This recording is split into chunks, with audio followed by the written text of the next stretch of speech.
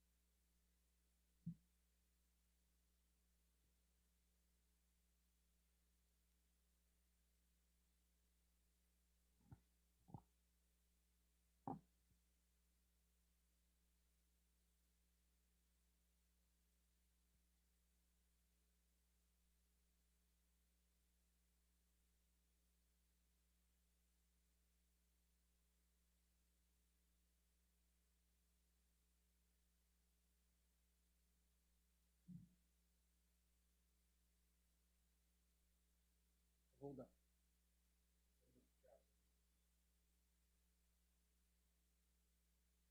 I'm not gonna. You drag them over when it's. I can't see them now. I can't do nothing.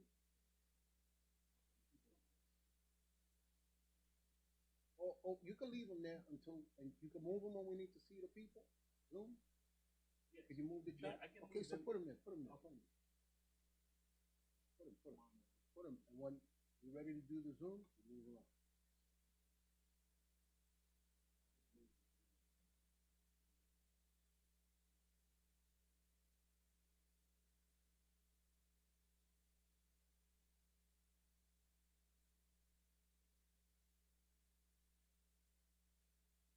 Any stoppers in there? In the front? His sole purpose is going to be on that.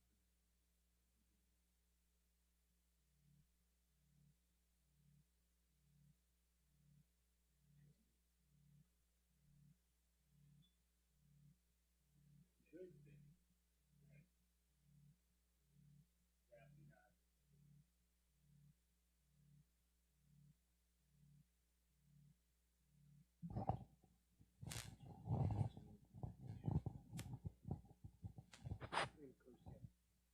Should I curse?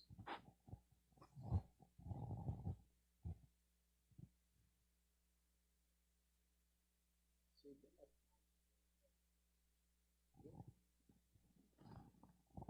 No. You started it.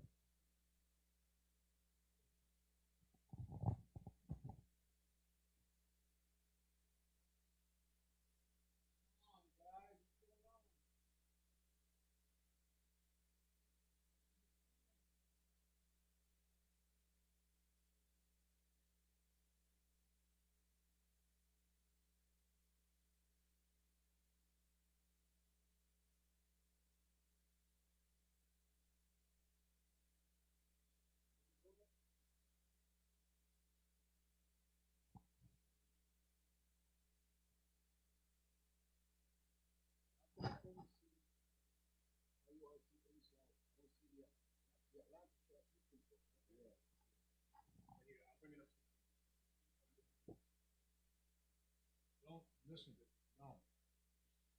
Let him handle the rest of the night. He's handling that. That's his whole purpose. You can't drag it over? I can drag it. Just drag it.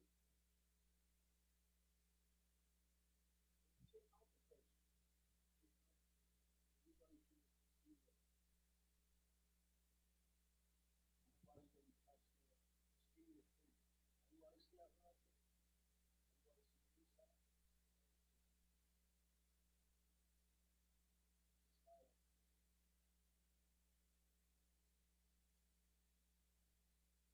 This made it easier for y'all.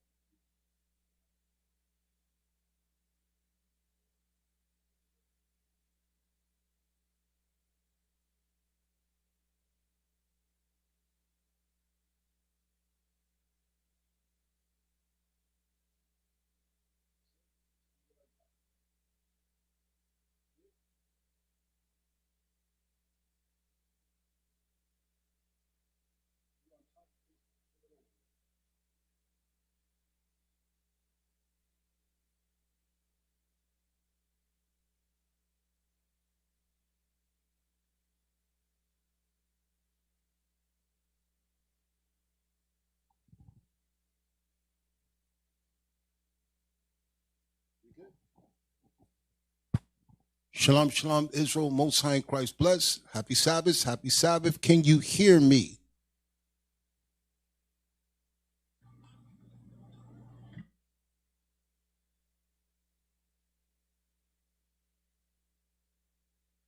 Thank you, Sakal. Thank you, Beulah, Ram, Van, Judith, Naomi. Facebook, what's going on? Periscope, I can't see y'all tonight. Y'all should be transitioning over. We're going to start phasing out the Periscope. I need to be able to see all the chats, and I can't stream with Periscope tonight. Thank you, Rita, Mia, Phoebe, Yermaya, Issachar. Okay. Yahushua, Simeon, Israel. All praise, all praise, all praises. So y'all see the title. The title is Ty Lopez and Uzziah the Hebrew Israelite Scam Explained. Why am I going over this? Because they made a video saying that IUIC gets ethered for the second time. Ether is... Can we look it up? I forgot. I know that was a term we used to say in the streets back in the 90s, and Nas used to talk about ether.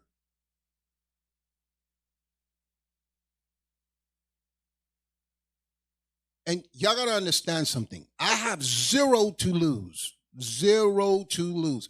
If I bring shame to Israel United in Christ, y'all could kick me out. Okay, I need a vacation. I got nothing to lose.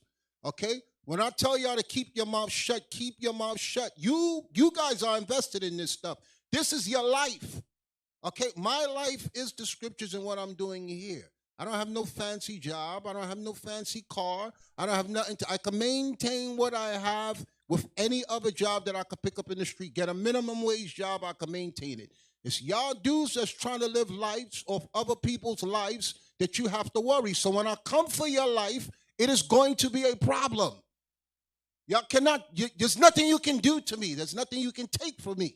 Because as long as I have this truth, I could rebuild any place and do whatever I want. Y'all, as I said before, let me make it clear to you. Y'all can come all you want. Y'all can put my name in videos all you want. Okay? What does ether mean?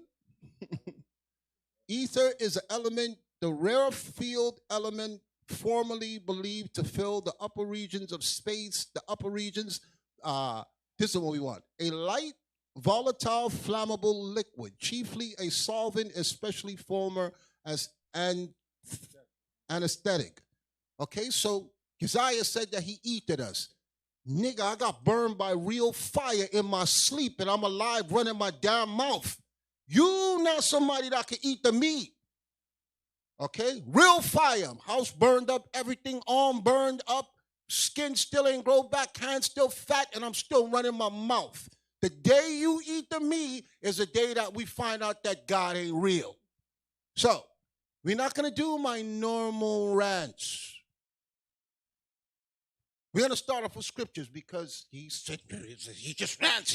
He doesn't use a lot of scriptures. Give me Isaiah chapter 66, verse 1. I want two readers because I want y'all to keep up. Isaiah chapter 66 and verse 1.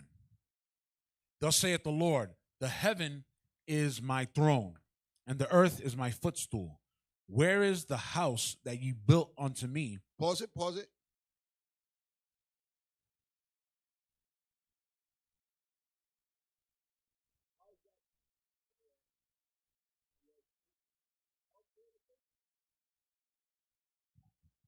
Yes.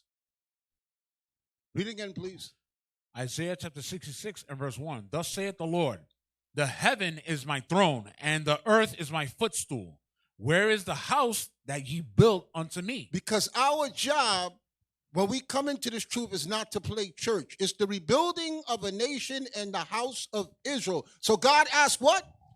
Where is the house? Where's what? Where is the house? Where's what? Where is the house that ye build unto me. That's what the Most High wants us to build, the house of Israel, not our own physical houses, the house of Israel.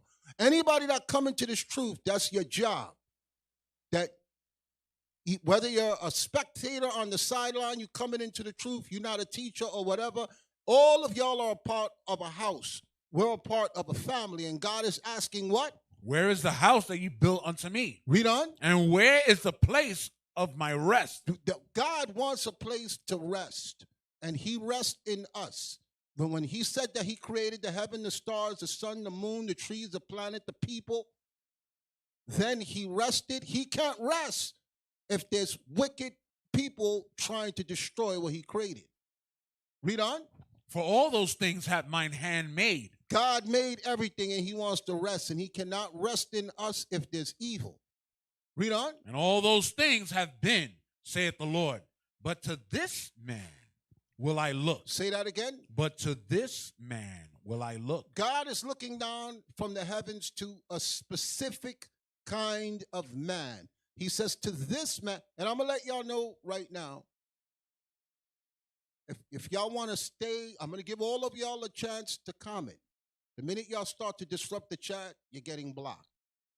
So I want the audience. I want everybody here. I want everybody here listening. Don't put your feelings out. My feelings come first, then yours. So I'm just warning y'all now. Y'all waited for me all this time. Y'all all waited all week for me to respond. If you say the wrong thing, you're getting blocked. Just let me get out what I have to say, then y'all can say whatever you want. I don't care. So I'm just giving y'all fair warning now. Read on. For all those things hath mine hand made. God made these things, and he wants to rest. Read on. And all those things have been, saith the Lord. But to this man will I look. To this type of man, God will look. Read on. Even to him that is poor. To the man that is poor, read on. And of a contrite spirit. And of a contrite spirit, meaning you feel remorse for the things that you did. Read it again. What type of man will he look? But to this man will I look, even to him that is poor and of a contrite spirit. And of a contrite spirit. Read on. And trembleth at my word. God is looking for people that trembles at his word. When you read this Bible and you see his judgments, you see his laws, you're afraid of his judgments and you're afraid of breaking his laws. So that's the people I'm speaking to tonight. You niggas that's watching that don't like us, I just can't give you the middle finger now because people will find it offensive. That's how I feel about you. I don't care about none of your opinions. I don't care about nobody else doing no videos. Y'all not moving me. You're not making me upset. I want the audience. Okay? And when the audience comes here, I will make things clear. So God is looking for what type of man? Even to him that is poor and of a contrite spirit. He's looking for people that are poor and of a contrite spirit. Read on. And trembleth at my word. So this tonight is only for the people that are afraid to go against God while he's trying to build his house. Okay? Give me Sirach in your Apocrypha.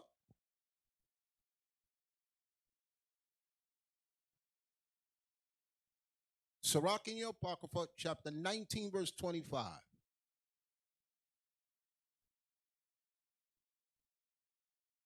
Sirach chapter 19 and verse 25.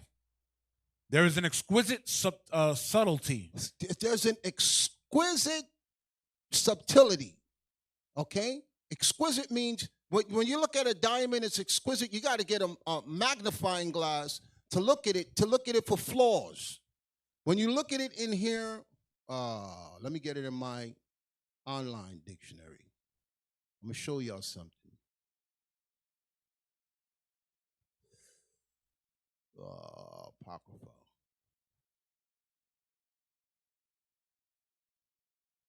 Exquisite.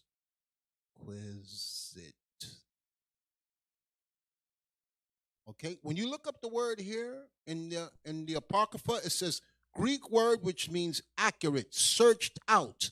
So read it again. There is an exquisite subtlety. Meaning, like when you're looking at a diamond, you got to search it to see that it's flawless.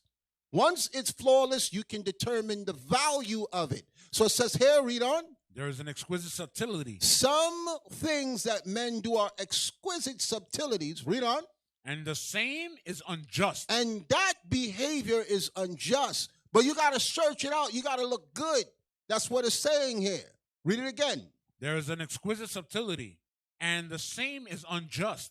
And there is one that turneth aside to Some people will turn aside. They don't fear God's word like we read. They'll turn aside. Read on. And there is one that turneth aside to make judgment appear. To make it look like things are being done the right way. But you have to look carefully at things. You can't just take things at face value. You got to dig into things and look good, which is what we're going to do tonight. Read on. And there is a wise man that justifieth in judgment. So you, brothers and sisters, my audience, don't take my side because I'm Deacon Asaph. Do not take my side. If you do that, that's wickedness. Don't side with IUIC because we're IUIC. If you do that, that's wickedness and you will be judged. Okay? That's why it says there is an exquisite subtlety, and the same is unjust. You have to look real good to see that it's unjust. And there is one that will turn aside to make judgment appear, to make it look like things are being done the right way. And there is a wise man that justifieth in judgment. So you use your wisdom and you see if the stuff that I'm bringing out tonight, I'm making it up because I don't like somebody, or wrong is wrong and right is right. Wrong is wrong and right is right. Wrong is wrong and right is right. Now, how many of you remember the ab roller? Oh, I remember that. Can we get a picture of the ab roller? Go on Google and Google the ab roller. That's mad old. Ab roller. ABROLLER. You're like, where is this nigga going with the ab roller for the class? Not that one. I want the old one that people got in their house. All of them should be in the garbage now. Put 90. Put original where it says original. It said original there. One said original. Yes, that old one. That's the one I had. That people had in their house with the fat pot belly. They brought it out the store and brought it home after they saw the commercial. Why are you prophesying about my life? Okay. They all bought it based on the infomercial. And not one of y'all got no six-pack abs. That's because I'm not. Put images. Go to images. I don't got the six-pack because I'm not covetous. I have Slide a down. one-pack. Slide down. Let me see the images. Slide down. Slide. Y'all didn't get that white man there. Pull that Never. white man up there. We never None of got y'all got that. None of y'all got that. But you saw that ad and you said, my stomach gonna look like that white man. No. You still got that pot belly and clothes was hanging on it and the baby kept tripping over it, so it went in the basement or in the damn garbage or the garage. It got rust on it. Take that off, take that off, take that off, take that off. How many of y'all remember, stay in Google. How many of y'all remember the shake weights? We just saw that commercial. Type in shake weights. Shake weights.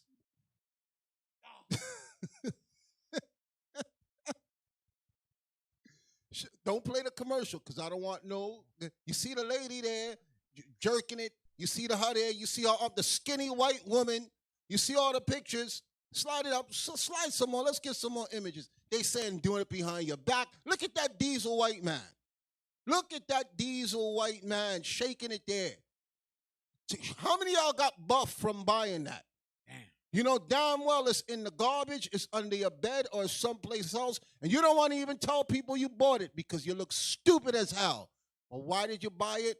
Because of the infomercial. Take that off. How many of you bought, remember Dexatrim? Type in Dexatrim. Okay, when this came out, I was in high school.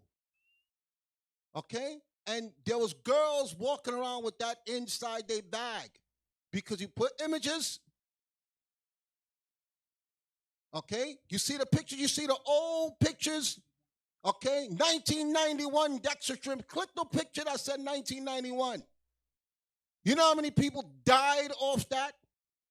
They had to keep repackaging and keep doing it over and over. Click the latest skinny white lady with the orange dress from 1991 right there. Okay? Can we bring the image up? I just want to see her. I want them to see the skinny white lady. Okay? How's that working out for you? How many people lost weight from the Dextra trim? You know why y'all bought it? Because of the skinny white lady that was in the commercial telling you damn lies. Let's get the Dextra trim off the screen. Okay? There's a new one now where they show you the skinny black woman shaking her behind, where it says now the new RB1 weight gainer. Y'all saw that one? Google that. Let's see if she come up. There's a skinny black woman dancing with tight jeans and showing her booty saying, I think it's RB1. I don't remember. Just weight gainer. See if Google corrects it. CB1. CB1. That's what it is. Take the C. I was off by one letter. Put images.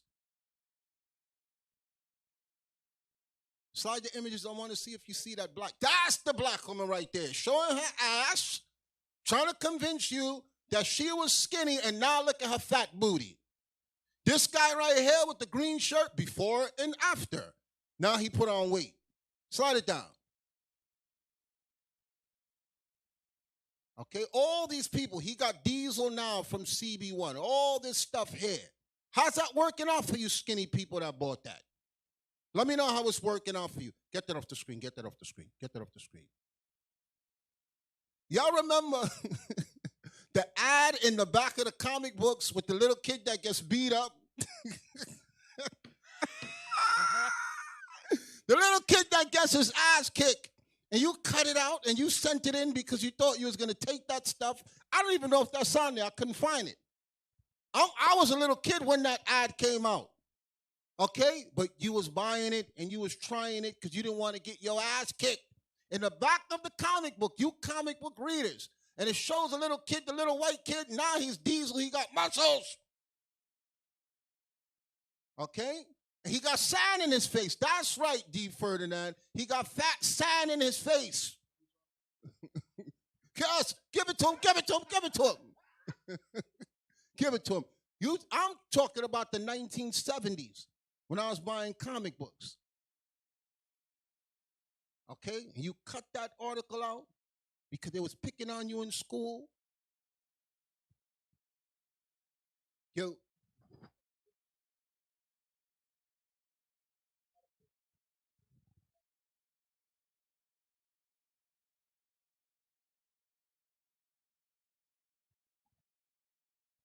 That's right, New Fig, the sea monkeys. Y'all sent in for that also. Okay? Yes, that's the one I want. Send it in. I'm showing you how old and I'm showing you how long this stuff been going on. I'm showing y'all how old and how long this stuff been going on. You send it to them.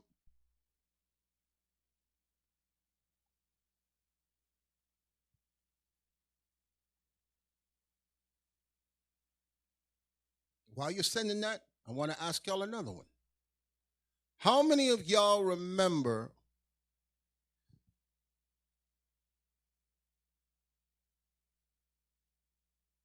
I don't even want to say those because they're nasties. You had the one that the ad that tells you can last longer in the bedroom. Okay? They got commercials for that. Last one, take one. Your woman will love you so long. You'll love her a long time. It's all lies. And y'all buy it. Y'all pay for it and you buy it. The company knows it's lies. That's just how it looked on the back of the comic book right there. All those fake ads that people was going in buying, and they were fake as hell. No, the one that I'm talking about is when he kicked the sand in the little boy's face. And he bought the product, and he came back, and he was diesel now, and he was ready to fight. You can take it off. Take it off, take it off. Okay? How many of y'all in your neighborhoods, you see those tags with the paper on it that says, work at home. make $1,000, $800 from working at home. How many of y'all see those in your neighborhoods? If you're in New York, they're in the subway, they're in the supermarkets, they're everywhere, telling you can work at home. You tear one of the things, you call them. And then when you call it in and you get the number and they get your information after they promise you all that, they telling you they're going to mail you this, they're going to send you that, and you have to give them money so that you can work at home. How's that working out for y'all? Y'all brothers and sisters that been dealing that. That's the one. That's the one right there. That's the exact one. That's how old. That's why it's gray. You're not even going to get a clear copy of that. Okay? How many of y'all see at wintertime, holiday time, mystery shopper, where they say they'll pay you to go and shop for them? Okay? Where they circulate that? In the minority community, the black and brown community. Okay? In where Israel is. Okay, that's where they circulate the mystery shopper, the work at home scam, the free, then you'll see the free seminars on how to buy real estate. You learn how to buy real estate. You come to this seminar and they'll teach you how to be a real estate guru. They're all scams. They're old scams that people keep bringing. There's a scam born every single minute. Okay? So why? Why is that? Go to Google and type in "Are get-rich schemes illegal?" Type in "Are get-rich schemes illegal?"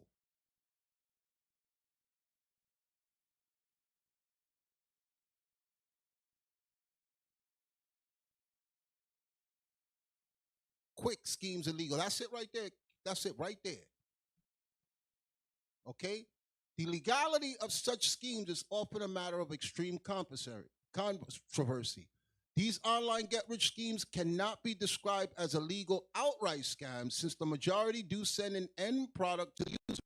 But they do employ severely misleading sales tactics in order to get victims to sign up.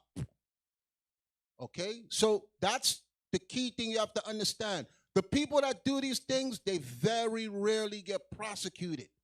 Okay? Because they know they're already trained to give you something. Listen what it says there. They cannot be described as illegal outright scams, since the majority do send an end product, a free book. They promise you a free course. But to get to the next level, they tell you got to sign up. They tell you got to sign up for something. Okay, which I'm going to show you before we start. I want to finish reading. Cannot be described as illegal outright scams, since the majority do send an end product to the user. When you go in court, you could tell the judge, I did give him a book. I did give him a package. I did give this person something. Then the judge look at you. Well, you got something. You signed up for their course. You got something. Why are you here? The person can't raise their hand in court and explain, oh, I feel like I was robbed because I got nothing from it. Okay? So Esau knows this, but they do employ severely misleading sales tactics in order to get victims to sign up. They have to have something to entice you to get you to sign up. Take that off the screen. So let's go to the videos that we have here. Let's go to the videos that we have here. Dun, dun, dun. Give me the first part that I told you I wanted to play from Uzziah's video. I think it was 140, what? Yes, play that. Because he asked the question. He said something here since I said he's a scammer. And this is what he said. So let's play it. If you haven't seen the video, go and watch it. I'm not telling y'all not to watch it.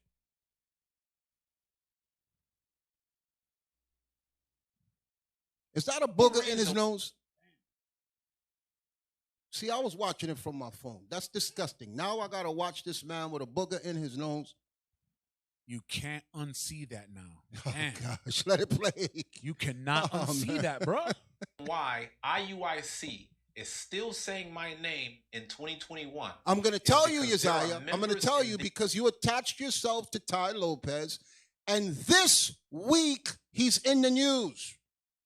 This week, this month, he's in the news because he started a new scam. You said he's your mentor. You said he learned from him. You're trying to convince the people that I have something against you. No, I'm getting you for what you're doing to Israel.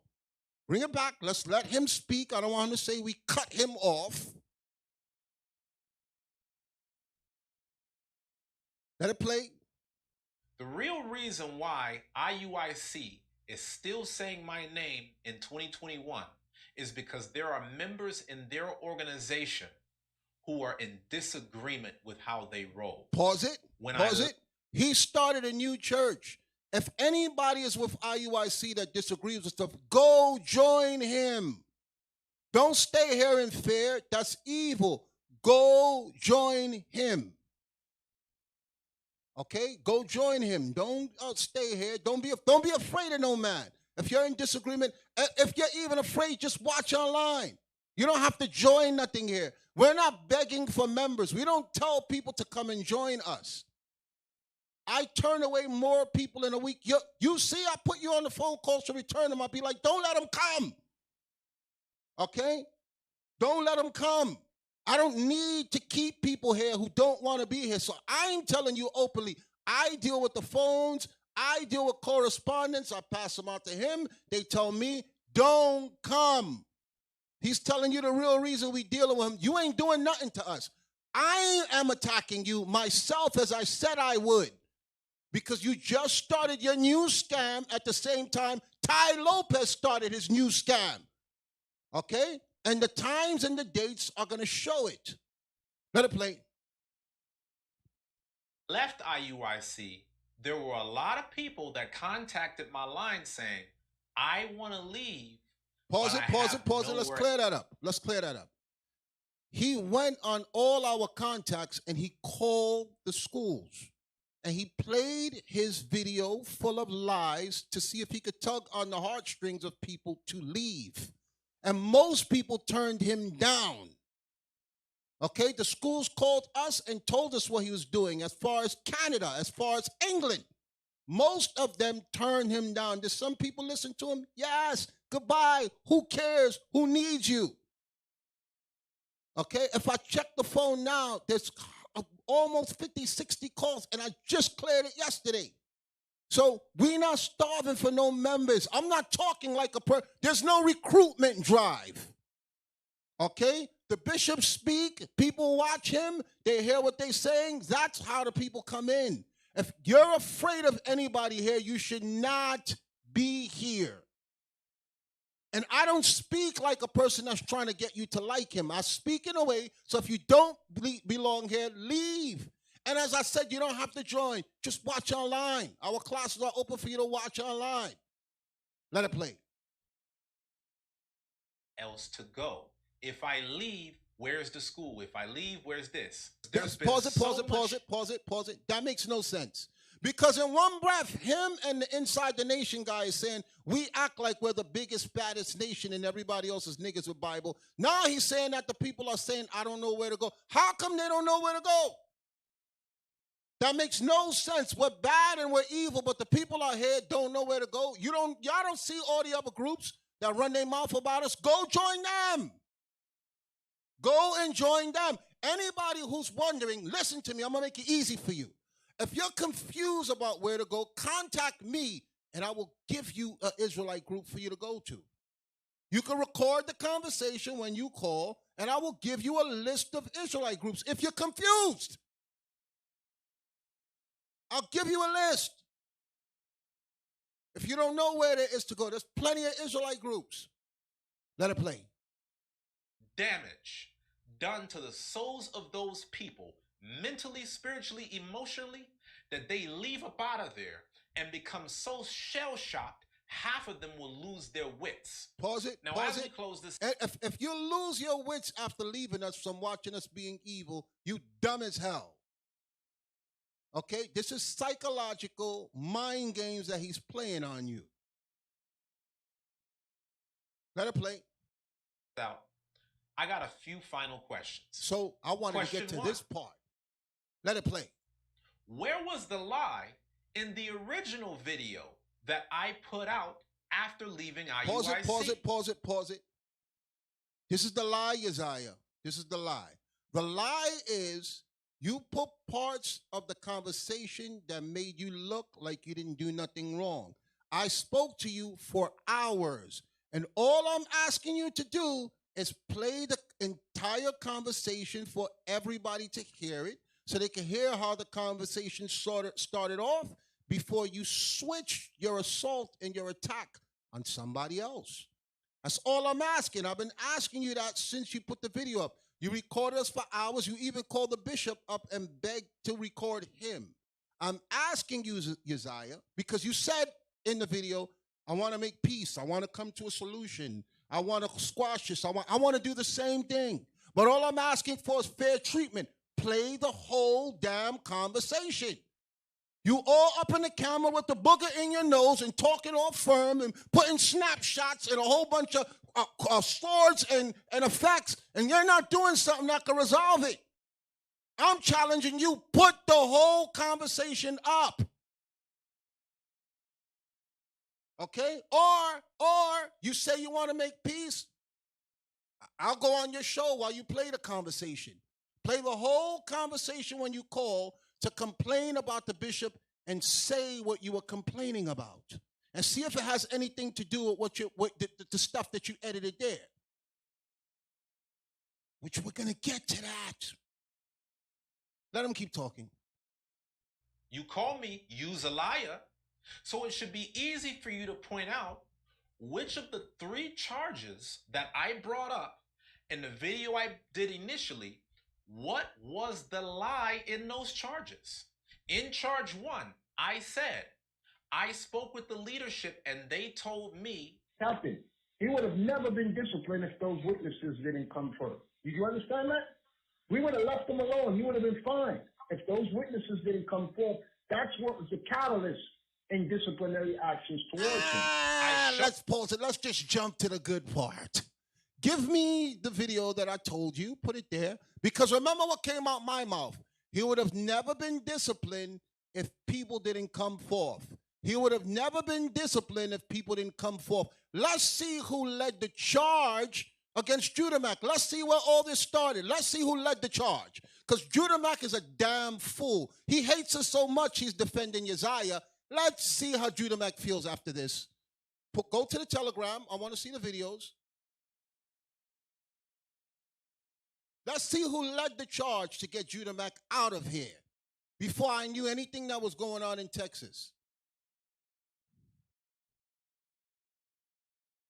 That one right there, that one right there. Put that on the screen because remember, you put in your video that Deacon Malachi in Atlanta said, always record everything. Always record everything. Always record. We do say always record everything in council, not secretly record somebody behind their back. This was not secretly recorded. This is you leading the charge to take down Judah Mack. Let it play. Shalom, Cap. Most High in Christ bless. All right. So before you came to Texas, we had a Midwest division, and it consisted of myself, Captain Shim. Pause it. Captain Henry. Reason why he said Shalom Cap is because Captain Isaac came down there. So he's briefing Captain Isaac. Captain Isaac was sent down there because there was evil going on down there, and we can't figure it out from up here in New York. So he's giving him an update. Let's see what he gives him an update about. Let it play. Anaya, Captain Ra'amya, and Judah Mack when he was a captain. All of us in the Midwest Division at that time, that was over the schools, we knew that having Judah up as a captain was a mistake. But Pause it. Wait. Did he say that everybody unanimously decided that Judah Mack as a captain was a mistake? Can we bring that back? Is this what's coming out of his mouth? The man that rallied now to save Judah Mack?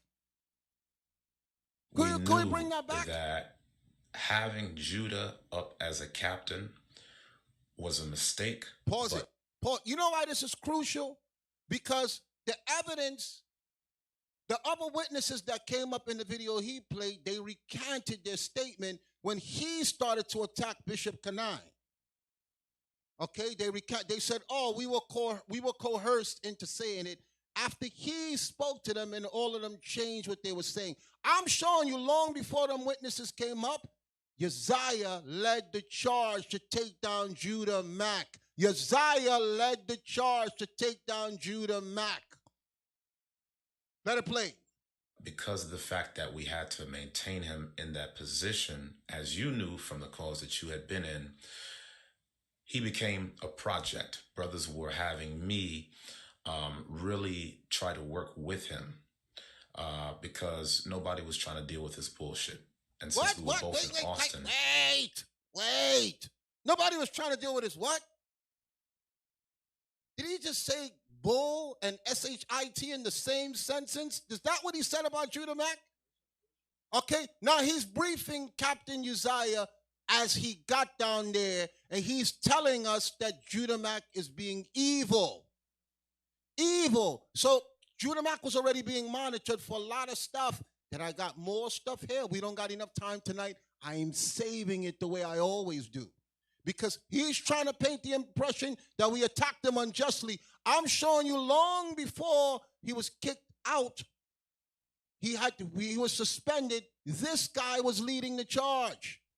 There was no Captain Isaac down there yet. Let it play. Because nobody was trying to deal with his bullshit. And since we were both in Austin, it was my job to work in trying to get him to fulfill captain responsibilities. So I'm sure you remember there was different classes that the bishop had put out about entrepreneurs in Israel and how brothers are dedicating 95% effort to their business and only leaving 5% to the truth. Pause it. That was concerning Judah. Pause it. That was a problem. People started trying to find ways to get paid instead of trying to find ways to deliver souls. And he says here that that was Judah Mack's issue. When his own peers started to say, hey, this guy is not doing nothing here. All he's working on is ways to get paid. That's out your mouth, Uzziah. Pull it back a little bit so that they can hear it. Because I'm not going to play the video again. Let it play.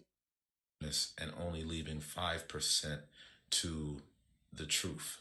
That was concerning Judah Mack because he was not living up to his responsibilities as a captain. Pause it. Division. Tell us that we coerced you to say that. Tell us that we told you to say that.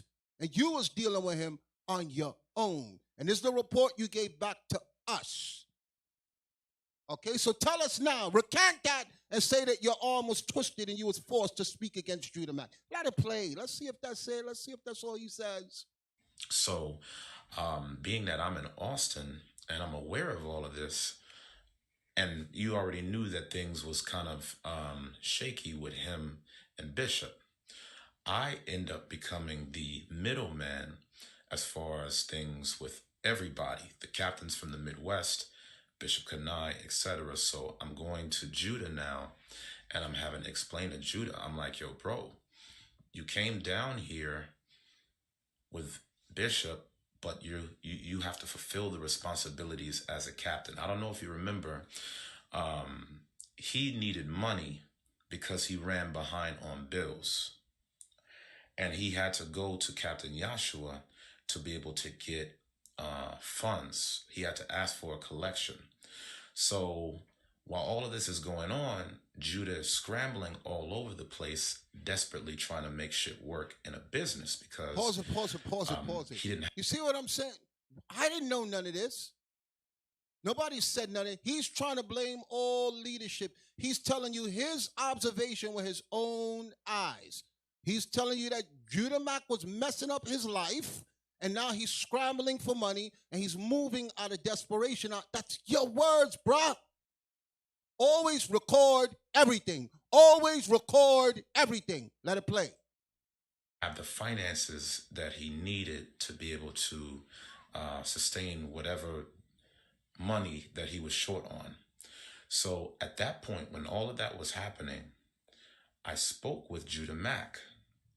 That was one of the many conversations that I had with him. I said, Judah, I said, you have to learn how to balance your priorities. You have to know how to be able to maintain a schedule. I said, yes, you're financially strapped, and I understand your situation, brother. But you got to understand that you're a captain. All of us were holding our weight. All of us was busy. We all had our shit to do. I said, you got to realize you're not the only one that's busy or financially strapped. So I said, you need to make sure that you're taking time to stay in the loop with myself and the other Midwest captains. When Judah got demoted from being a captain initially, before he was reinstated at the Feast of Tabernacles, Captain Shem was the one that demoted him because he was supposed to be on a Midwest call with us. Midwest conference calls. I thought it was Bishop Kenai attacking him. That was a report they gave. But let it play, let it play, let it play. Always record everything. Always record everything. Let it play. We do with all of the camps, including Dallas. Judah wasn't showing up to that, but he was supposed to. So I told him, I said, bruh, you need to start getting your shit together as far as being involved with the captains. You cannot be a captain, but you're not doing any work. I said, you have to know, in spite of any financial issues, you have to be able to make some time to do the work of a captain. Now, Judah Mack, I'm going to send you a text message. This brother's been talking shit. Well, wait, what? I thought they were boys. Why is he telling us now that Judah Mack is talking shit in a text? Can you bring it back, please? Of a captain. Now, Judah Mack, look how he shakes his head. I'm going to send you a text message. You saw this how he brother's shakes been his talking head? shit. Like he couldn't even get out the words for the disgust for the man. Can we bring it back? I want to see him shake his head again. I want to see him shake his head. Always record everything. Always record everything. Let it play. Time to do the work of a captain. Now, Judah Mack, I'm going to send you a text message. This brother's been talking shit. He's using this whole situation to try to be able to set a strand and create discord. And create what? What? Always record everything. Always record everything. Is that not what he got playing in his video? Bring it back.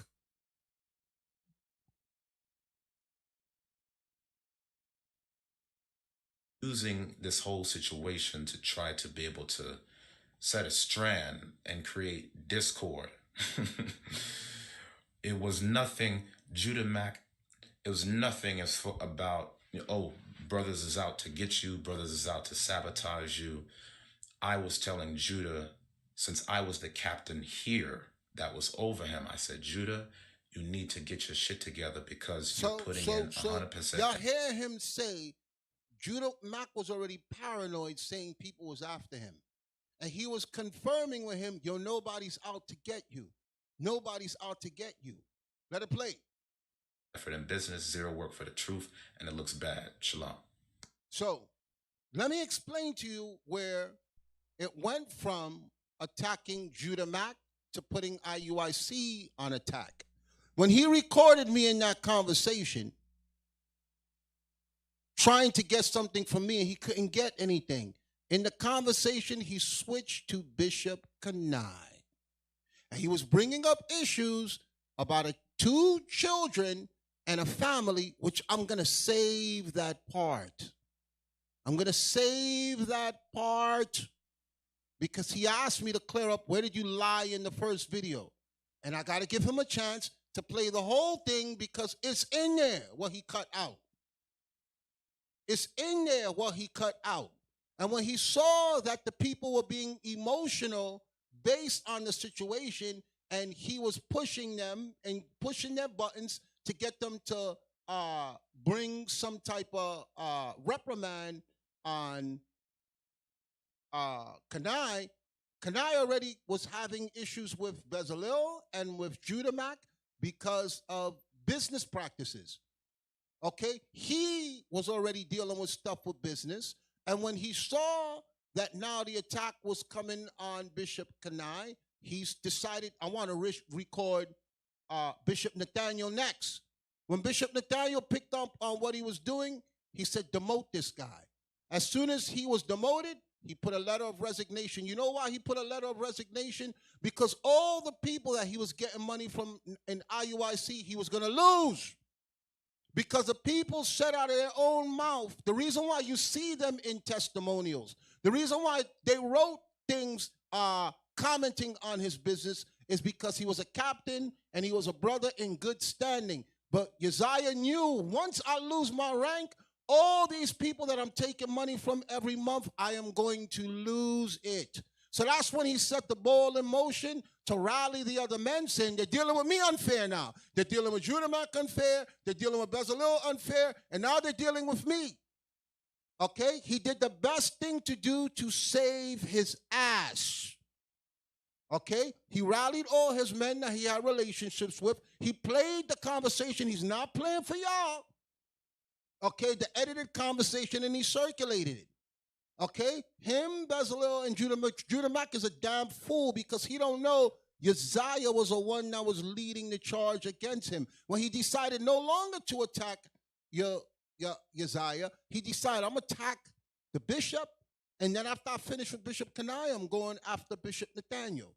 And he said, once the bishop demoted him now, okay, because he was talking to us like he was trying to work things out, he's like, I'm going to lose all these members. All these people that I'm getting money from, I'm going to lose. Okay? So we have to start to show the people, where did all this come from? Where did this begin? Because a lot of y'all don't understand. It's just, we just woke up one day and decided to attack these people. Okay? It did not happen that way. Now. I got more for you. But before I give you the more, bring up the Zoom. Bring up the Zoom. Are we going to do this now? Oh, my God, you just did it. Oh, yes, we're going to do this now. We're going to do this now. No filter?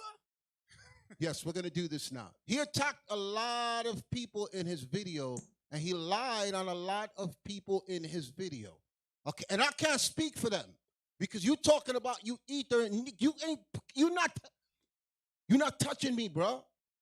You're not built to deal with me. Okay, so I'm going to let the people speak for themselves. Give me the images we have there. Give me the images we have there on the Telegram. I need to get these people out the way so that I could go to address a lot of other stuff. Slide it, I want to see it. That one right there, that one right there. Put that up so that the people can see it. So we're going to pick through your lies. Live in front of everybody. I didn't have a whole week like you, 2 weeks like you to sit down and edit and put sound effects and somebody laughing and bruh. I didn't have time for all of that stuff. I had hours to come here because I work.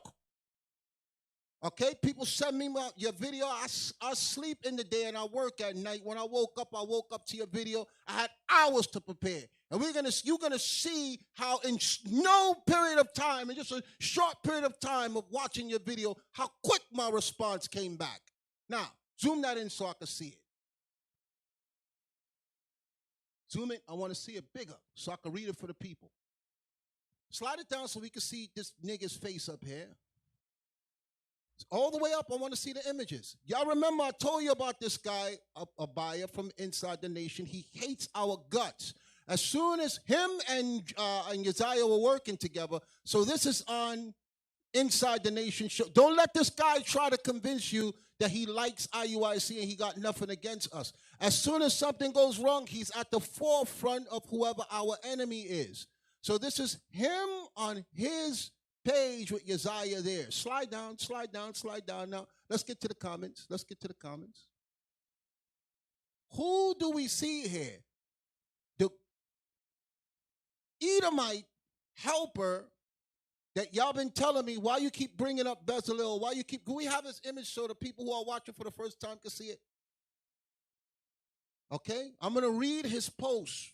I'm going to show you all of them are working together to try and take down. This is him. This is Bezalel. For those of you who don't know, he was on a show where they were speaking about Joy Morgan. The SPLC called him.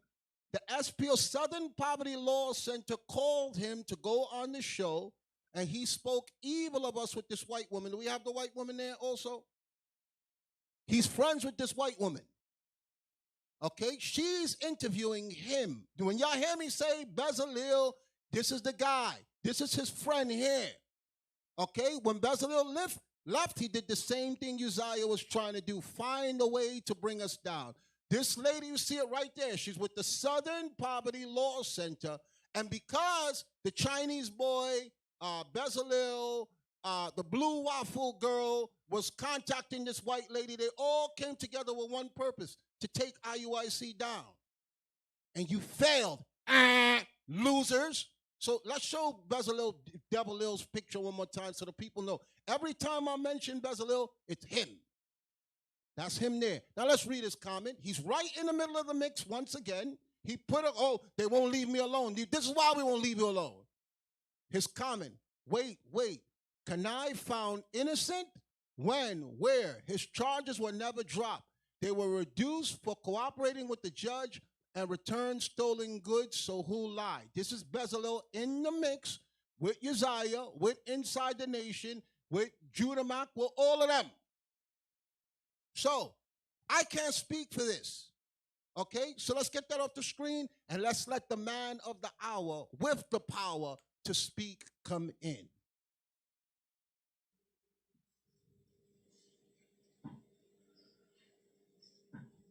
Hey, shalom. Shalom, shalom. Most High in Christ bless. Hey, happy Sabbath. Most High in Christ bless you all. All right, so first, it's hysterical. Listen, for the last few years, 2 years, I've been quiet. And don't think for a second it's because there was some fear or I was guilty of that. All that is BS. I've been quiet because it was things about me I had to examine, about my own self. And that's the difference with my experience as a leader in this congregation and these young men. So anyway, let's deal with the charges. It was said that I cut a deal with the judge and gave back something. I didn't give back anything. You lying niggas lied and had the police come in the house and take everything. Do you know something? I never in my life, ever, Lord no, would expect Uzziah, Bezalel, Judah, Azaniah, all those men that were there, their wives, and everybody involved, to pocket his ungodly wife, all of them. They were trying to have me sent to prison. Do you understand the charges was 2 to 10 years in prison on a lie? Uzziah and all of them helped move the furniture into the house. They know I didn't steal nothing. Because of their hatred that has blinded them, the devil that inhabit their spirits, they was willing to see me taken to jail in prison away from my wife and my children. Leave my children where I have a father there, out of hatred for IUIC, for hatred of me. So, still, forget what I'm saying. That's my narrative of what I say. Do me a favor, Deacon. Post the court records. You should have it. We're going to bring it up now. Put it on the screen for them to see it. Can you see it? Make it big. Make it big. I want to say something. This is beneath me. I've been around this truth too long to play children's game. I don't really get on internet because I don't care what the masses think. But just for everybody's edification, here we go. I want to zoom all the way in so they can read it. I wish this was in Braille for people that's blind, they could read it. We are grand jury for the July term AD 2019 of the 16th Judicial District Court wish to report that we have inquired carefully. How did they inquire? Carefully into the case against the above named defendant, and in this said complaint, we have failed to find a bill of indictment against him or her. I'm going to read it again. For that lying at that, Bezalel cannot be an Israelite. He got to be an Edomite. Because as a matter of fact, let me take that back. Esau is not as wicked as Israel is. Okay? This is for you now because you're there on inside the nation, running your mouth and not minding your business, and then y'all get mad when I come for you and I'm the bad guy. I know the truth. I'm going to read it again.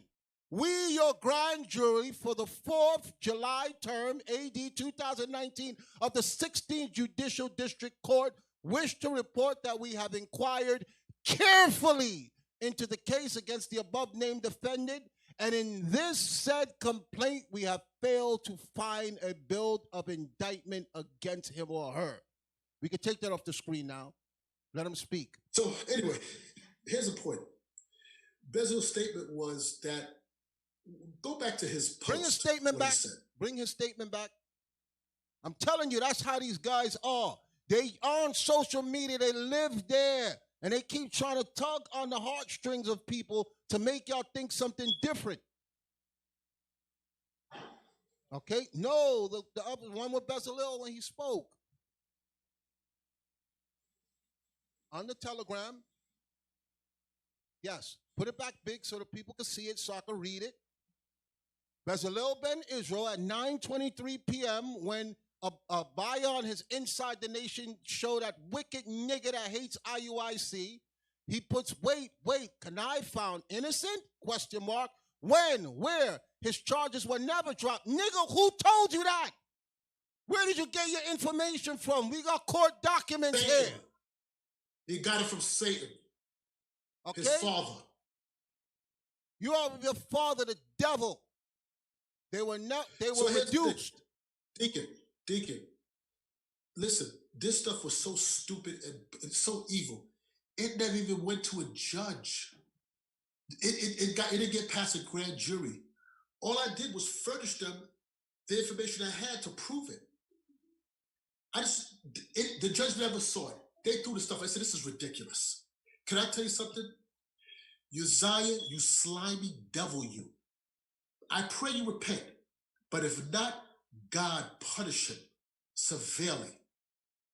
You walked in my house. Let me tell you something. My biggest mistake is that, and this is why I had to examine myself, why I haven't said anything. I'm going to read something to you real quick. Sirach 20. Sirach 20, verse 6. And it says, the book of Sirach, chapter 20 and verse 6. Some man holdeth his tongue, because he hath not to answer, and some keepeth silence, knowing his time. I waited my time. I'm not a kid in this truth. All you boys, and Uzziah, you're a little boy, you think you're spiritual. Because you are articulate and you could speak, because you could read a script and you know how to play, I know I can see through you. You're a weak man. You have insecurities. I read through you. You came in my house, Uzziah. All of you sat at my table and you all plotted to put me in prison. How much do you hate my children? Do you hate my wife? You all was hoping I was home so I could be hauled off in handcuffs so y'all could mock me online. May God punish your black asses if you don't repent. May he punish you, you evil, evil man. Let me tell you something, man. The Most High showed me so much about myself that I hadn't recognized. And let me tell you something. I want everybody to understand. Don't think I'm innocent. As far as that, I'm innocent. But don't think I was innocent overall. God was dealing with me. He was putting me, showing me, you are attached to Uzziah, a snake, Bezalel, a snake, Judah, a snake. The Lord will show me, now your spiritual eye is off and you don't see it. But you know what? I humble down. I take my correction. I repent.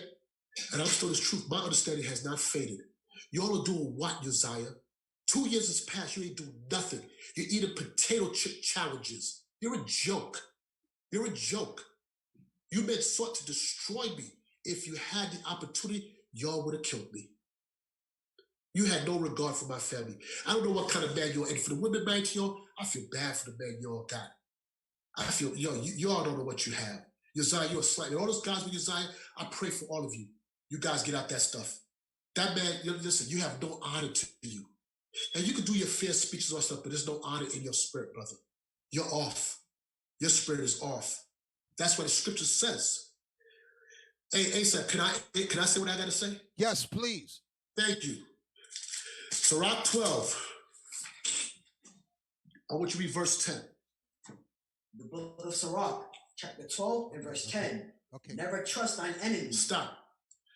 We read that and we always attach this to Esau. I want you to read verse 1. Sirach, chapter 12 and verse 1. When thou wilt do good, know to whom thou doest it. When you do good, know to whom you do it. That's talking about Israel. Read on. So shalt thou be thanked for thy benefits. Listen, Uzziah had conversations with you. Can I tell you something, Uzziah? And Passover, last Passover in Orlando, I told you, and everybody, excuse my vernacular because I got caught up for this last time. I told you to your face, you're full of shit. And I knew that. And I had to bite my tongue because I couldn't prove it, but I knew it. Bishop warned me about you. He warned me. Listen, you try to undermine Shaki. Even though Shaki was off, but you threw him underneath the bus. You try to undermine your Don. You try to undermine Judah. You try to undermine Uriah.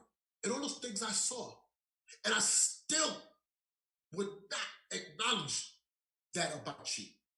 So watch, I want you to read verse 10. Verse 10. Never trust thine enemy, for like as iron rusteth, so is his wickedness. It don't matter how much you polish up. You could wipe them clean. The rust in their spirit, in your soul, is evil. In your spirit is evil. You can't get cleaned up. It's who you are, is your nature. You are bred like that. Read on.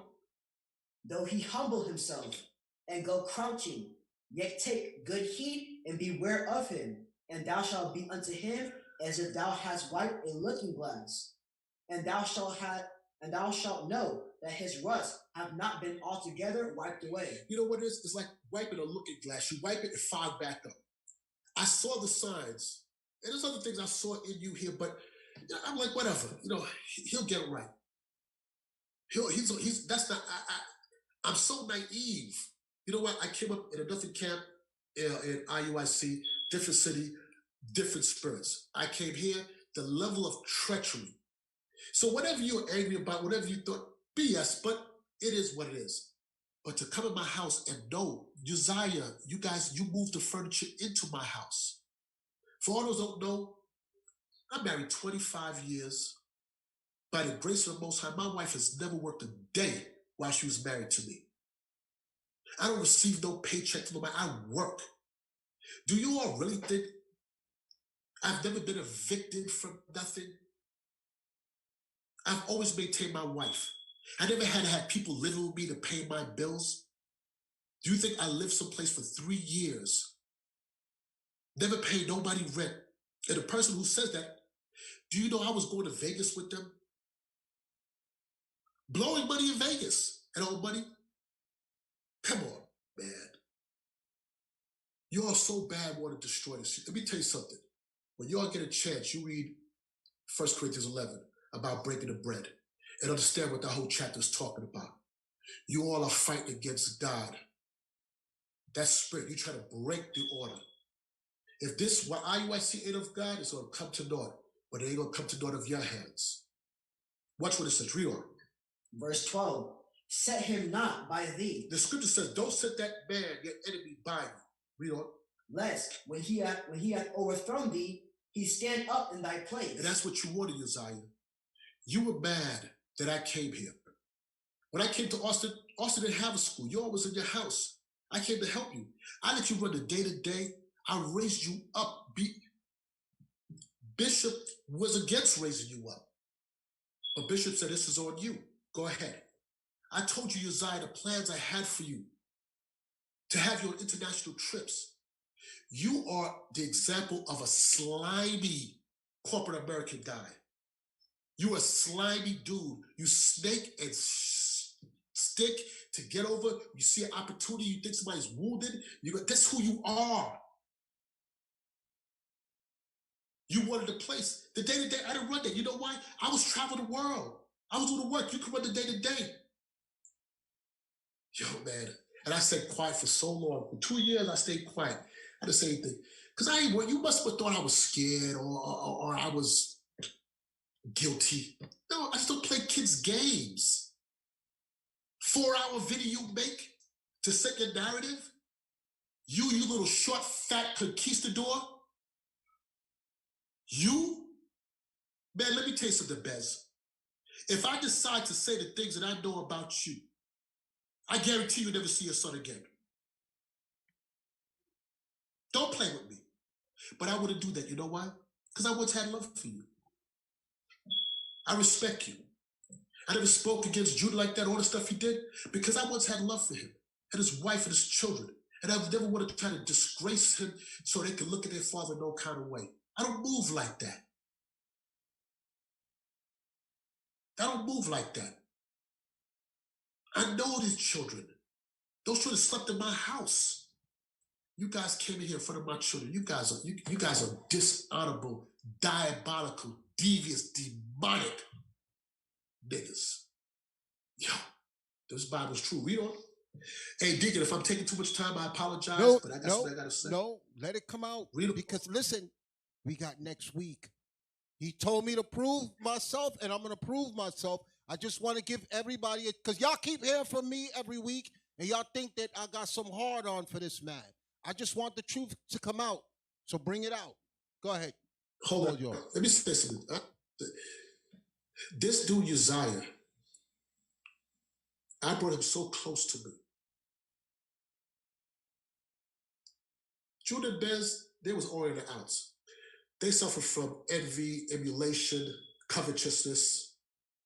This stuff about me extorting somebody, this brother, he came back and said I didn't extort him and all kind of fun. But you know, when you pick the narrative and I don't say nothing, you all think it is because you all want to believe it.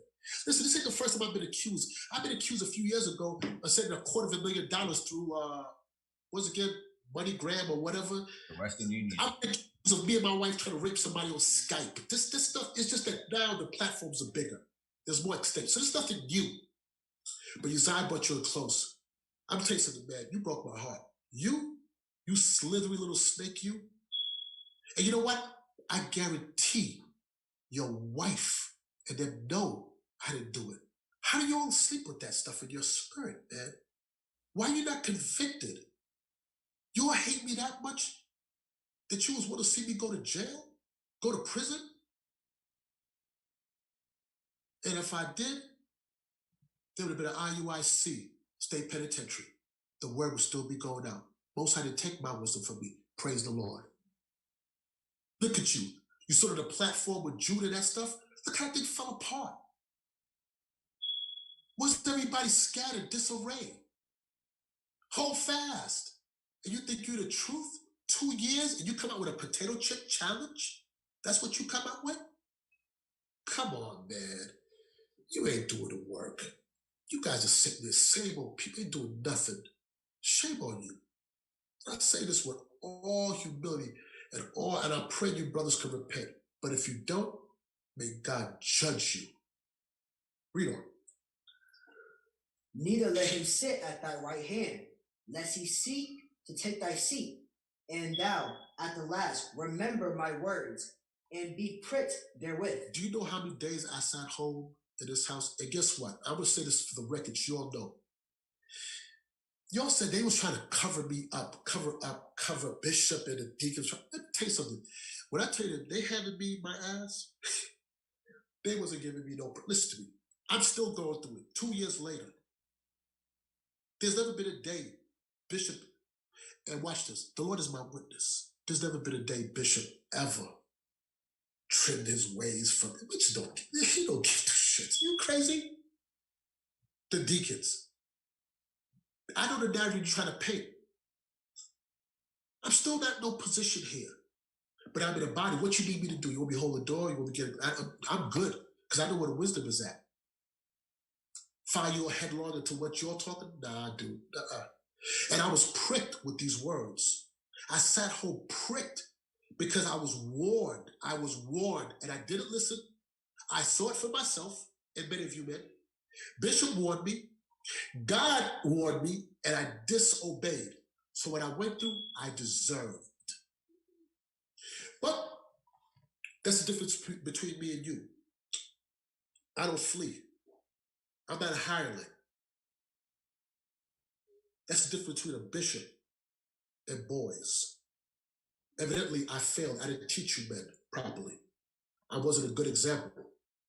You didn't listen. Something. I don't know what it was. But I'm holding fast. My family's good. I'm all right. Praise God. You guys didn't destroy. You just made me stronger and wiser. That's all you did. You didn't do that to me. When you took furniture, rebuy it. I work. That's not going to do nothing to me.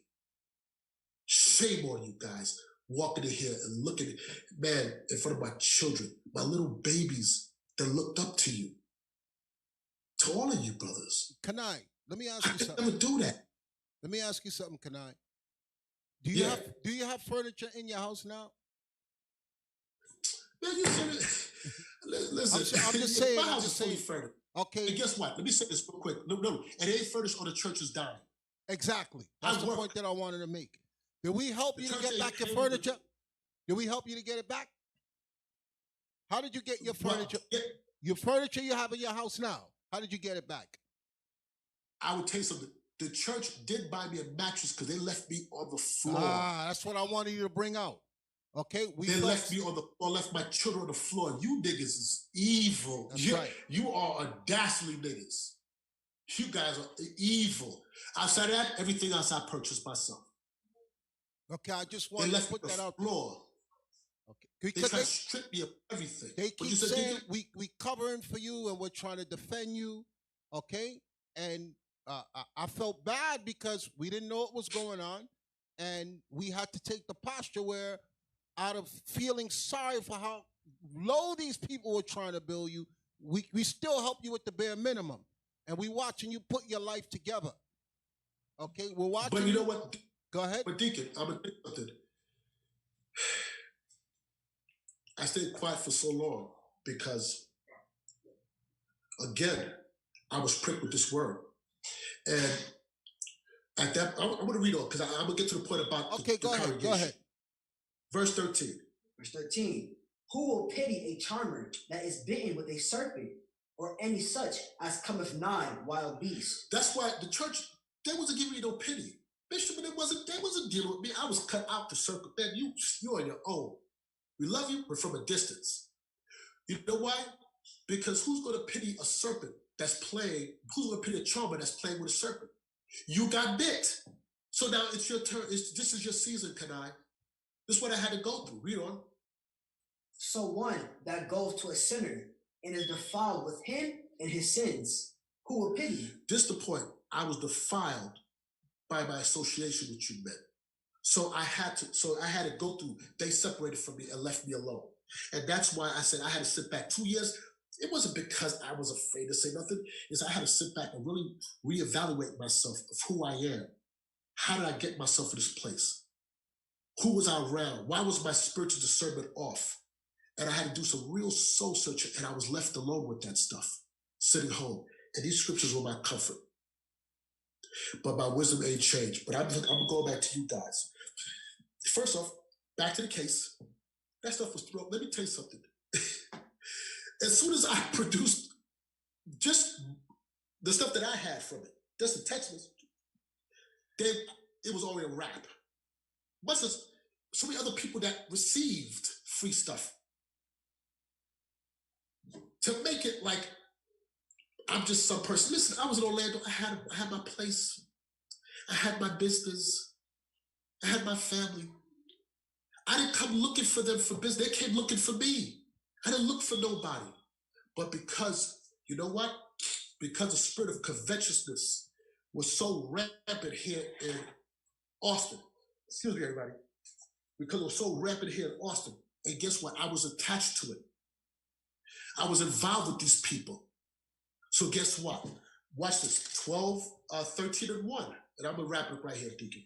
Sirach chapter 13 and verse 1. He that toucheth pitch shall be defiled therewith. If you touch pitch is taught, you're going to be defiled with it. I touched pitch. That was you, Uzziah. That was you, Jude. That was you, Bez, and the rest of you. I touched pitch and I got defiled. So who's going to pity? I don't want no pity. What I want is the mercies of the Most High. That's all I was looking for. But back to the case. That stuff got thrown. That stuff is stupidity. Nonsense. You guys sought to destroy me. And you know what? I can almost deal with that. But my children and my wife, you guys hate me so much. Uzziah, I'm talking to you. Look at me. Uzziah, you know, we both know, and the Lord knows that furniture was given to me. Azaniah, you know. You guys lift that stuff up and carry it to the house. Jeremiah, you know. Shiloh, you know. Shema, you know. Yakin, you know. All you men knew, you lift that furniture. You guys don't have a conscience? You guys stood here? Nobody was going to speak up for truth? I don't care how you felt about it. I don't care how I feel about you. One thing I won't do is I won't lie against you, Uzziah. If something come out of this class right now, they say, I'm not going to agree with something that I didn't see or that I know it's not true. I don't give a shit. And I can't stand your guts. But you guys are willing to see me go to prison and leave my wife and my children? How much hatred is in your spirits, man? You dark souls. You dudes are dark, dark souls. Bez, you know you was there. You're a dark soul, man. I pity you all, man. I really pity y'all. I pray y'all get your mind right. But if not, Lord, judge them. Judge them if they don't repent. And I'm here. You can always repent. All right, I'm done.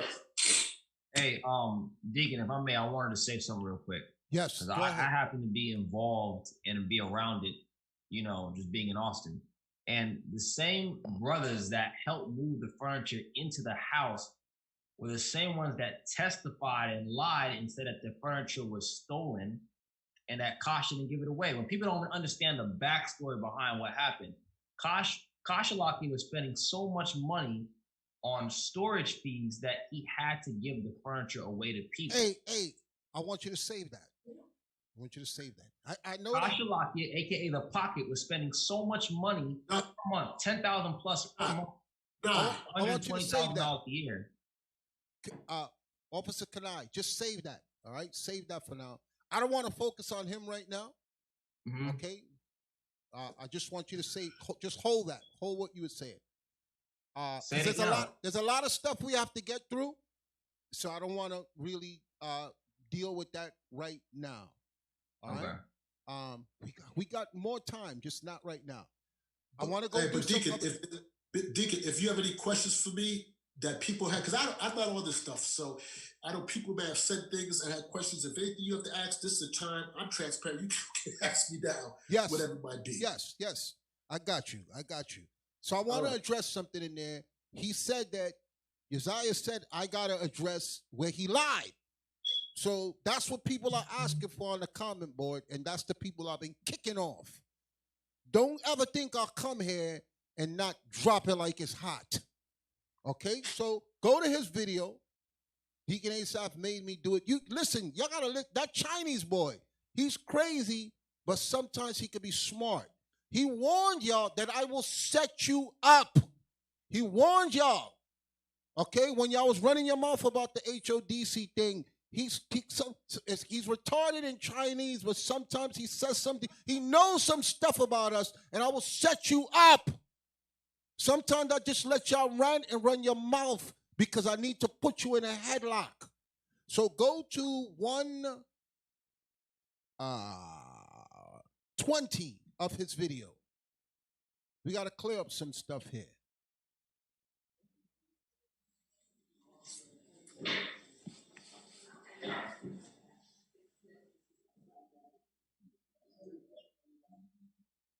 Let him play.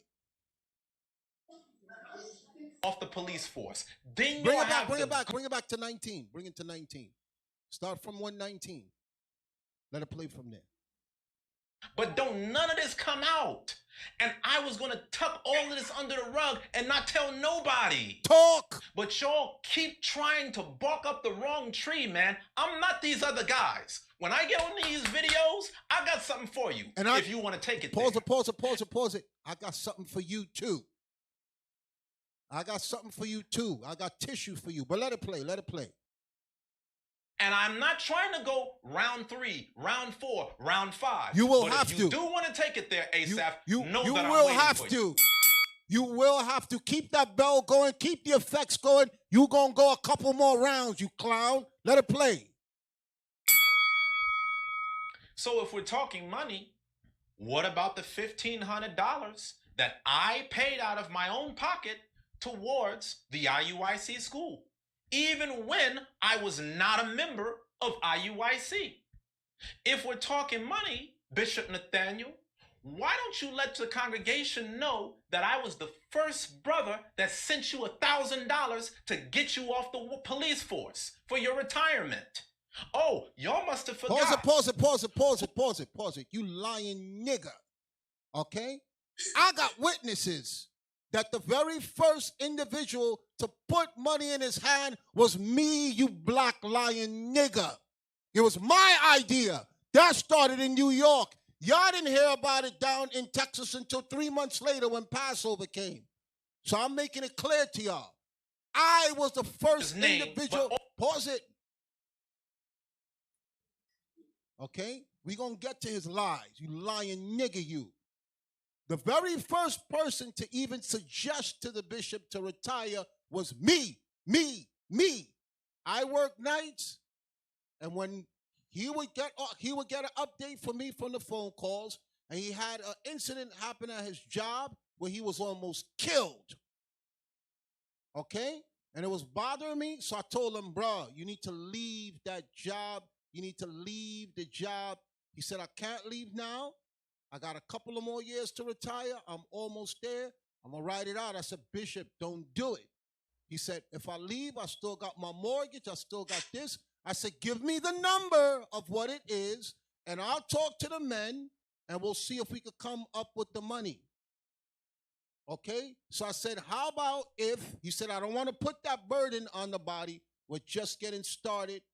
We're just getting things off the ground. The schools are opening. I could finish. He was even telling me that's not the first time it happened. He was almost killed. He was almost shot. Okay? And Deacon Aitan could tell you, before I even knew what the bishop did, I saw him on TV when they were stealing the iPhones. Remember when the iPhone first launched and they were doing Craigslist scams? And I saw him making an arrest on CBS. I said, oh, snap. That's the bishop. He was a detective. And I was watching him there. And he told me, we do that. He wouldn't discuss what he did on his job. But that time he told me, yo, I almost got killed today. So it was my idea to go back and discuss with the deacons. Let's see if everybody could come up with $1,000 each so that we could pay off for his house. We could give him money to pay for his bills. And he could just do an early retirement. So, nigga, I got witnesses.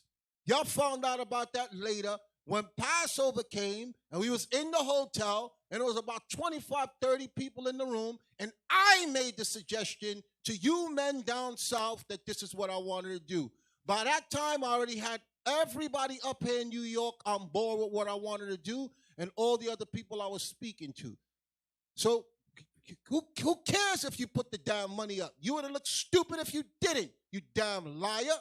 So don't come saying you were the first person. There's numerous witnesses. I started that. Let it play.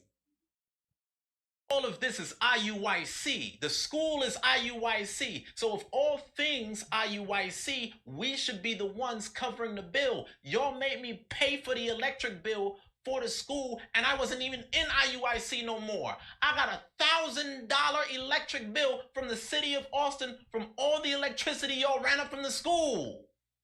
And y'all knew about this going on, and you never one time tried to pay me. Show me I'm lying, get a liar. Pause it. Show me I'm Pause it. You wicked, lying nigga, you. Take me to the Zoom. Bring up Officer David, who is over the school, who can explain because I wasn't there. Hey, shalom, Deacon. Most High in Christ bless. Put him full blast. Let everybody see him. Shalom, Most High in Christ. You heard him say, y'all stuck him with bills for the school after he left. You heard that, right? Yes, sir. Could you Can explain you guys it? hear me clearly? Explain it to the people we can hear you clearly. All praises. So first and foremost, this lying, unhonorable, I don't even have words for this dude. He says that we didn't pay him, we let him pay the light bill and the electricity bill.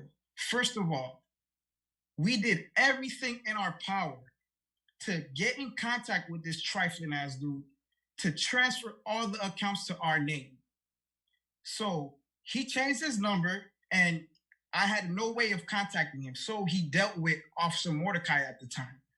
So Mordecai was back and forth with him, trying to get him on the line so we can get in contact with AT&T, ADT, and Austin Electricity to transfer the account because they would not let me pay the bill without his approval because his name was on the accounts and he set it up. So they would not let me pay the bill. So after about 2 months of going back and forth with AT&T, ADT, and the Austin utilities, he forced my hand to cancel that account and to open up a new account so we can keep the things moving because the school was still functioning. All praises to the Most High. So he's sitting here saying that we let him pay it. Mind you, Uzziah, I didn't change my number. You have my number. You could have called me and reached out and said, hey, look, I just got a bill for $615. I would have gladly paid it to you. I just got a $1,000 bill from Austin Utilities. I would have gladly sent the money to you because Bishop Kanai at the time, Captain Palu at the time said, listen, if you owe him any money, make sure he gets the money. So Uzziah, where are my phone calls? Where are the emails at for you reaching out to us so we can rectify those things, so we can pay those things? So let me ask you a question. Let me ask you a question. Because yes, he ethered IUIC. Okay, I don't know where the ether is. It must be in that booger in his nose. You ain't ether me, you lying nigga, you. The booger's getting loose. Was it said, because your eyewitnesses, you're there, that not only was he avoiding you guys and wasn't making contact with you, he sent his wife to the school with a bag of money and checks? Yes or no? Yes, sir. Okay? Because he was collecting the alms for Lubbock, Texas at the time. He didn't have a school. Okay? And Correct. he was over the money. So, Uzziah, you such a lying nigga, you don't think nobody will challenge you. Why would you hold up receipts saying we owe you, but you send your wife after you leave with money? Why you didn't take the money out? You think people are stupid? You think you know, just like Bezalel know, that niggas hate IUIC. So you're gonna go up there and you're gonna lie and you're gonna put anything. Okay, you're gonna put anything and you're gonna think, you thinking just like the Joy Morgan incident, you thinking just like all the other things when camps come at us, that you just gonna rock right in and slide right out. You wicked lying nigga, you. Now, he said $615 for one bill and he said $1,000 for another bill, correct? Yes, sir. Now, Uzziah, you damn liar, this is why I'll call you this. You spoke with the leasing agent concerning the lease for the school, yes or no? Yes, sir, I have. What's the leasing agent's name? Patty Leach. And when did you last speak to her? Yesterday. Because you guys had to get a new lease, correct? Yes, sir. How much money was supposed to come back to IUIC on the lease? So initially, like he stated, he had opened the first lease for the school. So when he did that debacle, I had to get in contact with Patty of Arfco Realty and discuss terms so we don't lose the school and for us to keep the school because we still had the congregation thriving. So I go and I speak to Patty and I ask her, I said, what can we work out to keep the school and to transfer that lease into my name or to Israel United in Christ's name? She said, we can't transfer this lease we'll just have to terminate the first lease, which is under Jamal's name, and open up a new lease with you guys. So I said, that's cool. And then she told me, she said, there's a deposit here that Jamal put down. I can't give that to you. I have to send it back to him. So I asked her, I said, Patty, he put a down payment on the school from the first lease? She said, yeah, he put a first, last, and a security deposit, which at the time, I believe the rent was $1,800 a month. So that added up to $5,400. So from doing research, I'm pretty sure, and Bishop Kanai could confirm, the school put up that money for him to put the money to get the first initial lease. The $5,400 down was us. Yes, sir. Yeah, yes. When I came here, there was no school. And that's one of the reasons I came to help them open a school. And we got the money. The money came from headquarters. So the question for Uzziah, you black, big booger in your nose liar, where is the $5,400? You complaining about you put $1,000 for the bishop retirement and we stuck you with bills? Nigga, where's the $5,400? Where is it? We don't have it here. It was never given to us. And the lady said she gave the money to you. You Correct. send your wife with a bag of money. You could have took your bills out of there. Give us back. I will show us receipts. Hold up receipts saying that you paid back the $5,400. You stinking liar, you. Go ahead, brother, talk. So she confirmed with me multiple times that he got the money. So for legal reasons, I can't get the receipts on that. But Uzziah, you want your money back? I'll be glad to pay you that money back. The $615, the $1,000. But where's the school's money for the lease, for the down payment? Where's that at, brother? The true spirit of Christ, anointed one. And if I may, Deacon, I would like to address a few things that he did that was very spiteful on my character and on my family's character. Yes, you have the floor. We're going to say it like Uzziah said in his video when he looked up close. Say it before God and the angels. Like he said, before God and the angels. Tell the truth, brother. Go ahead. So he put up a video of me having a good time with my brother Amir and his wife Shoshana when they came down, when they first moved down to Austin.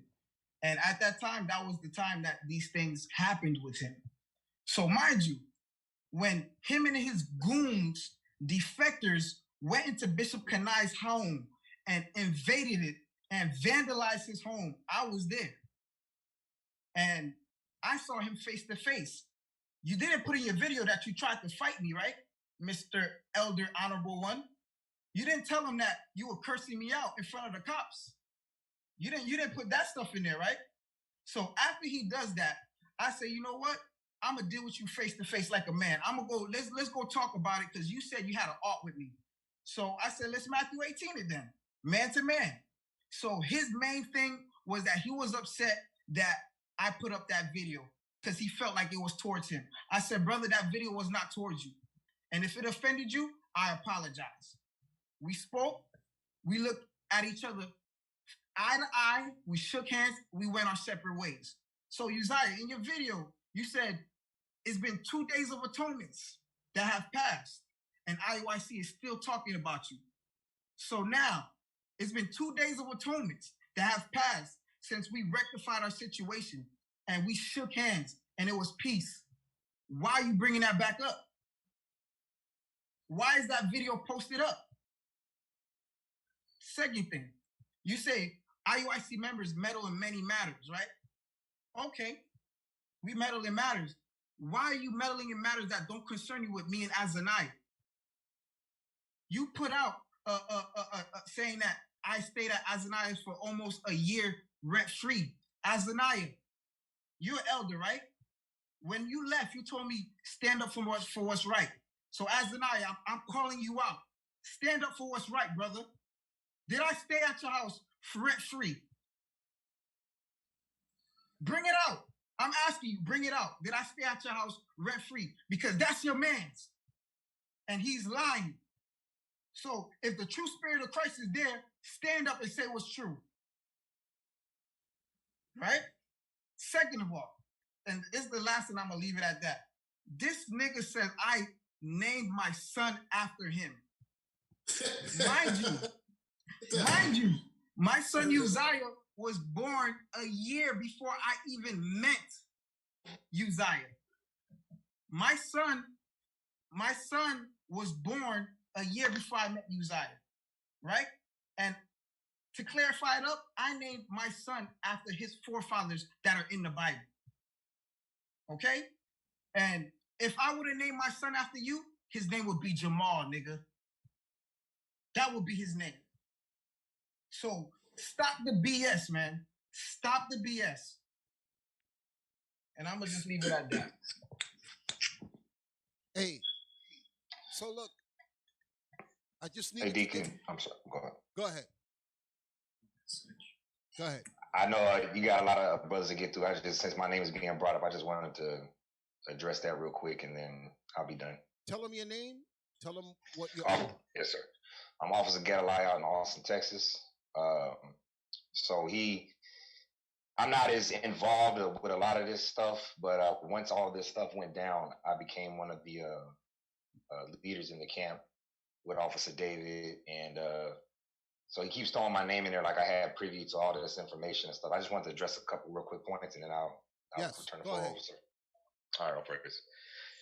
So this is really just to Uzziah, man. First and foremost, bro, stop saying my name to provoke me to go against the men of God in IUIC. It ain't happening, bro. I don't care if you got an email or something from ADT or whatever you think you know. You keep name dropping brothers like me, Officer David, other brothers, Officer Mir, as if we're gonna just stop what we're doing, the work, to go against our leadership, to go follow you. It ain't gonna happen, bro. It ain't gonna happen. That's the first point. My second point is, when all the stuff went down, there was something heavy that came out of all of this. It's the Sirach 11:7. They always tell us to blame not before you heard the truth and then rebuke. But they always forget that middle part of that verse where it says to understand first. These brothers, man, every time they tell a story, just like y'all just heard what Officer David just said, every time they tell a story, they leave details out. They leave all type of details out. Like the call that you have to watch through that 4-hour marathon of him going in and trying to bring out this big case against Elder Kanai. They don't say that they locked the congregation in the school for damn near an hour. Well, I know for a fact 2 brothers left on the strength of that. But you always worried about brother souls, but you locked the whole congregation in a building. Tell me I'm lying, Uzziah. The last point I'm going to make, Deacon, I'm going to get off of this, man. You pulled a scripture in your last video. You said, what was it? Sirach 22:5. I will not be ashamed to defend a friend, neither will I hide myself from him. Bro, we not your friend, bro. You wicked as hell. You went into a man's house who I know had your back. You cried in front of me about how important this man was to you.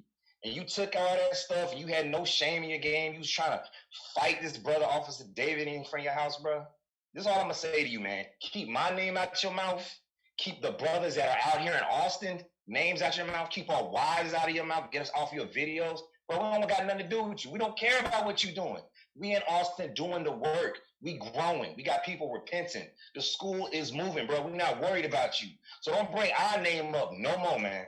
We done with you, bro. We been done with you. With that, I say shalom. Shalom. Most High in Christ bless. Thank you. Hey, shalom. Deacon. Shalom. Yes, go ahead. Shalom, big. It's off the water. Yes, the water. He spoke about your house. He spoke evil about you and your house. So you could go ahead and speak. He said he gave your wife a job. That's what he said. He said he was providing jobs, and he gave your wife a job to put food on your table. You heard that in the video, right? Right. Okay. Right, he did. Hey, before we even get that, I can't. Let me get on Sirach 3:12, because to go in somebody's house, man, and to lie like they stole something that was given, everybody know that it was given. Bro, you the damn devil and everybody with you. You know what I'm saying? Point blank, period. And then supposed to be you talking about your teachers oh, they're my elders or whatever. You full of bull, point blank, period. You know what I'm saying? You just smooth with articulating your words. You know what I'm saying? I see you a mile away with that, bro. You know what I'm saying? That's some evil shit. That's some evil stuff, man. Read the scripture. Sirach chapter 3, verse 12. I'll read it.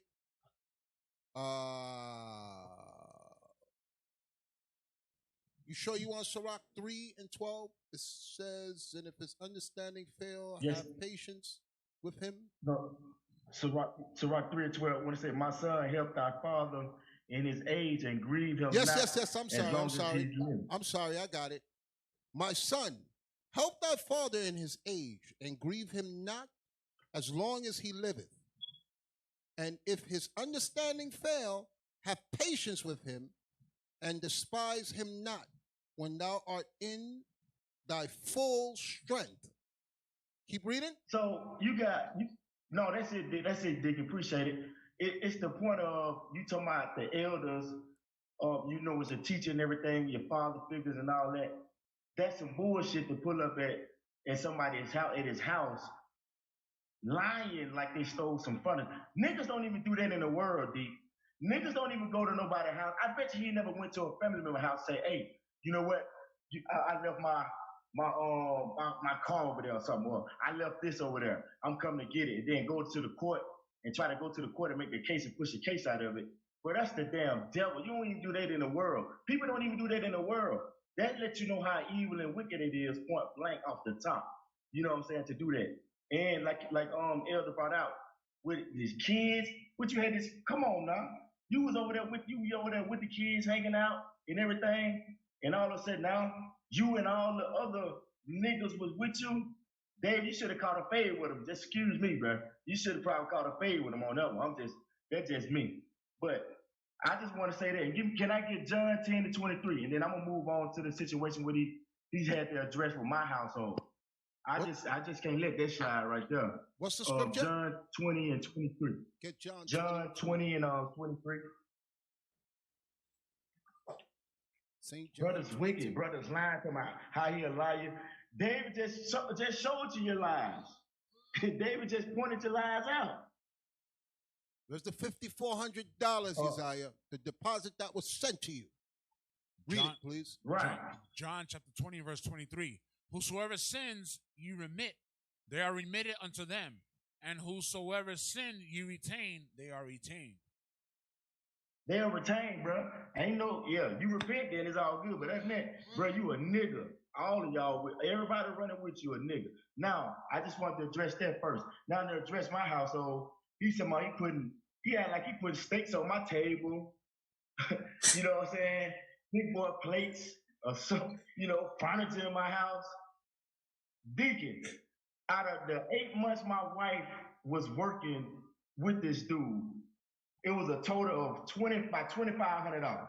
Tell him what your wife was doing. How the hell Tell him what your wife was doing for him. Say that again, D? Tell the audience what your wife did for him. Yeah, she was a marketing agent for him, as far as helping him push his stuff out on the social media platforms. You know what I'm saying? To that nature. But matter of fact, I let her explain what she did, and actually the $2,500, like you did something, like you take care of my kids or something. That works out to $78 a week. He's sending big checks. Go ahead, sister, speak. Okay, I was a marketing. I was helping with his marketing for Instagram and for the group for Black Men's Career. So I was in charge of everything in terms of reaching people, reaching the customers that we have, and trying to maintain motivation within the team. Okay, so I just wanted you to, because he said to bring proof. He said to make sure he's putting your picture up, your family up, everything, like y'all was balling and rolling in dough, and it wasn't even $100 a week you was getting, correct?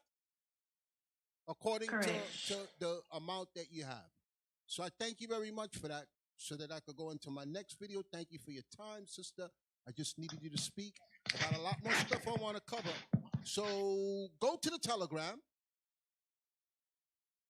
But before we go to Telegram, I want you to go to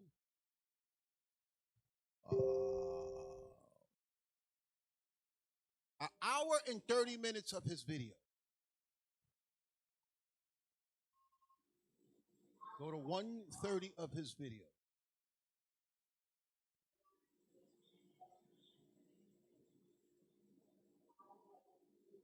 How businesses run. The essence of business is marketing. When you look at McDonald's, Coca-Cola, all these Fortune 500 companies, all of them are marketing their... Slide it. I want to get straight to the point. Back it up a little. Back it up a little. Back it up a little. Right there. What flash there? He asked a question here. Right there. Why do you think when you go into a mall, they're giving I don't out want to hear nothing that he's saying. He's free trying to explain why he offers free things to bait to go through the things that I had to do. Keep going. Why don't you have other examples to bring slide the involved with Ty Lopez in here right in my there, garage? right there. We want that part there. So people don't. You didn't have to go that far back, right? No, keep going. I want to see the people to see when he speaks about Ty Lopez, his God. You don't have to go that far back. It's when right there is when he starts talking about his God. Bring him back. This is in that video, they're proving that Ty Lopez don't own none of the cars he has. But bring it back. Bring it back to about 131. Let it play from there. Let it play. Here for you, and I'm still here to help. I'm still willing to support you because I don't want you to go through the things that I had to do for trying to support our people. But I can't stop talking about business because they keep having all this talk about Ty Lopez. Thanks, Ty. Damn, IUIC, y'all been talking about that for the past 2 years. Don't y'all have something new to talk about? Why is this Ty Lopez thing so important? And Pause if I'm so wicked, we're going to explain to you why this Ty Lopez thing is so important. Go to the videos. Ty Lopez is running a new scam. As of this week, there's new videos popping up about him. New videos this week, this month. Go to the videos I gave you. Play that one right there. Ty Lopez is back with another scam. Okay, this is why Ty Lopez came up, nigga, because at the same time you restarted your scam, he restarted his scam. This is on YouTube now. Put the date so they can see it. That I didn't have to reach back years. This is new people warning. I saw it on the news, so I checked YouTube, and here it is. Let it play.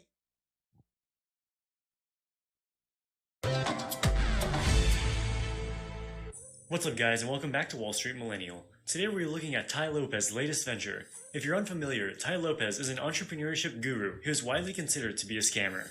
He sells a wide range of online courses and investment opportunities, which have been mostly disastrous. Which is the exact same thing that Uzziah does. He's following the blueprint. He says Ty Lopez is his mentor. You ask, why are you talking about Ty Lopez? Because he's in the news again for running a new scam. Let it play. His flagship Mentor Box service has 83% bad reviews on Trustpilot, with reviewers claiming that the access codes did not even work. Pause it. Let's read the comment. It says, very poor content and bad customer service. Web page doesn't work properly. With login surface, I suspect it's very unsafe. I did unsubscribe because of feeling unsafe and lost access to all the content immediately, despite I have been charged for a whole year. And that is a testimony we're getting from IUIC members. Okay? Some of the people, when I asked them, what did Uzziah provide for you? They said he helped me with a resume. Okay, and what you got afterwards, to get the resume help, you had to sign up for his course where they deduct money from your account every single month. Now, listen, one of the dudes, I asked him what the charge was. He said $29. I said, brother, You could pick any job: an accountant, bookkeeper, fireman, lawyer, store clerk. You can go on Google and download any resume template for free. Professional resume templates for free. The number one thing that I'm hearing from most of the people that he was doing, he did. I'm not lying on the man. He did help people with resumes for a charge. And I'm telling you, he helped the people who did not know. 99.9% of the job that you look for, you could go on YouTube, download a resume. On Google, download a resume and push the words, do whatever you did, which I guarantee you that's what he did. So there are people there. That's why he has the testimonials. I spoke to people individually. When he brought up the picture, the video of the bishop at the quest, we asked the people, what did he do? Because we never signed up for his program and we never questioned him. But I'm going to get to that after we explain to you what Tai Lopez is doing new. That he launched at the same time. He repackaged his business to start it over because he said we destroyed the first one. And guess what, bro? I'm making it clear to you. I am not leaving you alone. As long as you're repackaging this and putting it out, I'm making it clear. Don't blame IUIC. Blame me. Blame me. I know what you're doing. Most of the people had no clue. I'm the one that's watching you because you made yourself the enemy. If you would have shut your damn mouth and kept on with your scam, you would have been able to do what you was doing. But I know now. I see. It's my job to bring it out. Let the video play. Even after canceling the service. Over the years, he has built a wide array of courses ranging from real estate investing to his lifestyle training program. The content of these courses are for the most part generic advice on inspirational sayings, which you could probably easily find on YouTube for free. Yet he charges $600 to $700 for each course. Despite his courses being of questionable quality, he is able to make millions of dollars selling them by using aspirational advertising, such as this Lamborghini commercial that has gone viral with over 70 million views. Here in my garage, just bought this new Lamborghini here. Tai tries to portray a lavish lifestyle that normal people should aspire to. Unfortunately, most of his personal wealth is fake. He does not own the Southern California mansion that he uses in many of his commercials. It is actually rented, as are most of his cars. Another way Tai tries to push his products is through his affiliate program, where he pays other influencers a 50% commission for every time they sell one of his courses. The purpose of this affiliate program is that if you see his courses advertised by other companies like Udemy, you might be more inclined to think it's legit. But this means nothing, as they are just... Pause it. That's why I had the sister come on. Because the scheme that Tai Lopez has is you always gotta have exposure for your scam. So it's nothing for him to give somebody $78 a week to stay. You don't have time when you're collecting money like that and you making people empty their bank account to come to you. You don't have time for a menial task as Facebook or Instagram or other social media networks. You give somebody crumbs and you let them keep pushing your brand. He's saying it here. He's saying it right here before you. So don't act like you was paying nobody no big paper. You need to keep the scam going. You need to find somebody who needs a little change and give them the money to be on social media. And that's what he's explaining here.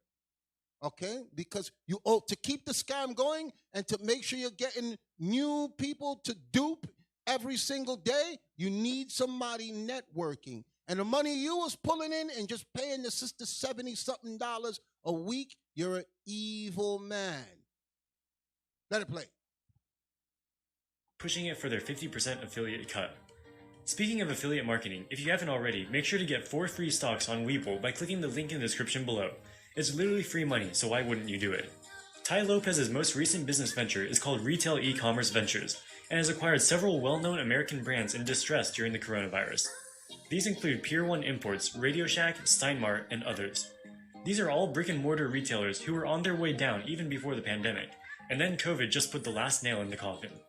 For example, Radio Shack was one of their targets in acquisitions, but had actually gone bankrupt in 2015, years before coronavirus even hit. In 2013, they submitted their last annual report with the SEC, in which they reported that their net annual loss was $400 million, down from a net profit of $70 million in 2011. It was also clear that their balance sheet was showing signs of strain, as their long-term debt increased from less than $500 million to $613 million. Things were so bad for Radio Shack that they even came out telling investors not to invest in Radio Shack stock because they are filing for bankruptcy and their stock is not worth anything. Some of the other Left 4 Dead brands Tai Lopez is buying are Modell's Sporting Goods, The Book People, and Linens and Things.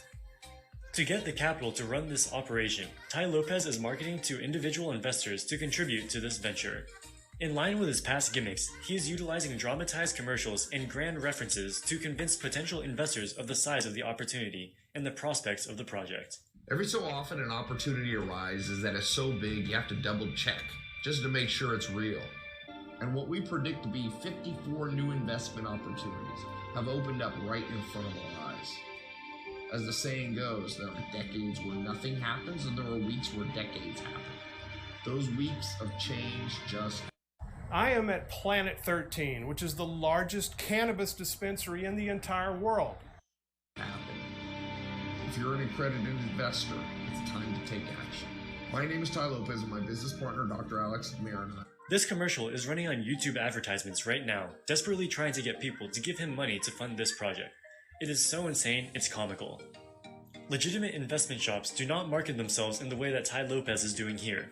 In fact, any serious private equity style operation would not market to consumers at all. Carlyle Group, one of the biggest private equity shops in the country, doesn't sell themselves on their website.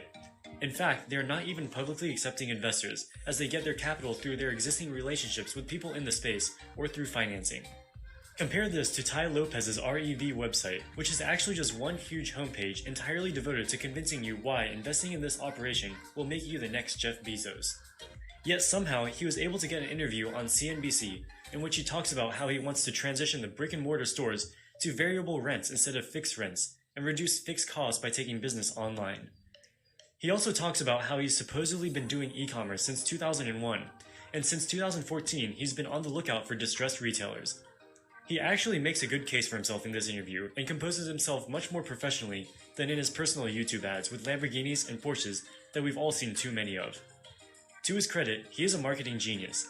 He knows how to get people talking about him and portray himself in the most optimal way possible in any situation, which is why we are doing a video on him right now.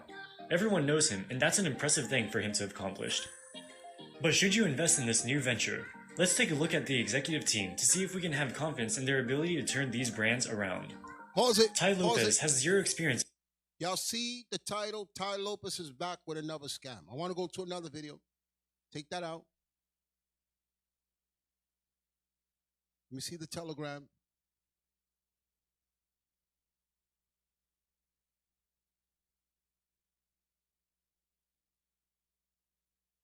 I want that one there. That one there. The next one down. The next one down. Start at, I'll put the timestamp, 6:55. Press play. Because this is Uzziah's mentor.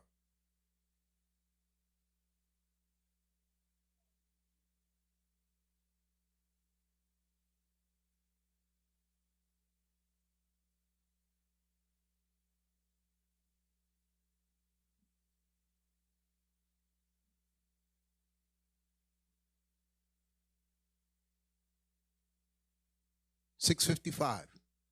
Now, remember I said to y'all that to see if what Uzziah was real, that I was going to sign up. I was going to have people sign up. These people did this to Tai Lopez.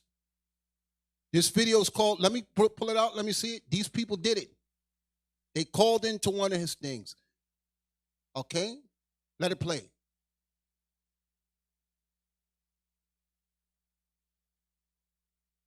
We actually went undercover. Me and my friend Spencer went undercover inside the funnel to see what's going on with this fund. Once we signed up, we got a call from a representative which refused to give us any information about the funds, the underlying assets, the valuations, the companies. Essentially, he was just saying, hey, you need to go on the investor call. I'm not allowed to give you any information. Just go on the investor call, go on the investor call, go on the investment call. No information. So we actually get the invitation to join the investment call, and there we meet Mr. Alex Mayer. During our first attempt, we made a comment about the practical aspects of the patents and Ron Brown, trademarks. please kick him out of this call, please. And they kicked I him don't out. like that. I have a ton of lawyers on my corner too. I have actually 2 big law firms. And he threatens the people with lawsuits. Our second attempt, we use a new name and ask, what is the valuation methodology for the income? Do you guys do commercial debt? Valuation-wise, how does it work? Okay. 2,000. 2,000 is the number of hours you're going to spend this year working for another company. Rick, is Rick the same guy who was making jokes earlier? Or it was a different guy? Yeah, no, it's been the same one. Okay, Rick, stop. I'll kick you out, I swear. It's like, don't try to dominate the conversation.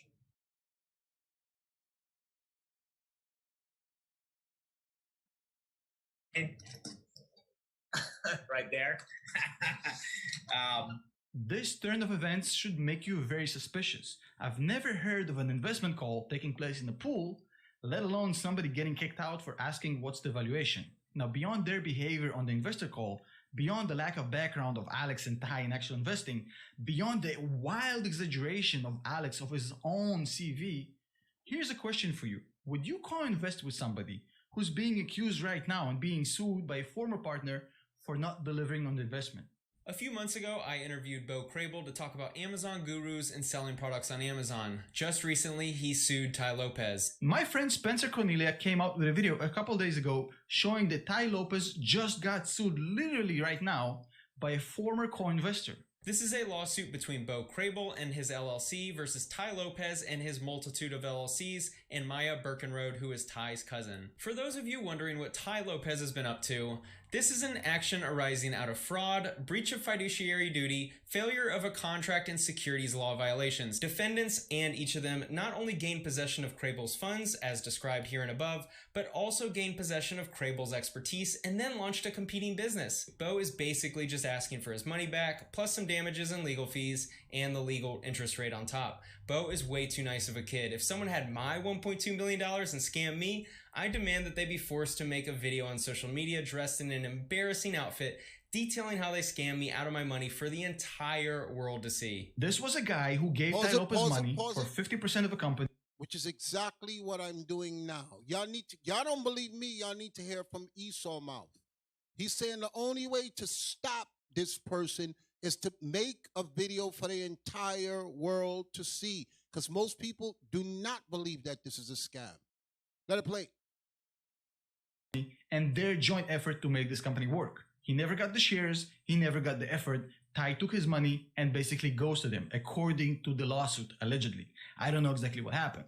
But here's a question for you.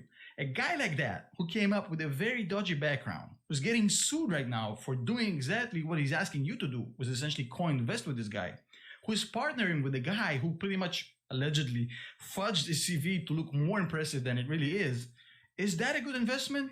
I would say no, but beyond it all, beyond these red flags, this is just bad business. They're buying non-existent dead brands who went bankrupt. Nobody cares about these brands. Piran, Models, Crest Barn. What the hell is it? Nobody cares. Everybody's shopping on Amazon. These guys are buying names which you heard about, and it makes you kind of think that these are real companies. They bought no stores, no inventory, nothing, just the name. And this was confirmed to us during a call with one of their PR people. So there's nothing there. They're buying a company that has nothing but its name to start a completely brand new e-commerce business, which you can do on your own. Why pay them money to do it? Why would you invest so much capex money in IP that means nothing when you can create a brand online with the same amount of money and Pause less? Pause it.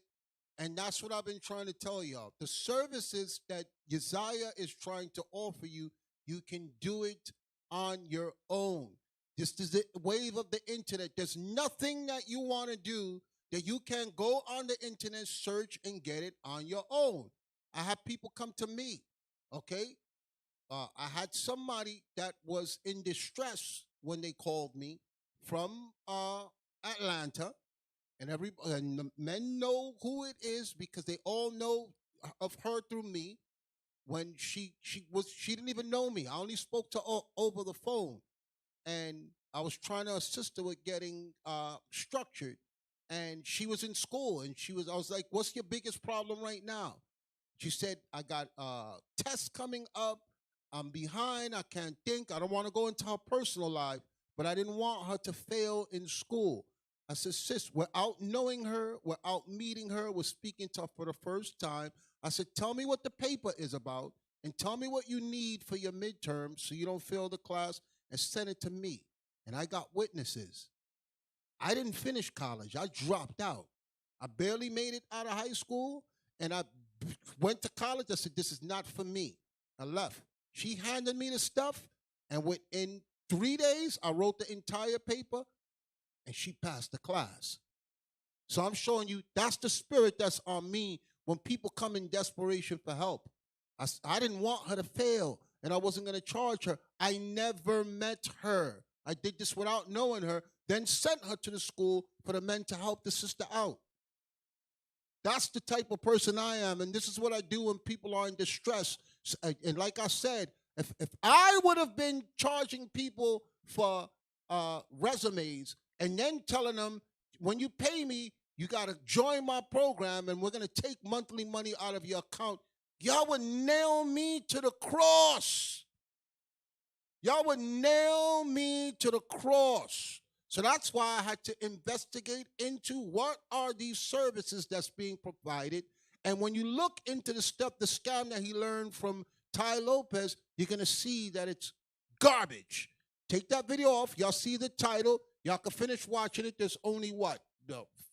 4 more minutes left. I got more videos I want to go through so I can prove my point. Hey, Deacon, this is Officer Kanai. If I may, real quick, I just want to make a quick point. Yes.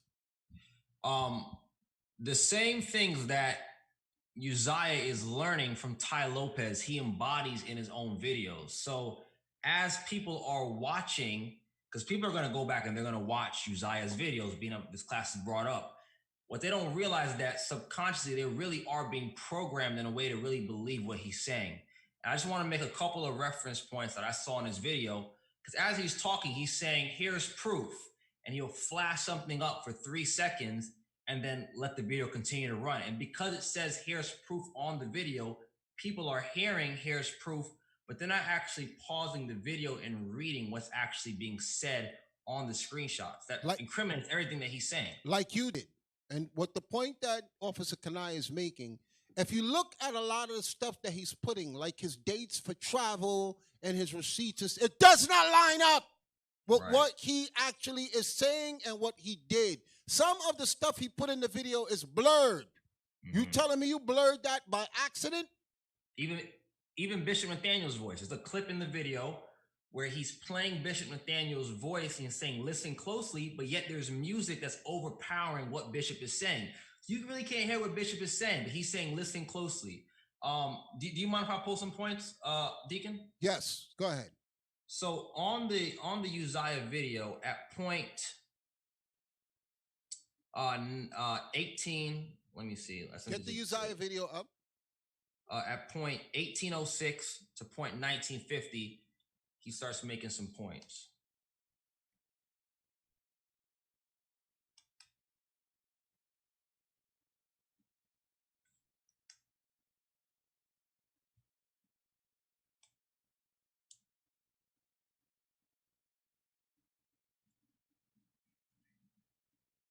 Now, just some backstory to what he's getting ready to say here. He's talking about how IUIC begged Captain Uzziah to create a program on original royalty to sell about finances. Now he's going to go into it at point 1806 to 1950.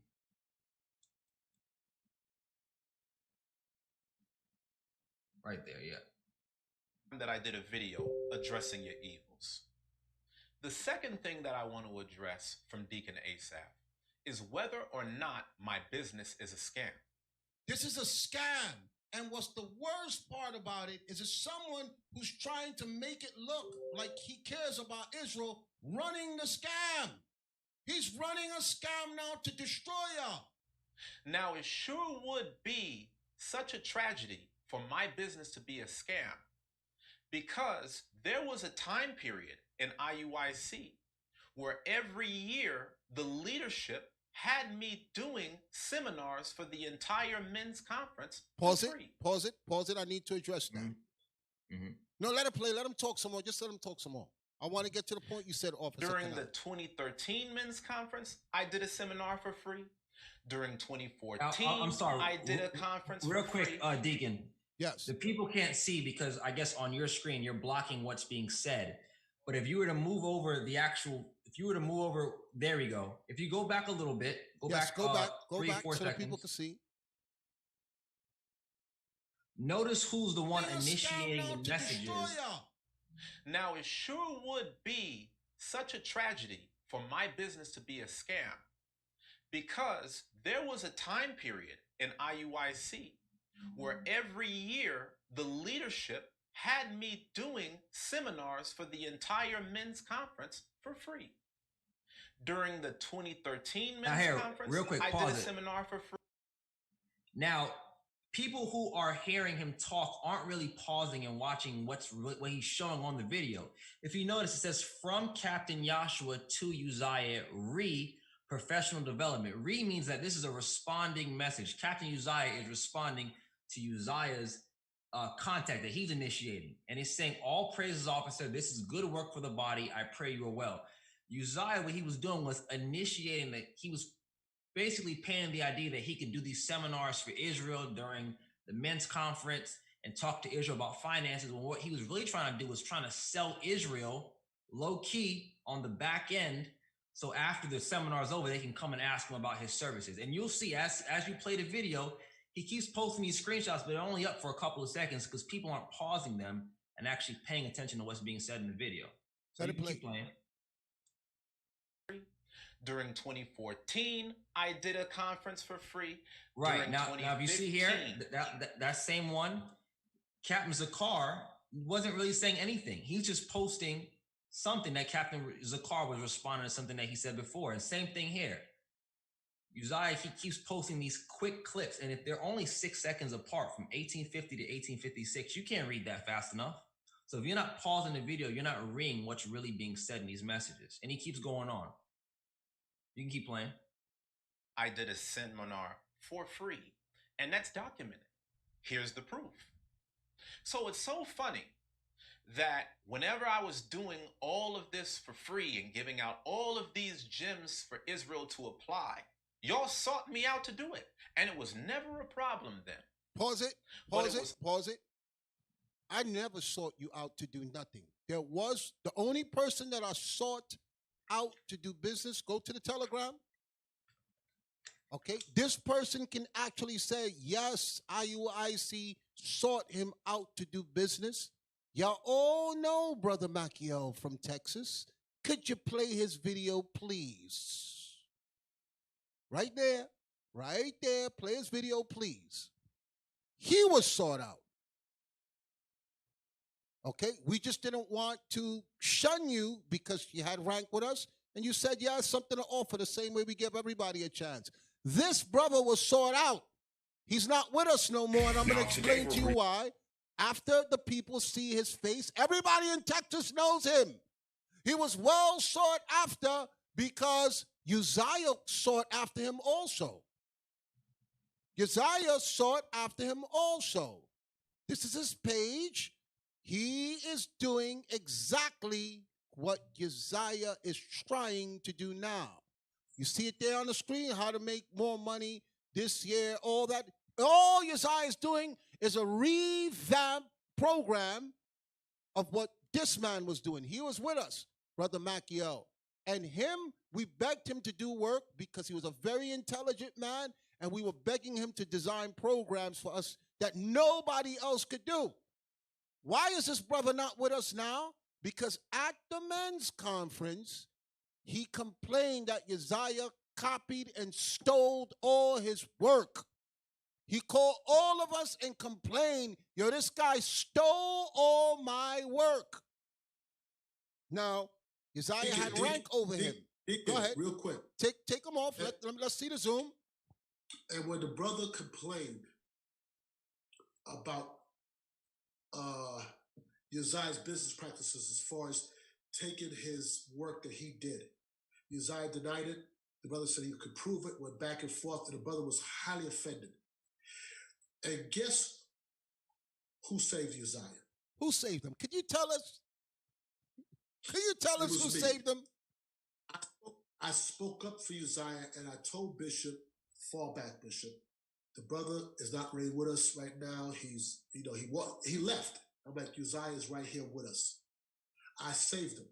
And on more than one occasion, I did that.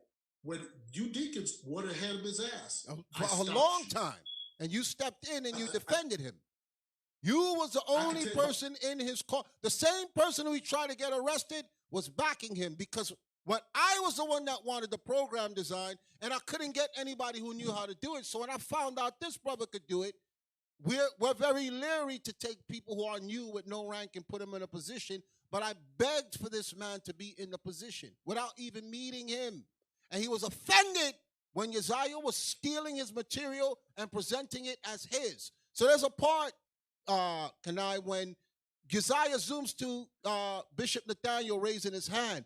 Bishop Nathaniel was raising his hand to ask him, is that Machiel's material? Okay, that's what he was raising his hand for. The men in the conference was complaining. The men knew Machiel and they were complaining. Yo, this guy just stole his whole presentation. Machiel was hot. But I'll let you continue. Go ahead. And Deacon, on the video, you can't hear what Bishop Nathaniel was saying because there's music playing. And then afterwards, he puts this whole sentence about basically explaining what Bishop Nathaniel was asking for help, about him retiring from the police department. So just play the video. The video will show itself. 1 second. So I want to say this before we move on. The deacons prior to that, the deacons wanted to get him because he tried to undermine Captain Joshua. I warned him in front of Bishop. I said, don't do it. I held you deacons off of him. I did it again with Machiel. I did it again with that sister. And listen, if anything I said is untrue in those 3 statements, may God judge me. Before Christ, God, and the angels, as Uzziah kept saying in the video. Now, you skipped over something. Yeah. When we wanted to take his rank, you explained about the captain. What was he trying to do to the captain that you told him, you better leave it alone because if it come before the deacons, you will lose your rank? Please explain to the people. He tried to insinuate that Captain Joshua was misappropriating church's funds. Meanwhile, he had no direct connect to the money. I don't even know how he came. It was like he was involved. He wanted Captain Joshua's position. He wanted Bishop to put it over it. So he began to try to badmouth him to Bishop. But Bishop read it. And I'm sitting there, and me and Bishop was in the office. And I said, Uzziah, I wouldn't do that. Right? I said, don't do it. He said, no, I want witnesses. I want the deacons to hear. I said, listen, I'm telling you, if I call him in here, I won't be able to hold him off at this point. And he called. And I'm like, you're crazy. You're bugging. Okay, let it go. And y'all came in and heard it for the first time and went on him. And I still jumped in and I used my position and my rank to try to hold you all off of him. And that's why all that I'm going through, why I'm more hurt with him, is because Uzziah, listen, you can do whatever you want on YouTube and spin whatever videos you want to spin and, edit and all that stuff. But God knows, and you know I know. Shame on you. Shame on you. I defend you on more than one time. And on top of that, not even defend you, I rose you up to a 400. I put you on these international trips. Against us. Against us. Against. Okay? Because I said we argued you. You argued in his defense. Go ahead. Listen, my wife respected this man, so my kids, this man, I was like, he's close to Bishop. I'm telling you, Kanai, he thinks he's smarter than me. Bishop told me that years before. That's why when I went through what I went through, I had a humble just take it because I had more than enough water. But Machiel was livid. Let me tell you something. That isn't his nature. His nature is a person. I don't know if he even sees it about himself. His nature is wherever somebody's someplace, he will try to undermine them, to move them out the way, to position himself. He is a slimy used car salesman spirit. He will try. He tried it with Captain Yadon in my ear. He tried it with Nariah. He tried it with Shaki. Everybody he tries to undermine. This is part of his quality of his personality. But because of fair speeches, he deceived the minds of the simple. Because he's articulate and he can speak and he has a posture. All that is fake. Spiritual men can see through that stuff. You know what? Again, Macchio, I apologize because I should have never left him off the hook with that. I'll pause. There's another person that was witness to Macchio. Who was it there that was witness? Yes, sir. It's Officer Lemuel. Officer Lemuel, could you please explain what was going on when Uzziah was speaking and the conflict? Because he's acting like everybody was begging him to speak. We only let you speak because it was your rank. People were complaining. Y'all got to remember, all you men that were at the men's conference, they were mad because Uzziah was so long-winded and wouldn't shut up. And everything he was saying, we already heard from Macchio. We just didn't know it was to the extent verbatim that he stole all his information from him after he befriended Macchio. But you explain it, please, because I wasn't there. Yeah, no, I mean, the exact same thing that Elder Kenai just explained. You know, and even that time after, you know, once we, you know, left the men's conference and, you know, got back to our respective cities, I mean, he was still upset. And, you know, he ended up leaving the congregation maybe 3 or 4 months after that. So it was, you know, probably January, February 2016. And he left because we did not reprimand. Let me just explain something to you. The bishop was so upset. Bishop Nathaniel was upset after he spoke with Macchio because I was telling him, look, we need this brother. There's nobody else in IUIC with his know-how, with his business skills, and his ability to create the software that we need for the site. So I told the bishop, you cannot let this go. So at the Feast of Tabernacles, I think it was, they got on Uzziah. Was you there? When they got on him, and he started crying when they were telling him, yo, you a thief. You stole this guy's idea. And what did he do? He went and cried to Bishop Kenai and to back us off of him. Okay? You men that was there, it was Laba, it was Bishop Nathaniel, it was a bunch, it was like 30 of y'all that had him telling him, bro, you messing up what we doing by stealing from Macchio. And he started crying, and Bishop Kenai defended him. But I want you to speak. Go ahead. Speak on what you witnessed.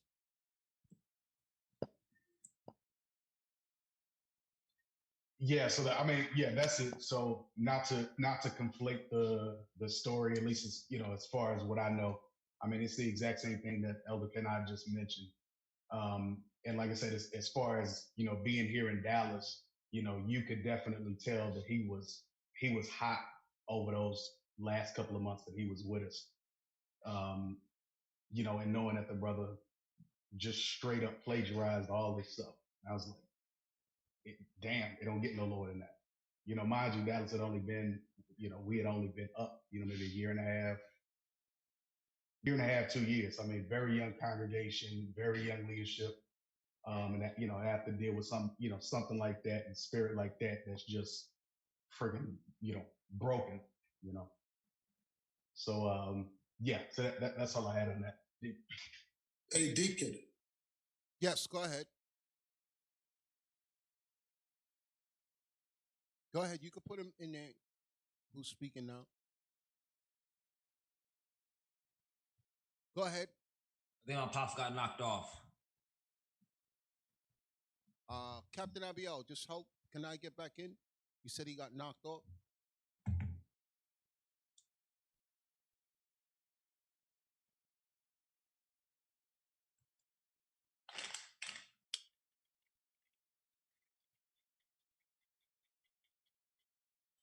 Hey, while you're doing that, I want to play another video. Go to the Telegram and pull the other videos. Okay, this brother right here, could they see him on the screen? He was a key man for the speaking, for the motivational stuff. Y'all see his website? Bring it up. I want them to see the YouTube. Okay, this is Uzziah copied this man's style of the motivation and stuff. You see him now with the t-shirt and the hoodie. Okay. he just put a spin on after being around this man and stealing his stuff and stealing his ideas. He's no longer with us because at the time he had no rank.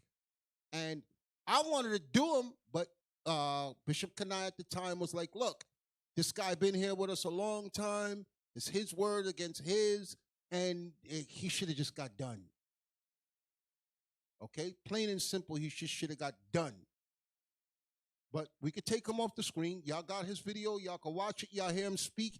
Uzziah's repeating everything that this man says. What's the video? What's the date on his video there?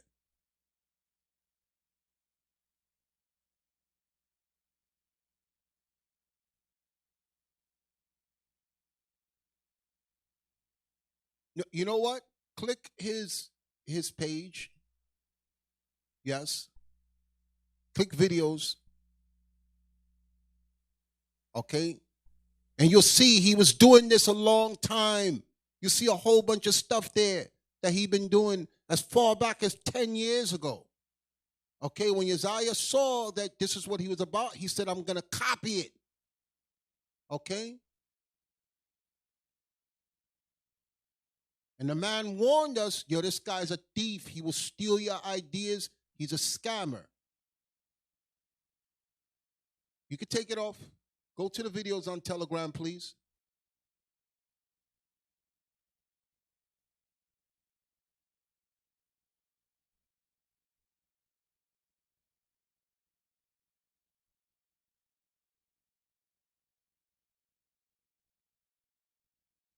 I want that one right there. Wait. Go back up some more. Keep going. That one right there. Biggest scam yet. Let that play.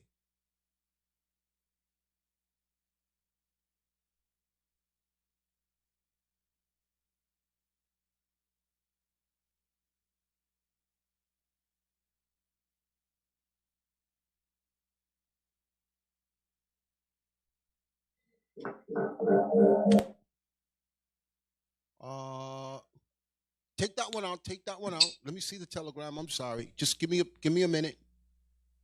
These are new videos that came out because he asked, why do we keep bringing up Ty Lopez? We're bringing him up because he's in the news and people are warning about that he just restarted new scams. Click the one mistakes were made. Click that one there.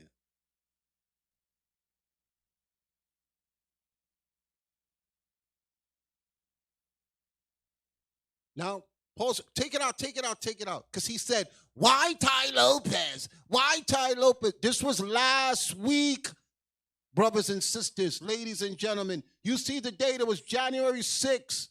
It has over 250,000 views, 300, and everybody's watching Ty Lopez. That's showing you that this guy's a scammer. Esau's on him, but Uzziah want us to back off. Esau is on him. Esau is blowing him up and exposing him, and Uzziah is using the same tactics on the people that he's supposed to be teaching the Bible. 311,000 views and climbing, and this just came out last week. So if Esau think it's important to bring it out, I'm supposed to stay shut because I'm worried that he's going to say that we're attacked. To hell with that liar. Let it play. Watch this. Here in my garage, just bought this new Lamborghini here. But you know what I like more than Lamborghinis? Knowledge, dude. And Webinar Wednesdays. Guys, welcome to a segment of the show where we get scammed so you don't have to. In the past, when talking about gurus, I've talked about their marketing. I've done that stuff. I've traditionally strayed away from going into their course, partly because I don't want to spend $2,000. Also partly because it's hard to show that because it's behind a paywall. But I decided I would do it anyways. Pause it. Because I told y'all last week, the only way to unfold his scam is to do what Esau's doing. They're signing up so that they could come back with proof. Okay? That's what he's saying. That's the purpose of what he did. That's why it's 311,000 views and climbing in 1 week, because this guy is a factor. He's a multi-millionaire from scamming people. But let's let the white man speak, since Deacon Asaph is mean and he has bad energy and he's always so angry. Let the white man speak. Summarize this for you and try to get the idea to you without actually showing the content. And our first guru is the grandpappy of all gurus, the guy who had the brilliant idea to pretend he knows something on YouTube, get a bunch of poor, broke, desperate people to pay him a lot of money, and then try to leverage that into an actual legitimate business. I think Tai Lopez is now trying to like buy real businesses. We'll see how that goes. But he got his real start with this whole internet marketer thing. I am like this genius guru who knows the secret of health, wealth, and happiness. You guys all know the ad. Here in my garage, just bought this new Lamborghini here. But you know what I like a lot more than materialistic things? Knowledge. But today we're going to be dissecting what happens behind the course, behind the paywall. So, bring down the screen. Always feels like that's going to hit me. Okay, guys, 67 steps to success. This is what he kicked it off with, I believe. You guys are going to have to tell me if I'm wrong there. But we're going to be going through a few things, okay, when reviewing this. We're going to talk about the price. We're going to talk about what I like, what I don't like. Should you buy this course, the full review, all that stuff. Now, to start with the price, 67 bucks is what I found it for, with a $67 renewal if you don't cancel. I think that's probably pretty mid-range to low range. I think that's like sort of more of a tripwire product. We're trying to get you in the Tai Lopez funnel system. And indeed, a lot during the course, you're hearing him talk about the upsells. If you're part of this closing group, if you're part of this mastermind, you should buy, you know, this upsell. And he always says, oh, I don't actually want the money. No, I don't want the money, guys. I do it for you, so you pay attention. You're not going to pay attention unless you open up that wallet, baby. So that's the price. Now, onto the course itself. The first thing you should know about this course by Mr. Pez is that it's very, very, very long. It's 50 hours long, which, if you're looking for value, might seem like a good thing. But unfortunately, 50 hours does not mean 50 hours of good content. It means 50 hours of Tai Lopez basically bloviating about little anecdotes in his life. I mean, nothing of this felt prepared. It felt like he just had 3 points, and his goal was to hit like a 30-minute marker or like an hour-long marker. The amount of just kind of like, where was I going with this is ridiculous. Luckily, I was going to feel bad and watch the full 50 hours, but Tai Lopez made me feel better. And this might be the only takeaway that I got from his course, was during the speed reading portion. Now, we all know Tai Lopez, he's the king of reading, right? 1 book a day. Well, actually, it turns out he doesn't read 1 book a day. He does something he likes to call speed skims a book a day, which might mean reading it for 5 minutes, might mean reading it for 10 minutes, 15 minutes. But basically, anything but read it all the way through. And this is his rationale behind it. We want to get away from stories. Stories are how authors fill up the pages of a book. So, Yeah, that's exactly what Tai Lopez did in this course. They're just trying to sell their book. They don't want to sell. Most authors could write a 10-page book with everything they know, the cliff notes, but they don't want to do that because they can't charge you $20 for it. Yeah, the irony here is palpable, and that's when I realized I'm not going to sit through all of this Tai Lopez justifying a $67 course. Instead, I'll just get like the main high-level points, because really it boils down to, in each lesson, he's got 67 lessons, it comes down to like one thing, or like maybe 1 or 2 ideas. And this is where we come to, I guess, the good thing and the bad thing of the course. Now, what do I like about Tai Lopez? He encourages reading. I'm never going to hate on a guy that encourages reading, baby. It's the best mechanism to self-improvement. It's what I tell you guys to keep doing. I probably don't say it enough. If you have a library card, you don't need any of these idiots, right? What I'm trying to tell you, you can get way deeper ideas. You can improve the quality of your thinking, the clarity of your thinking, all for an incredibly low price. So I like that about him. Hopefully he encourages people to read. Even his book list, I have no problem with. I thought his book list is pretty good. I read a lot of the books on there, and I would wholeheartedly endorse a lot of them. Now, what do I not like? Well, this whole course, and this is getting into like the really rating part of it. The whole course is reheated self-help.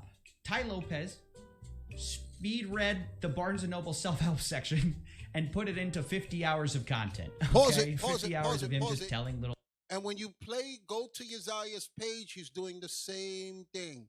He's copying and pasting stuff, material from self-help pages. He's finding people who are struggling with their finances, struggling with their self-esteem, struggling with their business ideas. The same thing Ty Lopez is doing, he's following it verbatim. So he's looking for black people that are struggling in the communities. That's why he's targeting black people now. And he's repackaging what Ty Lopez is doing. That's what the white man is telling you now. The only difference is he's running that game on his own people. Okay? Let it play. Stories about Grandpa Joel Salatin or whatever, which, by the way, is this man a farmer or isn't he? I recently saw a video where he's approaching a horse from behind. How did I not know? But we're supposed to believe he's a farmer because he's got a hat on. Like, I'm not even a farmer, and even I know that. Look, can I be a farmer too now that I put a straw hat on? This is ridiculous. But anyways, that's the biggest problem, is that if you've read self-help, if you've cracked open 3, 4, 5 books from the self-help section, you already know all this stuff, and you have it from the source material, where people have spent years crafting together, like, the amalgamation of decades of experience, right, into 1 or 2 really crystallized ideas. Or you can have a guy who read it for 15 minutes at the breakfast table regurgitate it to you over an hour. I mean, I think the difference is clear, and this is like where the value proposition becomes kind of weak, is that really he's just regurgitating ideas, all the while saying that you should read. But if you read, then the value of Ty Lopez's course basically goes to 0. And if you just listen to summaries, then you're kind of doing what Ty Lopez is saying not to do, which is to be a dilettante. Another incredibly ironic part of this course is he talks a lot about how you need to drink deeply from the well of knowledge. But Ty Lopez seems very interested in not drinking deeply from the well of knowledge instead of drinking very widely from the well of knowledge. I don't know. Don't become a dilettante. And now the next thing I want to talk about is listening to dilettantes. See, dilettantes are usually the loudest. Oh, by the way, if you guys don't know, dilettante is a fancy way of saying amateur, someone who's just just skimmed the surface. And Ty Lopez's literal approach to reading is speed skimming. So his message is don't listen to dilettantes, don't be a dilettante, which I agree a lot with, but the problem is that Ty Lopez is a dilettante telling you not to listen to dilettantes. Once again, I don't know how you get away from the irony here. I would also say here, as an aside on the reading proposition, is that this idea, he calls it strip mining, like you're mining for gold. You only want the gold, only look for the gold in the book. And as soon as you get it, you like put the book down. You don't care about that book anymore. I think it applies to like a certain class of business book, but honestly, most self-help isn't about getting as many ideas into your head as possible, which I think is what he does. He like conflates just reading a lot of ideas with being really smart. But in actuality, it's internalizing those ideas and applying them to your life that is the only thing that matters. Which is why a lot of people can watch hundreds of high-class performers share their biggest ideas and they never become a high-class performer themselves, is because you can take in ideas without actually getting out of it what they're actually saying. You're not actually internalizing the ideas. And I think strip mining is the absolute way to make this mistake, is by not really spending time in the idea, like literally just like, oh my gosh, what's this? This is what his idea of speed skimming is. It's like, oh, look through the book. Oh, got that book. It's gone. That's the idea. It's a little dumb. I think there's a time for reading broadly, but eventually if I'm getting actually what he's saying, like you should actually read deeply, then that's not how you do it. So felt a little confused there. Now, if you find any of this ironic, you're not the only one. And I think the best way I can explain it is that you could actually learn a lot from Ty Lopez, I'm not joking, by watching what he does, not what he tells you to do. So I think if you watch his original ad, here in my garage, you could learn an amazing amount about sales and marketing from that, right? From that. If you actually read like Ty Lopez reads, because even though he obviously skims a lot of books, he is well read, I think you'd be fine. I think you'd do well. I think the problem is that what Ty Lopez does and what he says to do are two different things, which leads to a very interesting thing when you're watching him tell you his life advice. Because you're kind of like, oh wait, didn't you do that to us? Oh wait, aren't you using these tricks on us? Like take for example his part where he's saying don't be the sucker in the room, while talking to a bunch of people who bought some reheated set of ideas that were from a bunch of people that they should have just read instead of watched Tai Lopez's course. What, beyond you just consciously going, I'm not going to be the sucker in the room, right? You make that conscious decision. It doesn't mean you won't be the sucker. Like, I can't explain to you how funny this is to me that he's saying this, but okay, let's keep going. Conscious changes are, well, like Freud said, the mind is like a iceberg. 90% of it is below the water in your subconscious. So, the Lollapalooza effect. Now, He's really jumping around here. What he's quoting now is a Charlie Munger thing. Lollapalooza effect. Basically, it's the idea that cognitive biases stack on top of each other to produce a much greater result. Small biases can stack on top of each other. And he's going to basically say, don't do it. Don't avoid Lollapalooza effect moments, okay? Talk about this a lot in the ultimate closing system, sales, greenbelt stuff. And you might not be in that. If you're in an entrepreneur, you definitely should check that out because it's the best thing.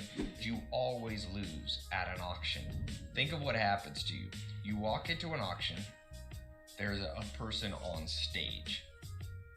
Stat is the authority bias. So automatically, even subconsciously, they are perceived by your subconscious as an authority because they're literally physically above you. Then they're doing things like going once, going twice. They're creating scarcity and urgency. Like, ooh, if I don't buy this right now, I'm going to lose it. Even though it's something you've lived your whole life perfectly well with, perfectly well before you even heard of it. Still an influence on you. All these things added together create what Charlie Munger has coined the Lollapalooza effect. And the Lollapalooza effect is a force too powerful, a coalescing of multiple biases all at once. And that is why they say they don't even put themselves in that situation. It's not something you can build up willpower around. Okay, so all of that to say, he's saying, look, don't get around things that prey on multiple of your cognitive biases because you don't have enough willpower to withstand it. It's just you're going to lose every time. This is what a webinar is, guys. This is what Tai Lopez's ads do. Is their Lollapalooza Wonderland. It's scarcity. It's appeal to social proof. It's like, look at all the testimonials. It's all of these things. Oh, it's pre-recorded live webinar, guys. This is all for you. I did this just for you. They're professional marketers. That's what they do. And so Tai Lopez, in a class that you got sold to with the Lollapalooza effect, is saying, don't fall for this effect. So again, we're left thinking, okay, Tai, what is this? It's like a course for suckers, how not to get suckered. And the first lesson is, well, you've already been suckered, so you're a sucker. It's like bizarre to watch this and watch him say like, oh yeah, you should try to avoid these situations if possible. Tai Lopez's webinars and all these marketers' webinars are the thing that he's talking about. And not only that, he's also simultaneously saying that you're the sucker in the room.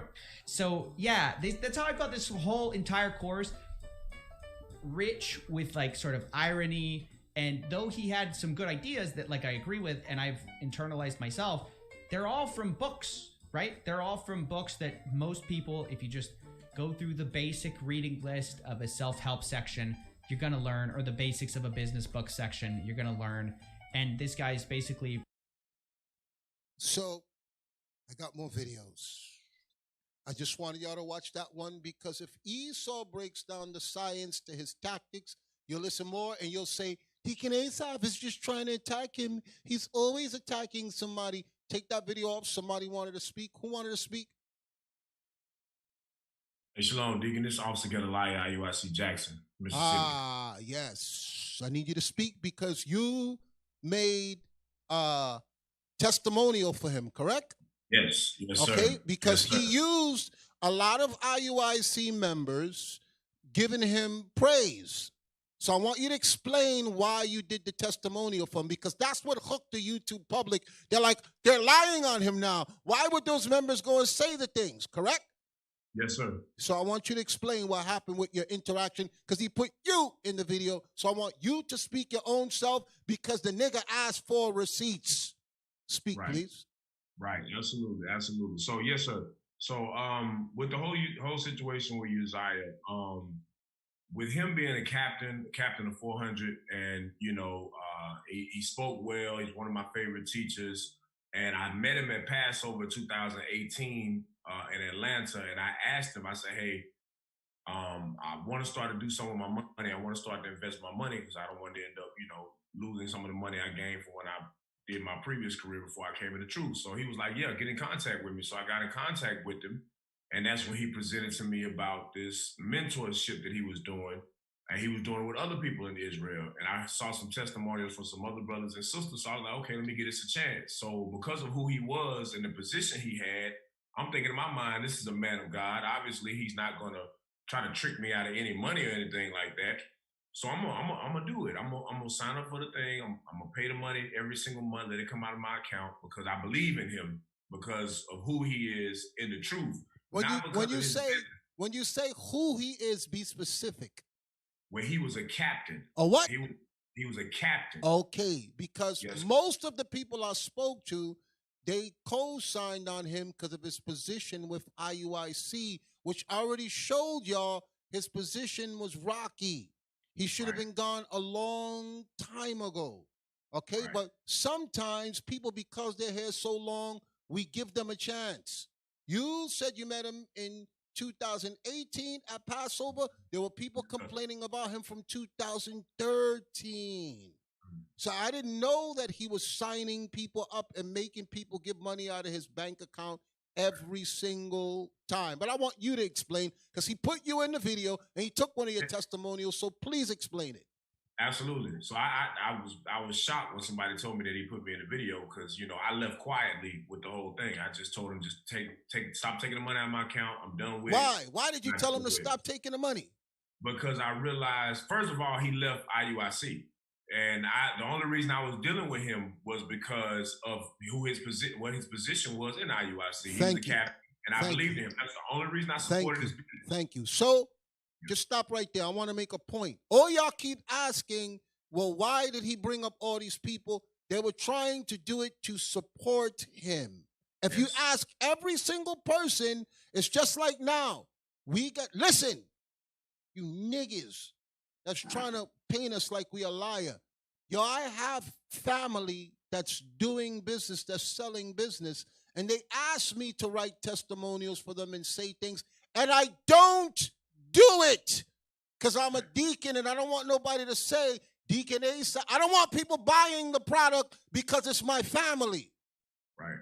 Okay, and everybody in New York know who it is. I don't never advertise for them. I don't never put no, and I told the person that's doing it, if your product is garbage, you're not selling it to the members, so you better make sure it's official. Get real valid testimonies, not because of Deacon Asaph, but because your product is good.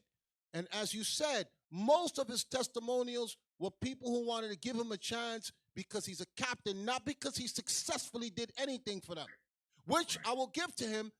There are people who said he helped them with a resume. We got people here in New York that's doing it for free. I could have helped anybody with any resume for free because I was going to do just what Key was going to do. I was going to go on Google, find what you're looking for, give it to the person and tell them how to articulate themselves so that they could pass the job. But I'm going to let you finish. Go ahead.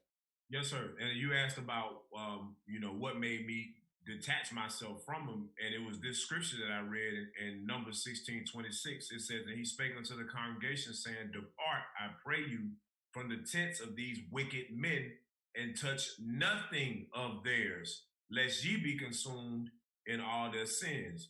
So when I realized the whole situation, I heard everything that went down.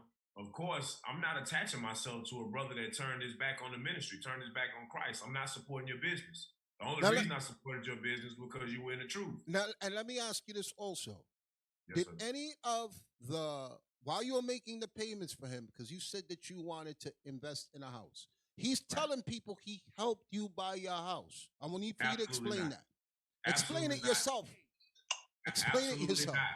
He did not help me buy my house. I had already had the property under contract. I had already submitted an offer to the real estate agent, but I was second guessing this. It was a lot of money. I had never spent that type of money before. It was a lot of risks in real estate. I had been doing a lot of research. So I went to him for counsel And when I thought about it, I'm really paying this guy to ask him for counsel as a man of God when I should be able to just call him and ask him, hey, Cap, what you think about this? So I asked him, what did he think about it? Should I go through with it? I'm nervous. I'm afraid. I don't want to lose money. And he was like, you got the money? I said, yes. He said, you've been doing your research? You've been reading your books? I said, yes. He said, well, go for it.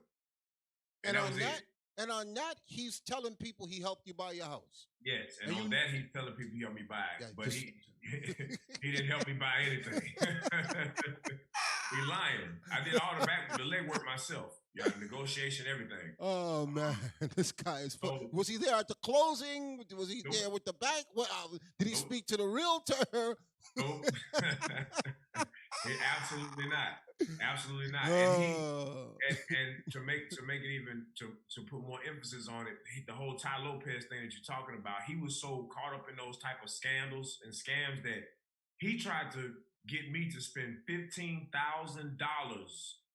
to sign up for a program that my wife and I researched, and I found out the program was a scam. It was one of those Tai Lopez real estate course scams where they take money out of your account, they fly you out, they have all these things. Really, you're the one that's flying yourself out because they're taking the money out from what they gave you or what you gave them. He tried to get me to sign up for that. He's like, yeah, it'd be a great investment.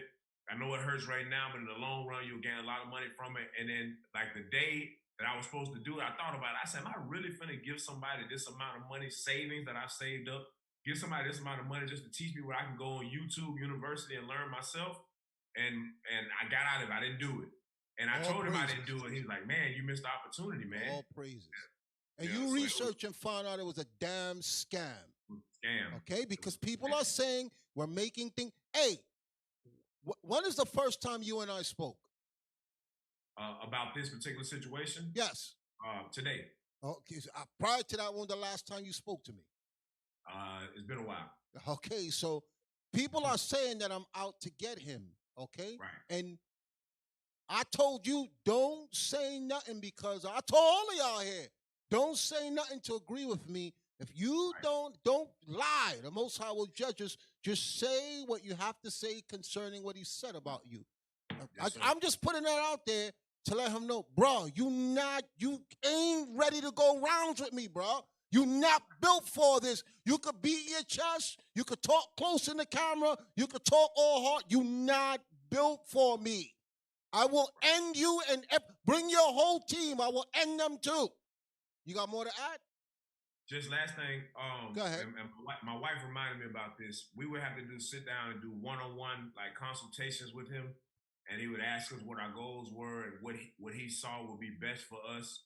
And the three things that he gave me, my Get Alliance 2018 Breakthrough Roadmap, the three things he told me to focus on was stay focused on budgeting, get out of debt immediately, and create a business prototype for my speaking business because I wanted to start motivational speaking. Nothing about real estate. Nothing about real estate. Showing you that he didn't have any hand in anything that I was doing real estate-wise. The only reason I did that testimonial is because he was in the truth, and I wanted other brothers and sisters to see where he did tell me or advise me that I should go through with it to get me over my fear of wanting to spend that amount of money. That was it. I was solely doing it to help his business, to get other brothers and sisters to support. And also, you spoke about the motivational speaking, correct? Yes, sir. Aren't there a lot of people who was in your career that's doing that now? Yes, sir. Okay, I know some of them. Some of them are, I'm not going to say their names, but when I call them, they tell me I'm in Vegas, I'm in Israel, I'm here, I'm there. They're traveling, they're doing the same thing. Did Uzziah advise you to do that, or you did that because of your knowledge and your know-how that you could pull it off? Well, when I got with him, I was doing my own radio show. Thank you. So, Thank you. Yeah, Okay. I didn't need him for that. I know a lot of other people that was in your career that's doing that right now. Yep. Okay, I speak to them now. They have my number. Yes, not going to say their name because then people going to jump out the window trying to reach them. Okay, but if you got anything more to add, or that's it? No, sir, that's it. Brother, I thank you for your time. I thank you for your explanation because that was, he's showing the testimonials like he got something. Most of the people did it for you for the same reason Officer Gedaliah did, because you was a captain of 400, not because you changed their lives. Okay, I will give you, like I said, with a couple of people you did a resume for, okay, all praises. But it wasn't worth monthly deductions from your account just because you helped somebody with a resume. Yes, That's grimy, especially in this day and age. So, brother, thank you once again. Who else we got on the line? Hey, Shalom, Deacon, Most High Christ bless. It's Officer Amir. Officer Amir, Shalom, Hey, Most High in Christ bless. Officer Amir, real quick. You don't mind if I say something real quick? I'm 3 hours ahead. It's like about to be 4:30 in the morning over here. Okay, yes, I forgot you on a different time zone. Yes, Go ahead. sir. Hey, only reason I even gave the video the time of the day, and I'm going to try to make this as quick as possible, is because Officer David's brother brought it to my attention. Because I don't give these niggas the time of the day. I don't try to keep up with their videos. But I saw it, and I heard I was in the video. My wife was in the video, and when I looked at it, apparently he had taken a picture of me and my wife Abigail. Now Abigail, she was actually taking part in the with the so-called program or whatnot, and I didn't know Abigail at the time, and I wasn't even proving my wife Abigail at the time, but yet he showed us in there. It's kind of like what Officer Kanai said, how he's putting in these visuals to make it seem like other members are also as if he has a following that he truly doesn't have. Because I've never once dabbled with this man's program. I've never once I like how you put it, where you call him a car salesman. Where niggas like that on the East Coast, they come a dime a dozen with the gift of gab. So when I seen it, it never interested me because I just thought it was real sketchy, So why did you tell your wife to discontinue the program? Explain that part to me, please. So I told Abigail when we started proving, she told me about it. She was thinking about reconsidering because the spirit wasn't right. There was too much controversy going on. And, I told her, I was like, look, I'm not dealing with it. I suggest and I would recommend that you jump ship. One of the reasons why, Deke, is because of what you just mentioned. I didn't think it was financially fair, like the payment. I understand, it was useful for the resumes and little things here and there, but I don't think that the fees were feasible. I don't think that they were fair. So I was just, that's a little too much. Like you said, you can get resumes done on the internet, little shortcuts here and there, or like Officer Gedaliah said, paying for things that are actually counsel that should just be something brotherly, that you shouldn't have to pay for. So, it was things to that extent, man. But he also had the nerve to say, to tell my wife, shame on you. This the same guy that self-proclaims himself an elder. Why did he say shame on you to your wife? Can you say that? Why he said that about your wife? Yeah, he said shame on you for pretty much for canceling the membership. That's what I wanted you to get. Because he said he didn't chase nobody. He wasn't mad. There's a money back guarantee. If you want, you can get your money back. But he said to your wife, shame on you. Because again, the women are the most impulsive buyers. And a lot of them, they'll subscribe to things and buy things just on their emotions, not on logically. And your wife is very intelligent. I knew her for a long time. When we got our first school, she used to come and visit. She's very, very smart. Okay? But it's easy to get, just like when you go into a church, the crowd is women because they move more on emotion and impulse. And I know that she was doing it just to support him, the way a lot of people was because he was a captain of 400. That's why I want you people to explain. When your wife left, he shamed her. Okay? But continue speaking. Go ahead. Oh, last but not least, Dick, I remember when you said something a while back when the whole thing hit the fan. You said, if your business is solely reliant on the children of Israel, then it ain't a business. Instead, it's a hustle, a.k.a. a scam. Exactly. Okay, which is what I tell, like I said, my family is doing business. I said, Israel shouldn't be your target audience. And if you could only sell because of who I am and because you got the congregation, then this ain't no business. Okay? So I explained to my family member, make your stuff professionals, good labels. There's people copying right now what's being done.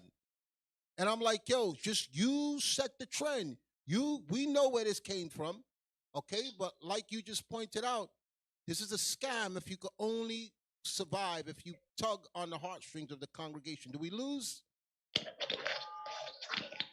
Did we lose him? No, I'm right here, Deacon. Go ahead. I'll let you finish without interrupting you. All praises. Happy Sabbath. Shalom. Christ bless. A couple of things I want to cover. Say your name. This is Officer Amir, Austin, Texas. Okay. So you witnessed things in Austin, Texas. Just let us know. All right. So in his video, the thing that caught my attention, and I know he purposely did this to catch my attention, he said that he would take a bullet for myself and David. I only knew this Negro for like less than 2.5 years at the most. He only knew Officer David for maybe about 6 months when he moved into Austin. So as far as applying Sirach 6 and 7, former captain of 400, that's a bit much to say and hasty to credit someone if you say you'll take a bullet for somebody that you barely even knew. And I only knew him off the strength of joining his program. David was was David the one he wanted to fight? Yes, he wanted to fight David right before I got there to assist with the moving of everything. His nickname is Show Muscle, so he felt like he wanted to put up a front in front of the cops, knowing that nothing's, we're not gonna make no stupid decisions like that in front of cops, so of course he's gonna, bark, but he ain't got no bite, you know what I'm saying? So he pulled that hold me back scam. But go ahead. Exactly. So, I'm a bit taken aback saying that, he said he would take a bullet for me, myself, and David. But, that's the type of talk you tell men that when you go to war, you know what I'm saying, when we go out to camp and stuff like that. As far as I know, when I was visiting Austin, under his leadership, his camp or the camp he was running, they wasn't known for going to camp. They wasn't known for going to war. For as far as you saying you take a bullet for somebody, that's war talk. Austin wasn't really going to camp until after the split, until all them nigger defectors left and the Most High deployed men to Austin. That's when we started doing the work. That's when we was holding the line and Austin was being strong. You know what I'm saying? So all that talk about taking a bullet, bro, prove a friend, man. Prove a friend, please. Second point I want to make. We only became close. Let go of your mic, bro. We can hear you without holding the mic up. Yeah. You're coming in real loud. Thanks. Yes. Can you hear me now? Yes. Perfect. Yes. We only became somewhat close after me and my wife joined the program. After. So if I do believe if we wasn't dealing with him on a monetary basis, this brother wouldn't probably give us a time of day at all, because that's how he rolls. He always portrays himself like he's too busy to get on the phone with everybody. But if he has some interest with you monetarily, he'll make time for you. So what did he offer you in his program? Tell the people. I will be honest. The resume templates, they were helpful. Other than the resume, what did he offer you? Because everybody tells me the resume. I mean, I didn't really deal with him that deeply, like everybody else's experience, but nothing he did for me or my wife was like super life changing or that extensive that would make me be like, oh man, this brother, he's the one. I gave him his props again because again he was with the body. You know what I'm saying? Like any good friend would do if somebody's trying to support. So you're saying you gave the testimonial because he was a brother in the body in his position, correct? Yes, sir. Yes, sir. And to be honest with you, my wife was more interested in this program than I was. So, I'm always a bit skeptical about business opportunities and stuff like that. So, that's I was helping them out because Israel support black businesses, yada yada yada. Third point I want to make, He mentioned my wife, and he also purposely put up clips of my wife speaking. So I want to say something about his wife. His wife never called my wife. My wife would always call his wife just to try to build relationships with her. And, his wife Ariel would do the same thing he does, she'll get back to you when she can. But for some strange reason, she coincidentally had time to get on the phone, call, and text my wife when the split happened during the Feast of Dedication.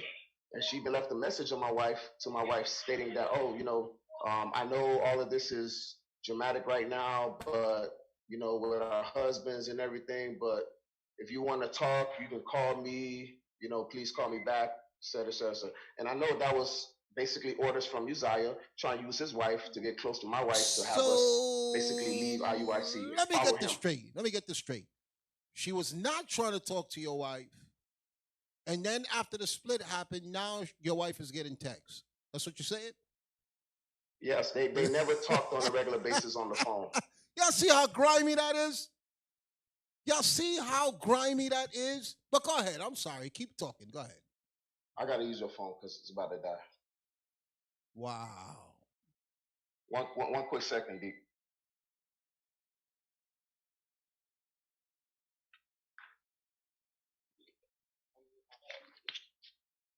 Oh, he disconnected. Who we got else on hold here? I'm about to get on right now. Oh, okay. I thought we lost you. I heard you say something disconnected. Got it.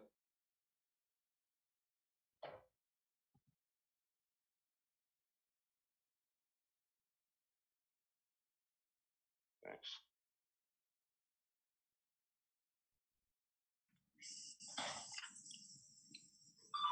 Hey, can you hear me?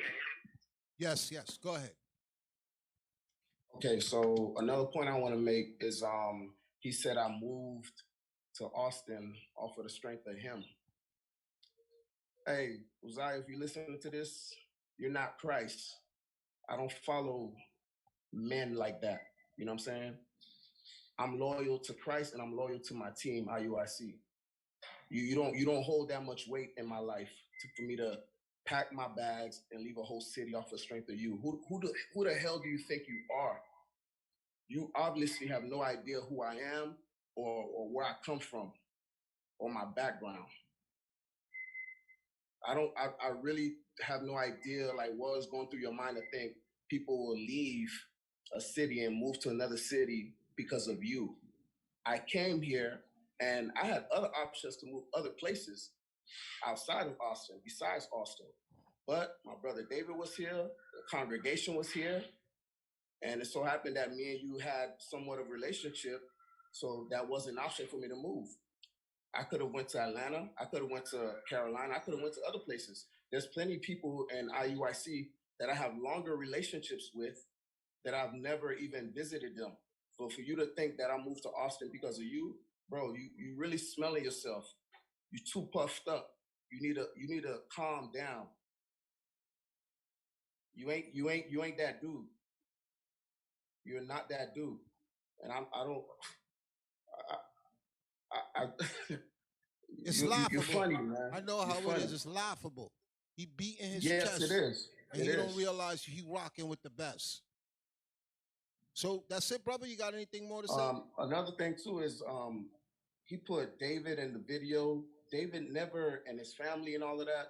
David had nothing to do with the business aspect of his business. He wasn't even involved. So the reason, I don't even find a reason why you put David in the video, or even myself. But I understand you're emotional and you're petty, you're effeminate. So I understand you take things personal like that. You're the type of dude, if you go down, you'll take everybody with you. And that's what you did in the video. Just like we saw him do to Judah Mac. Okay, yes, he was leading the charge against him. And Judah Mac, dumb ass, is defending him only because he think he gonna get some wins off of us. But go ahead. Exactly. Last but not least, I want to say this, and I don't want to sound carnal, but I got counsel. I'm gonna just leave it at that. I don't know what part of South Central you're from, but I'm from South Florida, Miami. We don't play all that running mouth game on social media. And you better thank God. You better face the East. You better also thank IUIC leadership that we got men that follow counsel. Because if it wasn't for these laws, I would come see you at your house within the hour of that video being posted. So you better thank the Most High that, again, I don't know what part of South Central you're from, but I'm from South Florida. We don't play those games. All right, so keep my name out your mouth. Keep my wife's names out your mouth. Anybody you hear in Austin doing the work that did not follow you, keep our names out your snake ass mouth, bro. Straight up. Thank you for that, brother. All praises.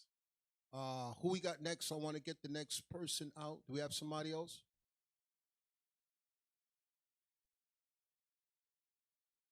Did we go through everybody? Yes. So, I got more videos. But he said we didn't use scriptures. Let's get some scriptures. Give me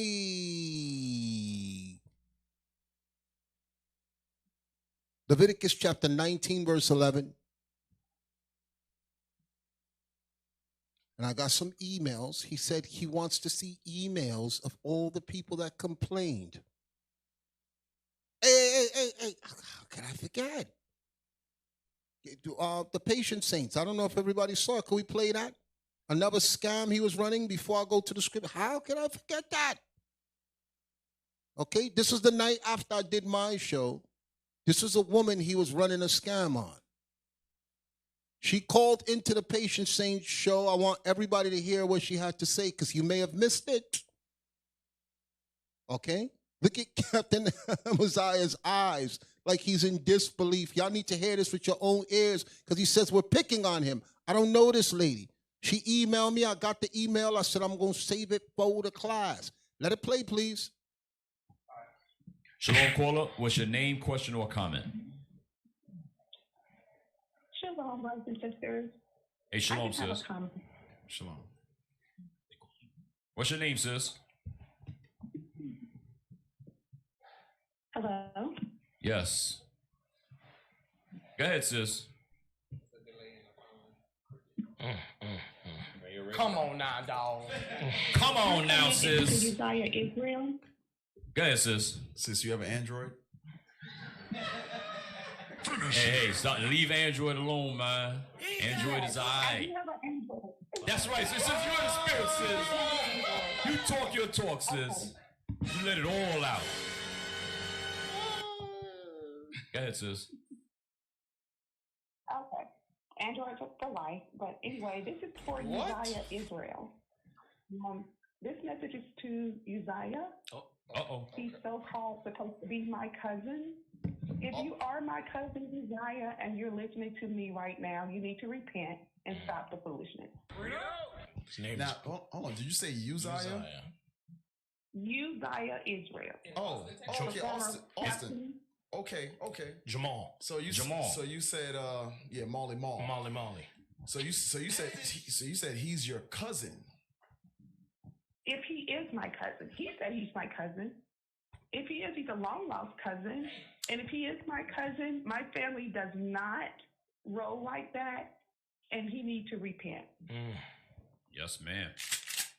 I'm lost. Was you doing business with him too? I was a part of one of his business deals. He reached out to me. He, I guess, apparently seen some pictures of me and some of his cousins, and I was already following IUIC, and he was like, I think we're cousins because you're in the pictures with some of my cousins, and that's how we kicked it off. He was like, I was like, yeah, that's my cousin. He said, well, that's my cousin, and then he said, do you know so-and-so? And that's how me and Uzziah became, friends. And then he said, give me your routing number. Got him! Exactly. Damn! That's not how it See? And That's some not of you exactly how it suckers want to happened, but- defend him. Wow. Some of you suckers want to defend him, man. Damn. Exactly. And if he is a cousin of mine, again, we come from priests and deacons. No one in my family, even the ones that's in the world, don't roll like that. So, Uzziah, if you are kin to me, you would repent. You know who I am. You changed your number, but my number is still the same. Damn. Molly Mall. Hey, sis, I got a question. I got a question for you, sis. You hear me? Yes. Sis, did you get rich? Did you make some money? I dropped the class. No. Damn. During the class, people were complaining in the class. Do you know anybody that got rich? No. Damn. He was saying that he would do it one-on-one with us if we didn't really get it or if it wasn't working. But it never worked for me. And, you know, I don't know anybody. I've yet to hear anybody got rich following his format. So you are his cousin, and he didn't give you any inside scoops? And the sad thing is, I came to know IUIC at the time all this was going down. Wow. With Uzziah and with Judah Mack and everything. And I did visit one of your schools, and the school I went to got closed. And it was just a lot for me. And then I'm like, what is going on? And my mom thought I was joining a cult. And then with all this going on, I'm like, okay, what is going on? So I just kind of stepped back and went to online learning and just still stuck with you guys. And I'm like, okay, these people are the truth. And then Uzziah came up with all this foolishness. And I'm like, you got to be kidding me. So I did try to reach out to him before now. But he did drop Facebook. Like he said, he is no longer on Facebook. He's no longer, he's not answering emails, his phone, everything has changed. So I'm just calling, I had to call into the radio show just to let him know. Sis, let me tell you something. You're not his cousin. Wow. You were just in the pictures with some people and that he knew. I feel bad because I'm like, oh my God, I got to reach out to IUIC because this guy's no kin to me because I don't feel what he feels and what he's done is really wrong. So I need y'all to, I need y'all to understand the levels that this dude will go in order to get your money. He'll claim to be your kin. Damn. He'll even claim. You see what I'm saying? So he can probably claim you on his taxes. I help the family. It's crazy. Let's get him off. We had to bring that back because I don't know how y'all got to tune into the Patient Saints radio show every Sunday. Okay, because I was asking the people here and they didn't see it. This woman heard I don't know her. Y'all acting like I'm trying to get people to go against him. Okay. Understand when this first started, I was speaking to defend the man. That's why I was contacted. And like I said before, I had no issues with Judah Mack. I liked him. I didn't have no issue with him. So I'm not going to go in on him unless y'all got to give me sufficient concrete issues. And the stuff that he was going through was stuff that brothers go through with each other. Okay? The man that y'all see, let me make it clear to you. The man that y'all see attacking us now and putting testicles on my face, I don't know that man. Okay? I don't know that man. It's like he's transitioned now, and I'm on the defensive from a demon. I don't know him to be that way. I had no issues with him. Y'all heard me say that? He played the text. I got nothing against him, but this is not Judah Mack night. This is your night, Uzziah.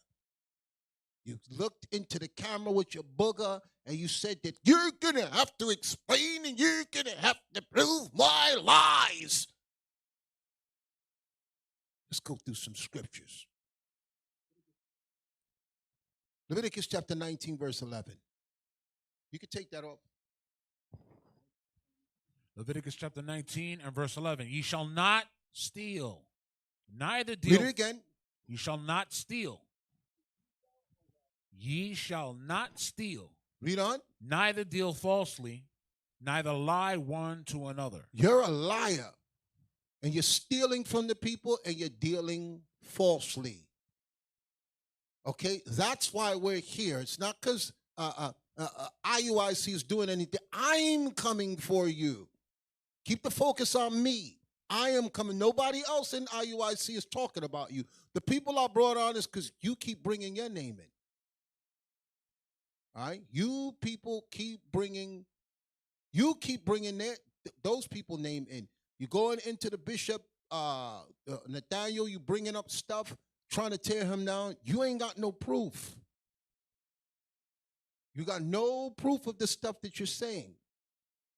Okay? Read it again, please. You shall not steal, neither deal falsely, neither lie one to another.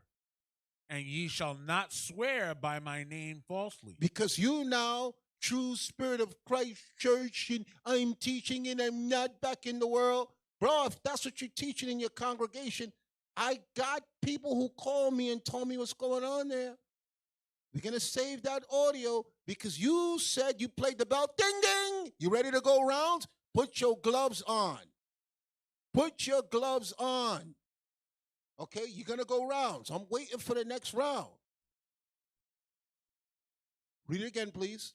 You shall not steal, neither deal falsely, neither lie one to another. And ye shall not swear by my name falsely, neither shalt thou profane the name of thy God. That's what you're doing now. By taking advantage of people that need real help. We're in a bad place right now.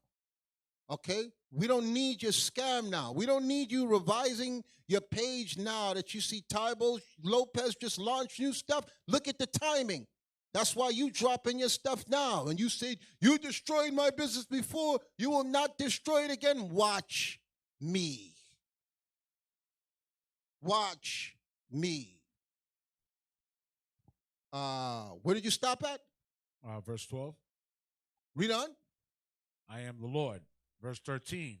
Thou shalt not defraud thy neighbor. That's what you're doing. You're defrauding your neighbor. You are defrauding your neighbor by helping them with a resume only if they sign up to your program and have money deducted from their account every single month. You're defrauding your neighbor. If I did that, y'all would nail me to the cross. If the bishop did that, y'all would nail him to the cross. And I'm bringing this out because I don't know how much money he made. I don't know how much people he's doing. If he winds up in the newspaper, y'all all going to say IUIC made him do that. So this is a disclaimer now. We don't condone none of the stuff that he's doing. That's what this is now, because he's trying to reach Ty Lopez level. And if he does reach there, and then he gets taken down, and they got his face on the news, the first thing you wicked niggas is going to do is do videos about IUIC. And I'm 100 steps ahead of y'all now. It's not like before. Okay? I've taken some scars, physical and spiritual. So now, listen, the automatic weapons is always out. The spiritual automatic weapons is always out. Okay? I'm going to shoot first and ask questions later. Read again. You shall not steal, neither deal falsely, neither lie one to another. You shall not swear by my name falsely, neither shalt thou profane the name of thy God. I am the Lord. Thou shalt not defraud thy neighbor. That's what you did. You defrauding your neighbor with this scam. Look, as I said, this month there's numerous videos about Ty Lopez because it took a while for people to catch on and start exposing him. And the only way it happened was for people to take. But Esau taking the course, y'all saw him going and taking a course and searching out to show him, yo, this guy is not getting you nothing. The only way he survives is to keep marketing, internet marketing. That's new. Ty Lopez is famous. He made $67 million in 1 year. By the time they caught up to him, he did just what Uzziah did. Shut down here. Now that I've been found out, wait it out a little bit and pop back up. If I stay quiet, I'm evil and the Most High will judge me. That's why I said I've been waiting for the time. There was a lot of confusion before. And I'm not attacking him just because people is mad at him. I'm attacking him to defend my people, to defend my nation. And I know what's going on. What verse did you stop at? Verse 13. Thou shalt not defraud thy neighbor, neither rob him. Yeah, you rob people, bro. You robbing. Telling somebody I could do your resume, which you could get online for free, any job. Okay, any job. You check it, Google any job, pick anything. Veterinarian, school teacher, lunchroom, custodian, whatever. There's a resume template for it. And then telling them I'll only do the resume if you sign up for my program. And all the motivational stuff, your motivation should come from the Most High, not no man. Jeremiah 17:5. Get that real quick. Wait. Don't block them yet. Don't block them. He put Asaph is a broke degenerate. I am broke because I work a low-paying job and I love my people. I am broke, truthfully. What's the name? Miss? I am broke. We don't block him yet. Asaph is broke. I never brag to the people I got money. What kind of car I drive? What? Say it in there. A van. An old van. Y'all see my van? Okay, people be like, yo, Deacon, we'll buy you a new car. Okay, if Enoch was here, Enoch keep my car running. Enoch is part of the car. Okay, Enoch work on my car, everything else. Said Enoch, as long as you can keep it running, I'm good. The body offer me. If I know certain people, if I go to them, if they know I need it, they will come out their pocket and give it to me. But I'm not that dude. If it ain't fixed, if it ain't broke, I'm going to keep riding it. So, yes, I am broke, truthfully, miss. Shut the F-U-K up, Asaph, and go to bed with your lying big mouth. That's why I brought witnesses. Okay, that's why I brought witnesses. I know it's bothering you. I know it's cutting y'all to the soul. I know y'all hate my guts. And I'm going to sleep good knowing that y'all hate my guts. And y'all mad, and you telling me to go to sleep, and you here at 3:41. I run you. I control you. You are nothing without me. Y'all waited for me the whole Friday to speak. I run your life. And that's all I need. Y'all waiting up to hear what I got to say. You're a loser. But let's let the scriptures rock. Jeremiah chapter 17, verse 5. Jeremiah chapter 17 and verse 5. Thus saith the Lord, cursed be the man that trusteth in man, and maketh flesh his arm. So don't trust no man. Okay? A lot of the stuff that these men are offering, if you ask people here, they could direct you in the path so you could get what you need to get. Okay? They could direct you in a path for stuff that he's charging you and he's trying to string you along. Y'all don't need to do that. Okay? Y'all ask me, I'll play it here. I'll play whatever he told you, whatever he says to you in the seminars, whatever. I bet you I'll find it on the internet and give it to you. Challenge me. Test me. Tell me what he showed you that I can't find on the internet. Ain't nothing you cannot find on the internet now. We're in a different information age. Okay? Give me Sirach chapter 29, verse 19.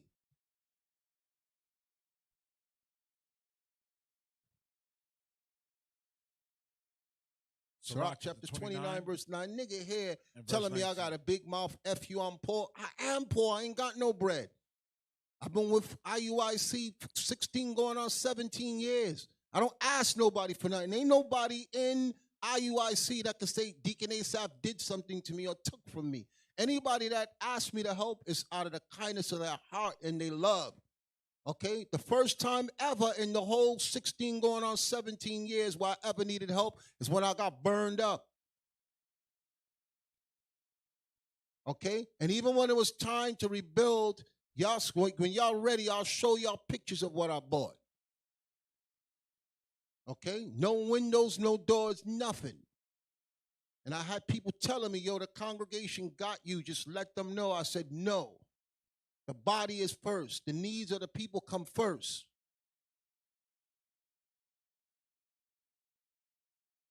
I'm broke. I ain't try to front like I got money. I'll tell you straight to your face, nigga. Everybody know me here. Okay, I'm probably the lowest paid deacon that there is. And I don't have no shame.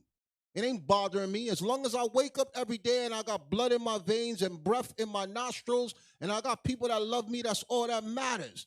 I don't wake up thinking about money, you black demonic dog nigga with no life that you hear at this hour, waiting to hear what I got to say. I promised I wouldn't lose my composure. Let brotherly love continue. Yes, let brotherly love continue. Read it for me, please. Sirach 29, verse 19. Chapter 29 and verse 19. A wicked man transgressing the commandments of the Lord shall fall. Stop. Audibility, instability, says Shalom, Deacon, Most High in Christ bless. This is Officer Obadiah ATL. I cried when I saw your car with that flat in New York.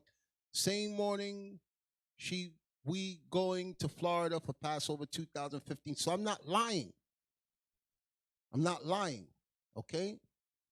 Thank you for that. Okay? I will never try to brag to you that we're living any lavish lifestyles. We suffering hardship to let the body thrive. And I'm going to give you scriptures on that. But read it for me, please. Read it for me, please. Ecclesiastes chapter 29 and verse 19. A wicked man transgressing the commandments of the Lord shall fall into suretyship. Suretyship, meaning you're going to wind up owing people. You're going to get sued. Read it again. A wicked man transgressing the commandments of the Lord. Meaning you don't care about God's laws. Read on. Shall fall into suretyship. Meaning you're going to wind up owing people. Okay, that's what's going to happen. Read on. And he that undertaketh and followeth other men's business. And that's what you did with Machiel. You saw what he was doing and you copied him. You plagiarized his work and you present it as your own. Because you don't have the skills. You got the gift of gab, but you don't have the skills to make your own person. You're a carbon copy of Tai Lopez and Machiel. And you think that we don't know. You think people ain't paying attention to you. There's numerous people I could bring on here that I don't have to defend myself, bro. You got nothing on me. Nothing. So all you could do is what Judah Mack doing, attaching balls to my face. And I laugh at you. Y'all are a joke to me. Y'all hate my mouth. Okay? Because I'm telling you the truth. And y'all think, I got to let the scriptures play. I'm sorry. I'm talking too much. Read it again. Sirach chapter 29 and verse 19. A wicked man transgressing the commandments of the Lord shall fall into suretyship. And he that undertaketh and followeth other men's business for gain shall fall into suits. Okay? Meaning you're going to pay. You're going to pay. There's going to be lawsuits. What you're doing is evil and wicked. You're stealing and robbing from the people. Is there more? Give me Sirach chapter 26, verse 29. The Bible warns of his behavior. Sirach chapter 26. Sirach 26, 29. A merchant shall hardly keep himself from doing wrong. Because you have to prove the value of your product. That's why it says what? Read it again. A merchant shall hardly keep himself from doing wrong. You have to prove that what you're doing is worth it, and you can't do that. You cannot do that. You standing with that man, Tai Lopez, in front of your Lamborghinis, that's nobody's in the video, a house that does not belong to him. You are selling a perception of something that is not real. That's why it says what? Read it again. A merchant shall hardly keep himself from doing wrong. So you got to run a scam. And that's what I'm telling you right now. It's not like you on a valid level of your authenticity. As you said, let me record you for authenticity when you was trying to ham up Bishop Nathaniel.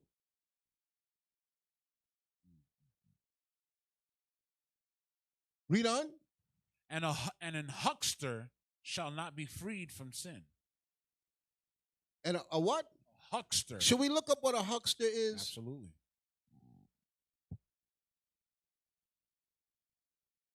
Let's look up what a huckster is.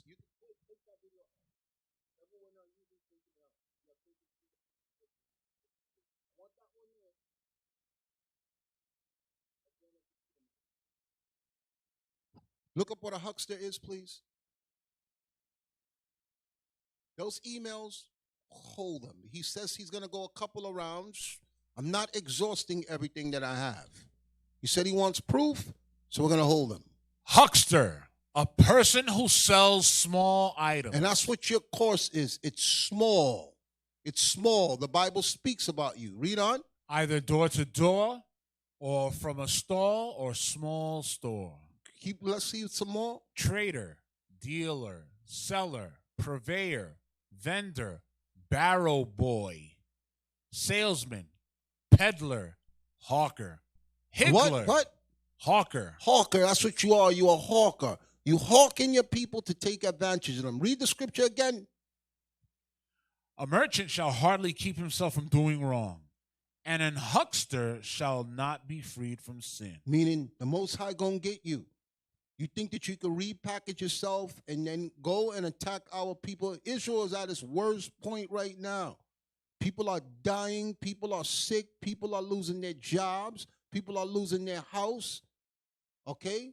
And you moving like a huckster, taking advantage of the people. Give me Sirach chapter 27, verse 1. Sirach chapter 27, verse 1. Many have sinned for a small matter. And that's you. This this is a big deal for you. You don't even care about your reputation. Read it again. Many have sinned for a small matter. Read on. And he that seeketh for abundance will turn his eyes away. You turn your eyes away from what you was called to do. You was called to teach the people and build them up and strengthen them in the commandments of God. Read on. As a nail sticketh fast between the joinings of the stones, so doth sin stick close between buying and selling. So you got to look closely at what this guy's doing and see if this is good business practice. Because he has no qualms about bigging up Ty Lopez. Meanwhile, all of Esau, there's no good to hear from Esau concerning him. Okay? Read on. Hey, look. You got brothers here, because when y'all come to New York and you visit, I let y'all sit with me.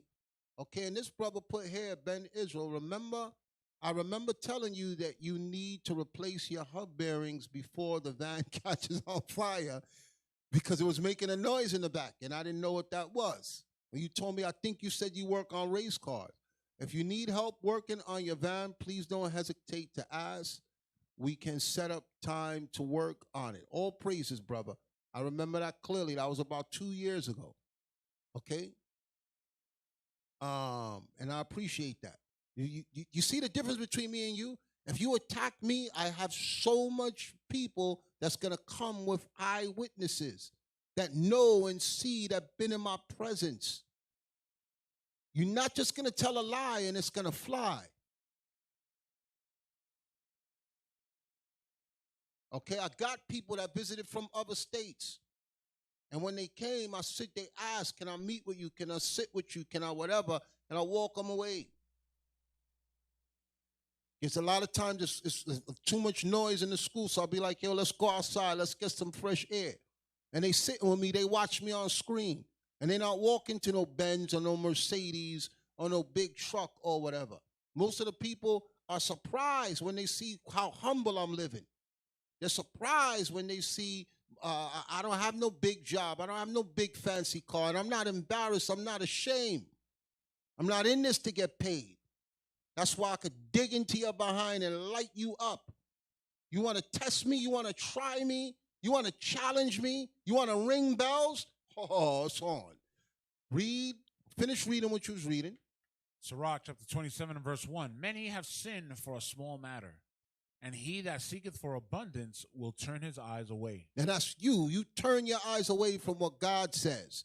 Read on. As a nail sticketh fast between the joinings of the stones, so doth sin stick close between buying and selling. I guarantee you we could get at least 20 people up here that have came and visited and seen my car, seen my house, see where I live. Because they're all typing on the screen now. And I'm not ashamed. Even the bishop used to laugh. He's like, yo, throw that junk away, get something new. One time I told him it broke down and he screamed on me. Verse 3, unless a man hold himself diligently in the fear of the Lord. Which you're not afraid. You're not afraid to scam yourself. You're not afraid to align yourself with Ty Lopez. Read it again. Unless a man hold himself diligently in the fear of the Lord. You're not holding yourself diligently in the fear of the Lord. You think you can make diss videos and have sound effects and put lying statements. Yo, give back the $5,400. Let's start there. You saying you want to make peace? You want to meet me? It ain't going to be no fight. We could come to some resolve. I just want two things. Bring back the money you stole and play the rest of the video from the first. So I didn't get a chance to deal with the first video. And you think you got wins on that because you paid to have extra views there from YouTube. Okay? I want a fair fight. You recorded me more than you recorded anybody else. I spoke to you the most. Bring out the conversation and let me address it. That's a fair fight.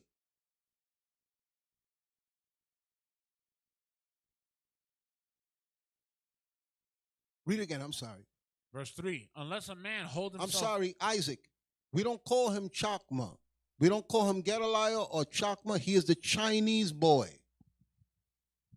Okay, you put Deacon, do you remember that Chakma guy who left IUIC? I heard him on Clubhouse talking trash about he follows us everywhere we are. He should go to Chinatown or go to China. None of y'all refer to him as Chakma or Gedaliah. He's a Chinese boy. Or send him to HODC with Matatoa. Send him there. Bring his picture so everybody can see what I'm talking about. The one with him and Matatoa. Finish reading. Unless a man hold himself diligently in the fear of the Lord, his house shall soon be overthrown. And that's what's going to happen if you're not afraid. This ain't me trying to tear you down. You're an articulate man and you're intelligent. Okay? You don't have to hustle the people. Read on. As when one sifteth with a sieve, and the refuse remains. The refuse is the leftovers. Read on. The refuse remaineth. That's the Chinese boy. Go to HODC camp. Why are you still in IUIC business? Did they see him? Stop following us around. The people in Clubhouse, you make them sick. Everybody, they got to run from you. Everywhere we are, you're there. Nobody likes you. Nobody cares to see your face. Okay, go and join this man here that said he want to shoot up IUIC when Joy Morgan thing happened. Go join them. Stay with them. Why you following us around? You could take the Chinese boy off. Stop calling him Chakma or Gedaliah. He's a Chinese boy. When y'all refer to him, let that name stick. He's a Chinaman. Let that play. Finish reading. Verse 4, as when one sifteth with a sieve, the refuse remaineth, so the filth of man is in his talk. Okay, your talk is filthy. Your talk is not doing anything to benefit anybody. Read on. The furnace proveth the potter's vessels. The furnace proveth the potter's vessels if it could take that heat. Read on. So the trial of man is in so his is the trial of man in what? So the trial of man is in his reasoning. In my reasoning, I've already been through a lot. I got so much stories and so much things that happen, but I'm here night after night, holding my people down, holding my team down, and I'm going to fight to defend him with every last breath. Okay, I'm letting y'all know I am ready for war. Okay, if you get a victory, I already trained my kids, my family, and everybody else. You continue and you pick up. Hey, I was watching Gladiator again. He said, if I don't get you in this life, I'm going to get you in the next life. Oh, yes. That was just epic to me. My name is Marcus Aurelius. He took off that helmet Maximus. And he made it clear to him. He knew he could die at that moment. That's the spirit I'm in. If I don't get you in this life, I'll get you in the next. That's a gladiator warrior spirit. You're a thief. You have no idea what you're up against. You lucky. I wish we could play the damn clip. That's the best thing. He said, I want to show the people your face. Take it off. And when he looked at him and he let him know, this is the person you try to kill, he made it clear, if I don't get you in this life, I'm going to get you in the next life. Yeah, he said it real cool too, man. Real cool. He was like, husband to a murdered wife. That's right. He laid it son, down. You murdered my son, and I will have my revenge. That's the spirit I'm in. I'm not playing with y'all. Don't get it twisted. Don't get it twisted. Keep reading. The furnace proveth the potter's vessels, so the trial of man is in his reasoning. The fruit declareth if the tree have been dressed. And you got bad fruit. You were not dressed when you were here. You're a thief and a liar, and you don't care about nobody but your own pockets. Read on. so is the utterance of a conceit in the heart of man. So is the utterance of the conceit in your heart. Read on. Praise no man before thou hearest him speak. When the speech that you want to hear is his godly speech. Okay, you go on his page, he's bragging about his accolades and his college and his degrees. And I told y'all, I'm saving the stuff. He said he ready to go rounds. You not putting me on the spot, bro. You will not put me on the spot or back me in anywhere. Read on. Praise no man before thou hearest him speak. Don't stop praising this guy for what he appears to be. It's the same thing with Ty Lopez. Y'all praising, y'all jumping into Ty Lopez, and y'all not hearing true speech from him. You're hearing speech that's doctored, that's edited, that he took from other places. Esau just showed you that. Read it again. Praise no man before thou hearest him speak. The speech that you need to hear is the godly speech. What type of man is this with God? You can let your guard down with a man of God. He won't rob you. He won't steal from you. He won't beat you. He won't try to have adultery with your wife. He won't take advantage of you. That's the speech that he's saying. Don't praise until you hear him speak. It's meaning speak concerning where is his heart, his mind is with God. You don't get praise until you prove that that man is a godly man. Read on. For this is the trial of men. This is the trial of man. How you walk and move and talk and speak with the Most High. Read on. If thou followest righteousness, thou shalt obtain her and put her on. If you follow after righteousness, the Most High will give it to you and you'll wear it. Read on. As a glorious long robe. People are going to see, yo, this brother, he's about that life. Read on. The birds will resort unto their like. So will truth return unto them that practice in her. As long as y'all practicing truth, you brothers and sisters that got attacked by him, read it again. The birds will resort unto their like. A bird will resort to his like. So, you ain't going to see a bird with a dog, a bird with a cat, a bird with a fish. They resort to their like. Read on. So will truth return unto them that you practice in this in truth, her. It will return unto you. You're always going to be covered. When the scriptures say, put on the whole armor of God that you may be able to stand against the wiles of the devil. As long as you are wearing the truth of God, you cannot be stopped. You will not be broken. Okay? My only problem was the timing. I had very little timing to respond. I woke up to hours. I had less than 24 hours to mobilize myself and come and clap back. That's the only advantage that y'all have in your favor. But there's always another week. There's always another day. Read on. If thou followest righteousness, thou shalt obtain her and put her on, as a glorious long robe. The birds will resort unto their like, so will truth return unto them that practice in her. As the lion lieth in wait for the prey, so sin for them that work iniquity. Okay? At the same way a lion is crawling up to come and get his prey, sin is just like that also. The lion crawls slow, he stoops down, and then when he attacks, he gets his victim. It's the same thing with you sinners. Read on. The discourse of a godly man is always with wisdom, but a fool changeth as the moon. You don't know what he's going to do. Look, y'all saw him flip-flop. Right. The nigga was trying to bury Judah Mack. Okay, then when he saw he has someone in a place, he can move people against the bishop, now he's like, nah, I'm going to bury the bishop now.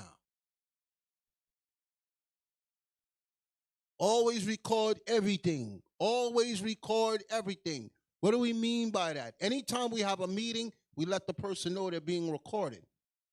I don't sneak record nobody. You'll never ever see me place a recording of somebody and they didn't know it. When we say always record everything, is because niggas lie. We in counseling, people will be like, I didn't say that.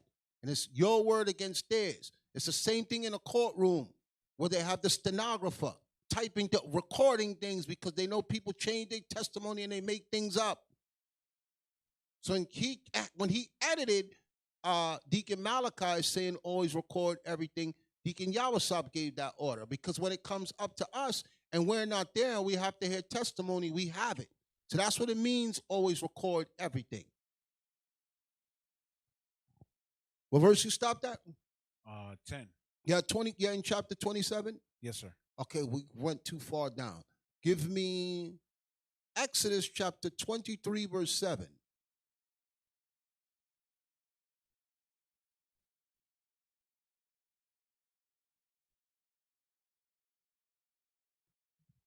Exodus chapter 23 and verse 7. Keep thee far from a false matter. Do what?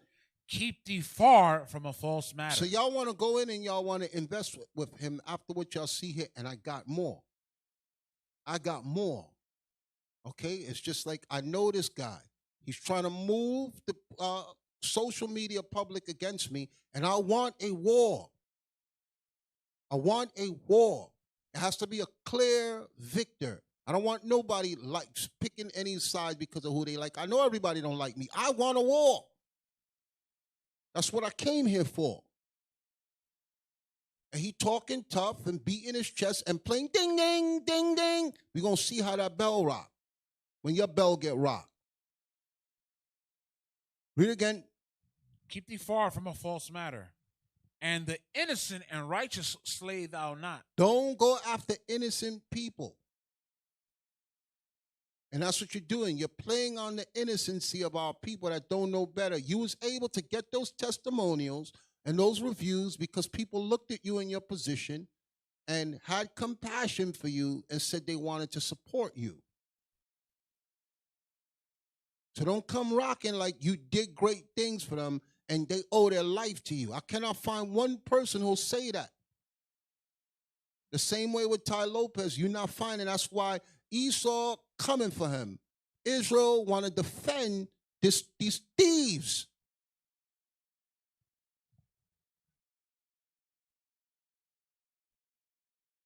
Read on. Keep thee far from a false matter, and the innocent and righteous slay thou not, for I will not justify the wicked. Most High ain't justifying the wicked. That's why I'm not scared of y'all. I already see the wickedness, and I'm not worried about y'all coming after me and being successful. The Bible says what the Most High says? Keep thee far from a false matter, and the innocent and righteous slay thou not, for I will not justify the wicked. You think in your head that you're going to be justified in the evil you're doing. The Most High said, I will not justify the wicked. Is there any more? And thou shalt take no gift, for the gift blindeth the wise. A bribe. Y'all can't bribe me. And perverted the words of the righteous. Y'all can't offer. I turn down many things. The people who are allowed to give me things are the people who they've worked their way into my heart and they love me and they made it clear. Y'all don't want nothing from you. I'm just happy for the position that I'm in to hear you speak and to teach. Everybody around me know that. Give me Amos chapter 8, verse 4.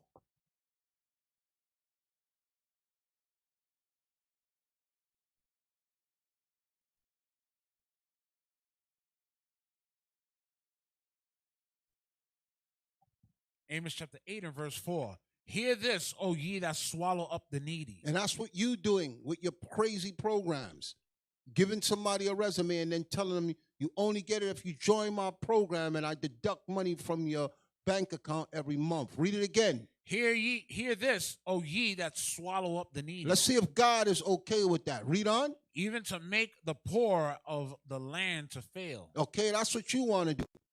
Take advantage of the poor of the land. The Most High put the scripture for you and your scam. Read on. Saying, when will the new moon be gone, that we may sell corn? Because it's a high holy days, and all your mind is on is money. You don't care about God's new moon or any of his high holy days. You say what? Read it again. When will the new moon be gone? I can't make no money on this new moon. These people want to celebrate and do what God says. Read on. That we may sell corn. Well, I want to get paid. You don't care about none of God's laws or his high holy days. Read on. And the Sabbath, that we may set forth wheat. You don't like the Sabbath. All you want to do is set forth wheat, set forth your scam. You can't sleep until somebody gets scammed. Read on. Making the ephah small and the shekel great. The ephah small and the shekel great is when you give out things by weight, you can rig the scale so that the person pay for $5 worth, but they only got 3. Because you're looking at the scale and you think, hey, I'll give you a perfect example of what he's saying. Moab like to do this. Chinese like to do this. You ever go to their buffet? I don't eat from Moab no more, but I remember when you would go, they'll put the food by the pound. And you load it up. Or you just you put a little bit of food on there. It comes to $9.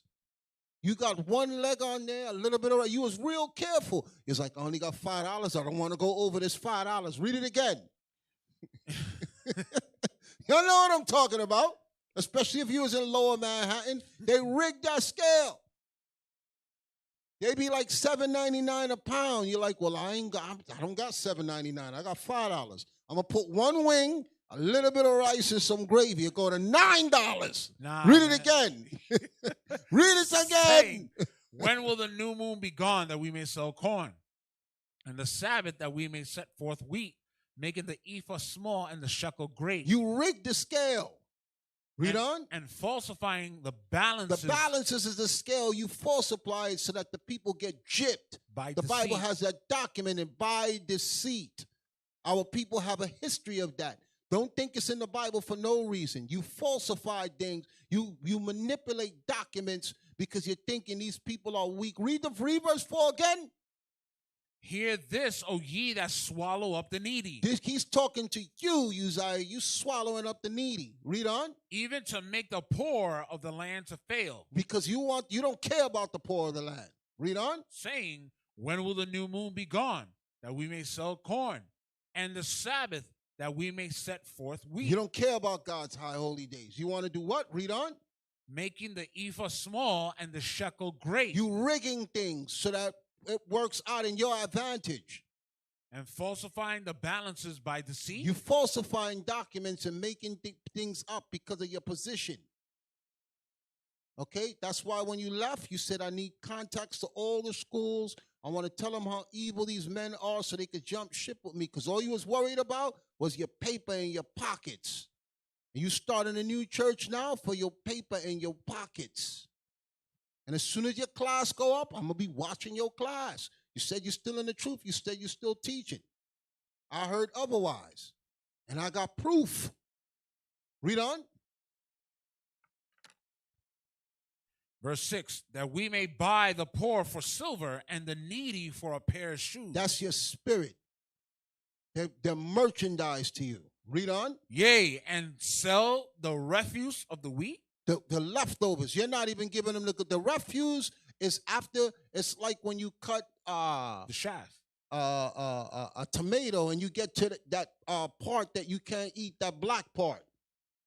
Okay, the lowest part of the growth of where the tomato was picked or any other fruit. You rather sell that and not the good part. Read it again. That we may buy the poor for silver and the needy for a pair of shoes. Yea, and sell the refuse of the wheat. Sell the leftovers. Read on. The Lord had sworn by the excellency of Jacob, surely I will never forget any of their works. So, as I told you before, you may have forgot, but God don't forget. What you're doing is wrong. That man, Ty Lopez, is a scammer and a thief. There's new videos out this month against him this week. Esau is flaming him. And you subscribe to his program and you come there with your wife in the videos praising him. You're misleading the people. And then you want me to prove just because you gave them a free book or you helped with a resume that that's worth you deducting money from people's bank accounts every month. So I'll be happy with my menial job and my poor pay and my raggedy house or whatever I have. And you could call me my names. At least I didn't rob the people. What verse you stopped at? Verse 6. Read on. Verse 7. The Lord has sworn by the excellency of Jacob, surely I will never forget any of their works. Because I don't care who's mad or leave them alone. God says what? The Lord has sworn by the excellency of God Jacob. is swearing on his nation. Read on. Surely I will never forget any of their work. He ain't going to forget this. He ain't going to forget this. You align yourself with the biggest scammer on YouTube. Lopez has a history as being the biggest internet scammer in the history of scamming on the internet. And you align yourself with him. You're in videos with him. You're lying for him and co-signing on him and trying to bring it back to people who you're supposed to be helping with the word of God. Read on. Verse 8. Shall not the land tremble for this? You should be, people are supposed to be afraid to do this. He's doing it with no fear. What's up, fellas? I'm back. Do you want to be rich this week? Could play that video of him. Y'all think I'm lying? This is his newest video. He just put this one up. Play it.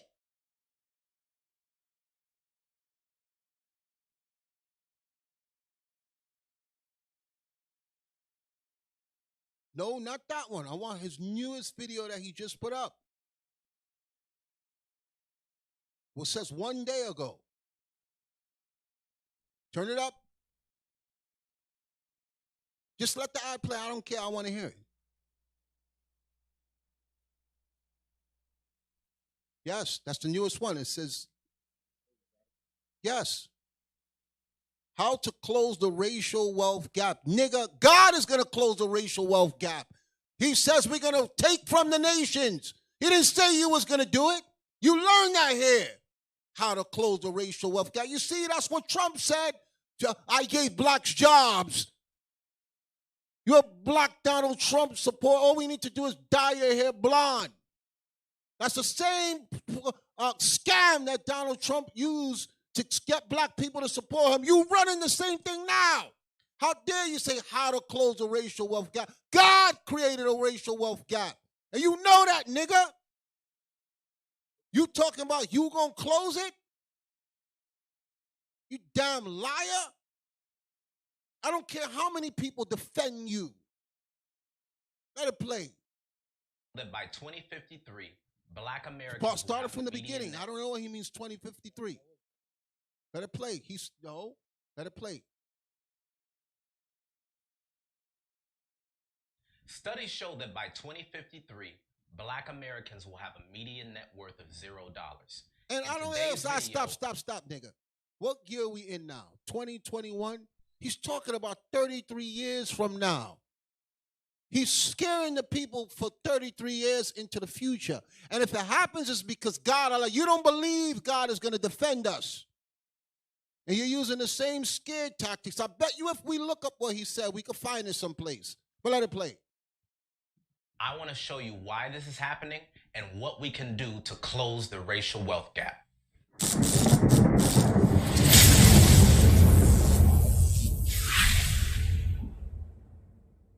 What's going on, guys? It's Uzziah, your success strategist, and I'm on a mission to make black men as successful as possible. Pause that. So please. You're just that introduction is fake bull. Don't no black person talk like that, nigga. Don't no black people talk like that. You just mad fake, man. That's rehearsed. Let it play. Smash that like button and don't forget to subscribe, because this is a message that needs to be heard all around the world. Now, we got a big problem in our community. We've worked very hard as a people with little to show for it. Because we were slaves. Because the white man robbed us and enslaved us, destroyed Black Wall Street, rigged the economy so when we go to college and we go to get a job, we don't get hired because of our name. We're the last hired and the first fired. We don't need you to explain it to us. We're explaining it out the Bible according to the word of God. We don't need you tugging on our heartstrings and making us think that you could give us something else. Let it play. 16, white families averaged 10 times more than the average black family when it comes to median wealth. Because God set it up that way, you nigga. God set it up so that the white people are on top and we're on the bottom. It's written in Deuteronomy chapter 28. They shall be the head and we shall be the tail. Deuteronomy 28 verse 15. Now you coming with like you got some plan to override God. Deuteronomy chapter 28 and verse 15. But it shall come to pass, if thou wilt not hearken unto the voice of the Lord thy God, to observe to do all his commandments and his statutes, which I command thee this day, that all these curses shall come upon thee and overtake thee. Nigga, you telling me that you could overturn the curses of the Most High God, Yahweh Bahashem Yahweh Shai? You telling me you got the power to do that? Read on. Cursed shalt thou be in the city, and cursed shalt thou be. In the cities where we are, that's why we in the slums. That's why we in the ghettos. That's why we in the hood. And you belittling us. You belittle Deacon Labaka. You belittle Malachi in that video, saying I'm not a truck driver and a taxi driver. And those are the same people you want to sign up to your program so you can rob them while you don't work, while you don't make an honest living. You ask, what's my credit score? My credit score is just like everybody else's. Being kept down because of lies and a manipulated system to make it so that you get penalized for everything. When I got burned up in a fire and almost died, I lost all my money. When I couldn't pay my bills, I lost all my money. And these men here know my credit score. I show it to them all the time. I didn't ask you to co-sign on something for me before. And all praises the Most High, let it go through. Nigga, I'm not ashamed of my credit score. White people worry about that. You asking in the video about my credit score. Most High make a way. I don't have to run a scam. Read the scripture. Cursed shalt thou be in the city, and cursed shalt thou be in the field. Cursed shall be thy basket and thy store. That's our business, our financing. The Lord cursed it. This nigga is telling you he could overturn the curses of God, and y'all buying it. Let it play. Today's video, I want to outline the top 3 reasons as to why we have such a racial wealth gap. The Bible's wrong. And what steps we can take so that way we as a people can get to the next level. Yes, tell us. You can't have financial freedom without financial literacy. So you telling us, this is what I mean, this is what I mean, this is what I mean. Nigga trying to think just because he learned something from the white man. The literacy meaning that you black people don't know how to go back and forth, what Esau says. We're illiterate because they stopped us from reading and writing for hundreds of years, and they beat us when they caught us trying to read. You learn that here, nigga. That's why we're not literate to the point where we need to be. Let it play. That we need to do to close the racial wealth gap. The honest truth is that we've never been taught about money as a people. Because the white man ain't teaching us. And you ain't teaching nothing now either. Let it play. Family, we haven't learned it from our friends. We haven't learned it in school. We haven't learned all of the principles that we need to have true independence. Now, a lot of us, we think we know about money, but how many of us really know about the core? Get him off the screen. Get him off the screen. Get him off the screen. Let's go back to the scriptures. Let's go back to the scriptures. How long we been on for?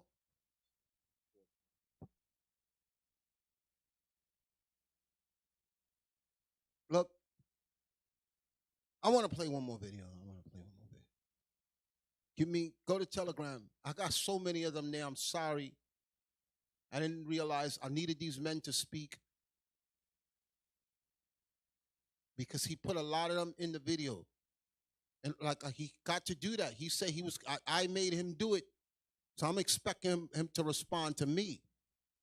But you put these named people in there, so I had to let them speak. Slide.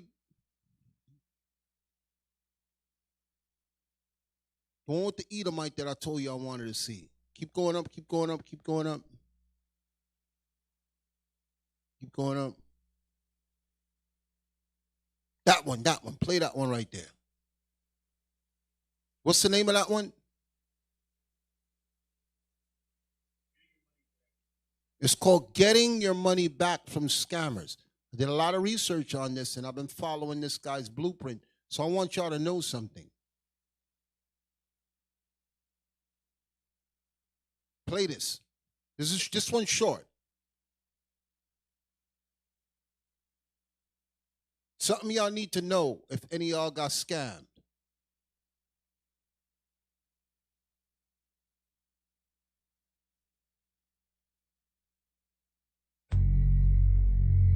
He put hell is empty and all the devils are here. White man said that. Okay?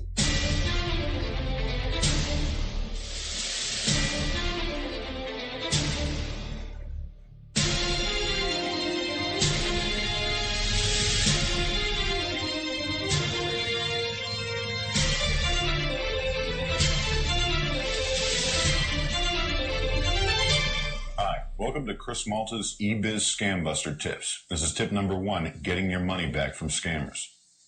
Now, at one time or another, everybody who's tried to start their own business has fallen for some kind of a scam or bought a big heaping pile of useless information for an outrageous price.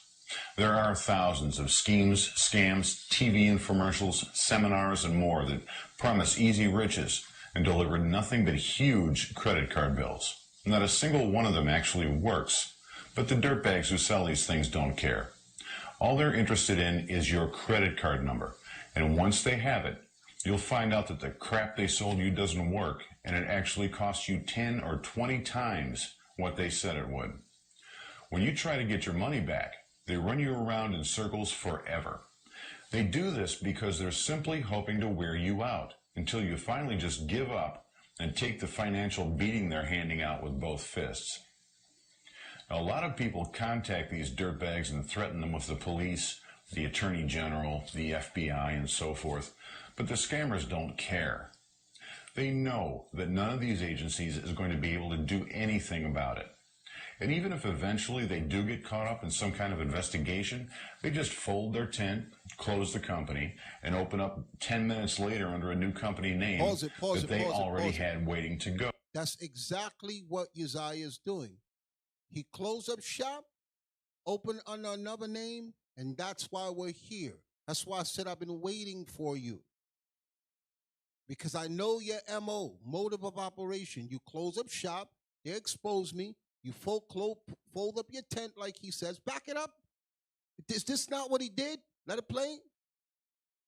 Actually, they do get caught up in some kind of investigation. They just fold their tent, close the company, and open up 10 minutes later under a new company name that they already had waiting to go. They're expecting this stuff. They're ready for it. So how do you get your money back? Ty Lopez knows this is lucrative. There's a sucker born every minute. Okay? And that's why you'll hear them say, money back guarantee. How many of you returned your ab roller? You was like, I'm not sending it back. You out the $30. How many return your shake weight? It has money back. They all say money back guarantee. How many return your weight loss pills? How many of you return your penis enlarger? How many, please? How many people return that stuff that promise you muscles in 30 days? Pump it up. Okay, how many of you return your work at home package? They know how the consumer is. You'll just take the loss. So it's nothing for him when he caught to just be like, look, a couple of people complain and it's getting popular. It's written in Ty Lopez manual. Give that person, if they're being persistent, give them their money back. Not to bring the attention to you. So don't listen to when he says in the video, I gave the women their money back. Ty Lopez instructs you do that. If somebody riding you and coming at you hard, give the money back. There's a lot more money coming in. You don't have time to, it's just like Amazon. There's a video on Amazon that they take the product back, no questions asked, because they're making billions of dollars and they're going to be able to resell it again, even though it's open box. These are things that Esau knows that we don't know. So it's nothing for them to be like, yo, give them their money back. Let it play. Back from a scam or a scheme that's taken your money and won't give it back. This may seem obvious, but I hear from a surprising number of people who don't know about it.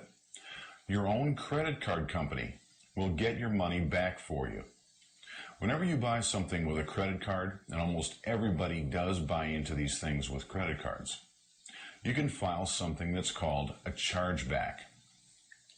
All you have to do is report to your credit card company that a product or a service you bought with your card was not as advertised, and you want your money back, but you can't get a refund. Your card company will take immediate action. They'll take your money back from the scammer's business bank account and force them to explain why they should be allowed to keep it. The scammer will have to do a small mountain of paperwork if they want to fight the chargeback, and no scammer wants to deal with that. It's easier for them to simply let it go and slither off and scam somebody else. They know they're not going to win a chargeback case anyway. Now, to file a chargeback with your card company, simply look on the back of your most recent credit card statement. Almost all card companies have a section there that tells you how to do this. If they don't, just call them and ask. Now, I've personally helped people get tens of thousands of dollars back this way. The best thing about it is that depending on your card company's rules, you have as long as 12 to 18 months after your purchase to file a chargeback and get your money back. Now look, don't go hog wild and run around filing chargebacks for everything you ever bought that you want to return. This is something that you only use when you've already really tried in good faith to get a refund, and you've got nothing but a runaround. I guarantee that a chargeback is the last thing a scammer wants anybody to know about. So pass a link to this video around to everybody you know. Let's make a real dent in these dirtbags' wallets for a change. If these people get hit with enough chargebacks, the credit card companies will no longer work with them, and a lot less people will get hurt online. Check out chrismalta.com for more free information on beating online eBiz scammers. Okay, let's stop that. Y'all heard it from Esau mouth. I know y'all don't like me. I'm black and I'm loud. The white man told you. And I got more videos of how to deal with this. We're going to hold it.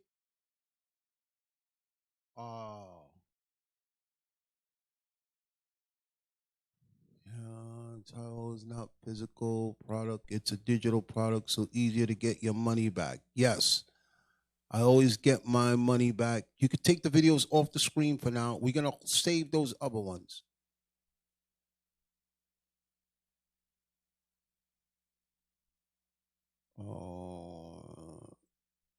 Then he said he was going to start a camp to teach the people. Yes, he did start a camp already. I have the page. We're going to hold that for right now. He played a bell. Ding, ding. Okay. Yeah, all right. So look, I'm going to let y'all go. I kept these brothers here a long time. We'll be patient. And like I said, Uzziah, you said at the end of your video, you want peace. I want peace too. But you slandered me, and I need to clear my name before everybody. You spoke a lot of evil about me, and I need to clear my name. So all I'm telling you is you put up an edit video. I didn't record it. You have the whole thing. Put it up, and let's start from there. And if you want to meet, let me know. We can make that happen. Don't talk like you were saying with Abiel that he's ducking and dodging you. You brought up the incident with HODC trying to make it look like Deacon Abiel's scared of you. It ain't that type of party, bro. And I'm going to make you put your money where your mouth is and not in taking it from people and putting it in the bank.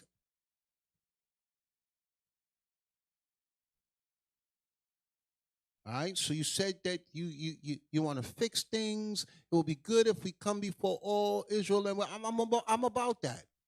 I'm not a bad guy. I'm not as bad as the people say. Okay? And I'll meet you on your terms. You say you want to fix it? Let's work out the steps to fix it. But you lied on me. And we're not going to go over the lie. We're going to clear things up, and then we move forward. That's the way it works. That's what the Bible says. Okay? Some of you are left out, not because I forgot you. It's just for the sake of time. Most High in Christ bless, and shalom. Shalom, Israel.